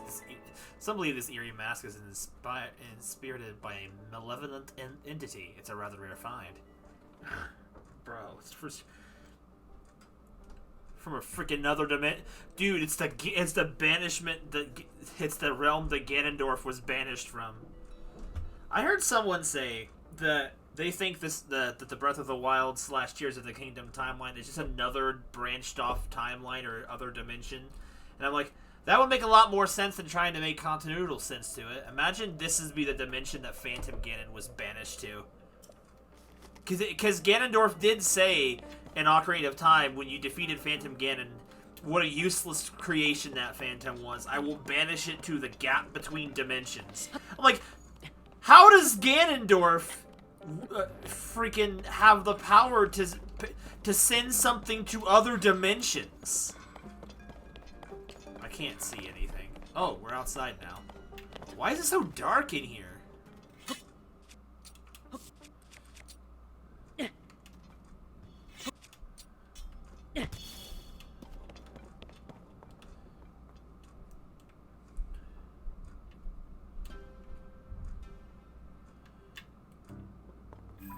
I can't see anything, so I mean, like, I don't know where the light roots are here. Technically, I can just warp straight up and find it later.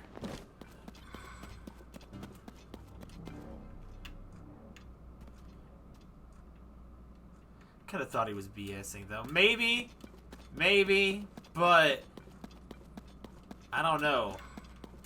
That was the most powerful Ganon ever was as a warlock, was in Ocarina of Time. He was a straight-up warlock. So, I wouldn't put it past him to have some kind of dimension-bending magic, maybe. Maybe. The lore is mixed up.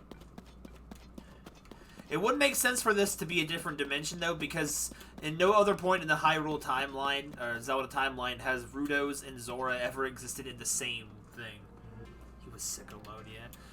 Bro, it's like, man, we always get sword fighting Ganon and Pig Boy Ganon. When are we going to actually have a really cool fight with a magic wielding Ganon? Somehow I have the feeling the Ganon we're going to fight in this game is going to be another sword fighting Ganon. We've already fought Phantom Ganon. Right? Oh, I saw this freaking mod for, I think it was Brawl, or maybe it was Smash 4. It was this mod they did to put in Warlock Ganon. And, like, he had a completely different magic-based moveset. The ability to float and hover like he does in that game, kind of like the Peach hover. Oh, I haven't seen it in so long. I don't remember which game it was for. It was probably Brawl. But it was so cool. Man, Brawl has a lot of really sick mods for it. Only version of Smash Brothers to ever give a Shadow the Hedgehog as a playable character. What's over there?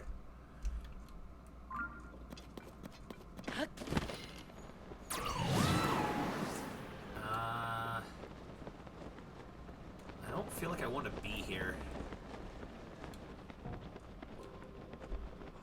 Oh, it's that thing. I'm like, what the frick? And I just realized it's just an old boss. But for a moment, I was scared. I can't see anything. I don't see any of those little flower spots. If I don't see one here in a minute, I'm just gonna warp back out, and I'll come back and explore these particular depths later.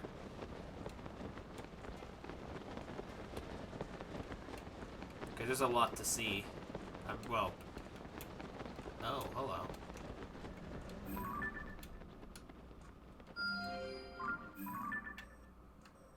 Okay, so it's in that direction. Oh, there's a freaking forest up there. There's probably another one down here somewhere. I just can't see it in the darkness.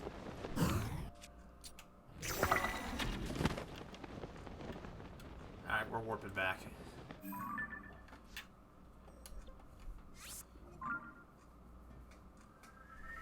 There probably is. The best boss in this game?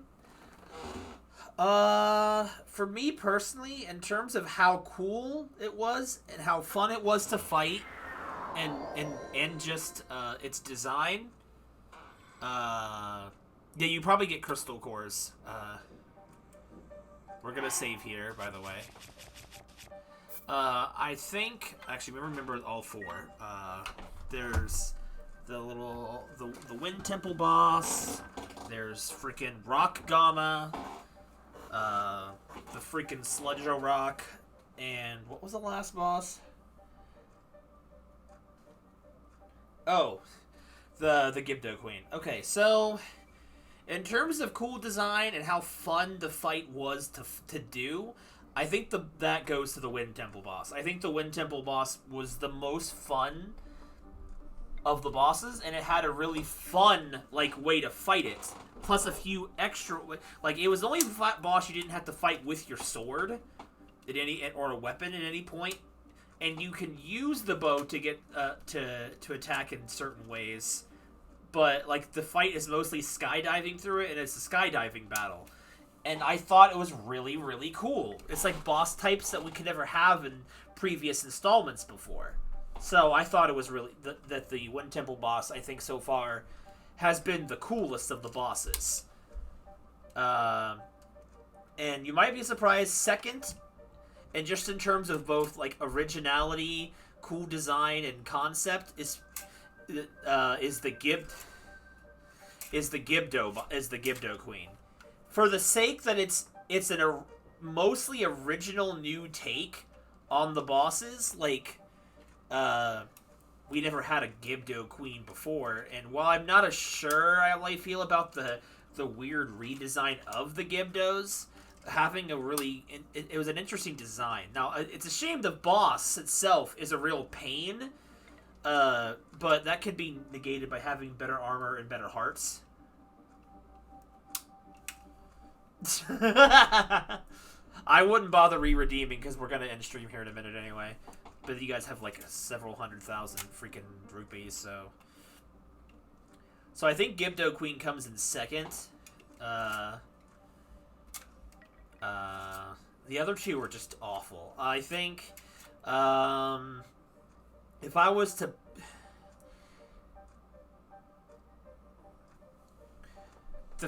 Yes, Cult Gira was really great. I really liked it. And the music was great. I'll give the Gibdo Queen gets a few points for doing a few interesting things. So, for example, that's the first time I think I can recall ever that a Zelda boss first shows up at the beginning of the dungeon,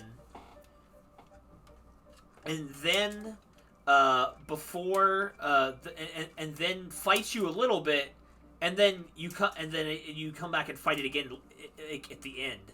It was a very interesting thing, and the idea and concept of the Gibdo Queen was really cool. It wasn't fun to fight, but it was an interesting thing that you're okay, the Gibdos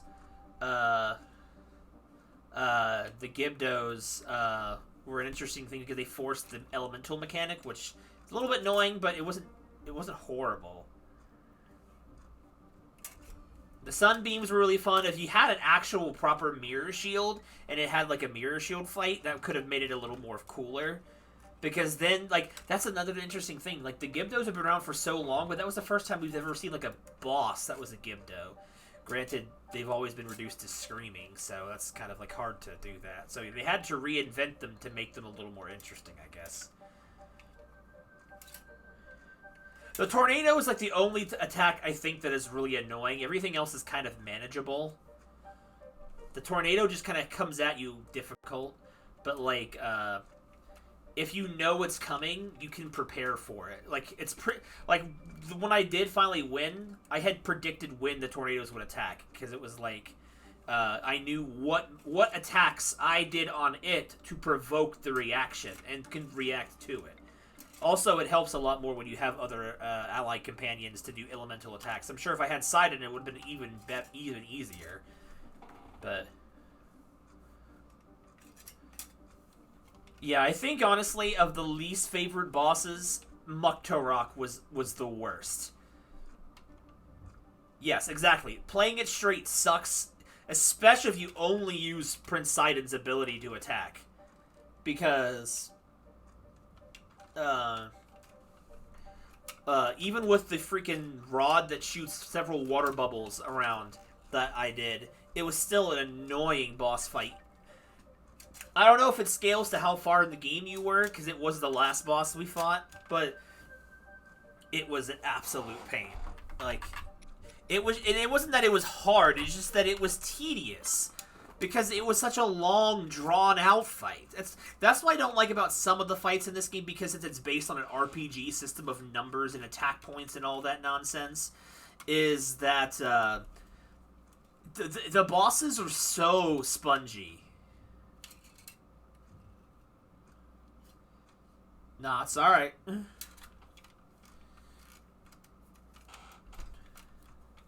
I'm not mad. I just, like I said,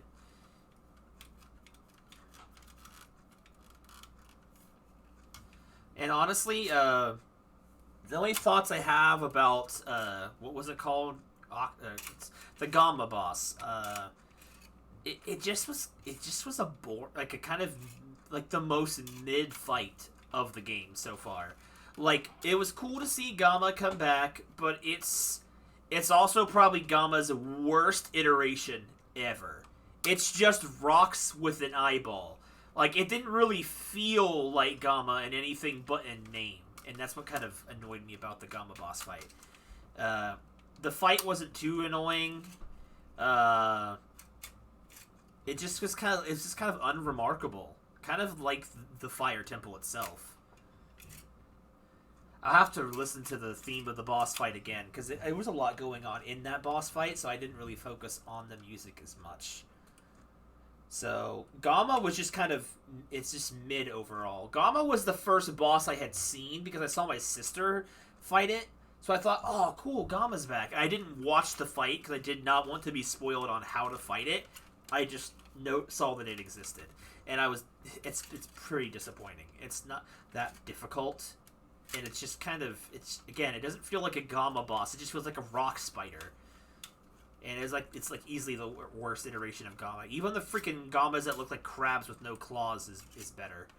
Because at least it feels like a Gamma. I don't know. And I haven't even fought a Gleeok yet, so, well, not beaten a Gleeok. So Gleeoks are probably the most powerful. It's like chipping away at a rock. Right. It just disappointing. It was just a really, really disappointing, fight.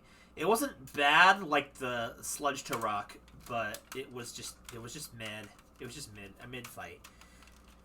Like, Colgera was really good, and while Gibdo boss was definitely the hardest boss of the game, it gets points for originality and like how the game built it up. I think it was really cool that it's the only really overworld boss that felt like it actually was contributing to the problem you were addressing. Like, it makes sense that an insectoid, undead, mummy zombie thing, queen hive mind thing, is the responsible culprit for the entire Gibdo infestation of Gerudo Desert. It made sense lore-wise, and I thought elements of that was really cool.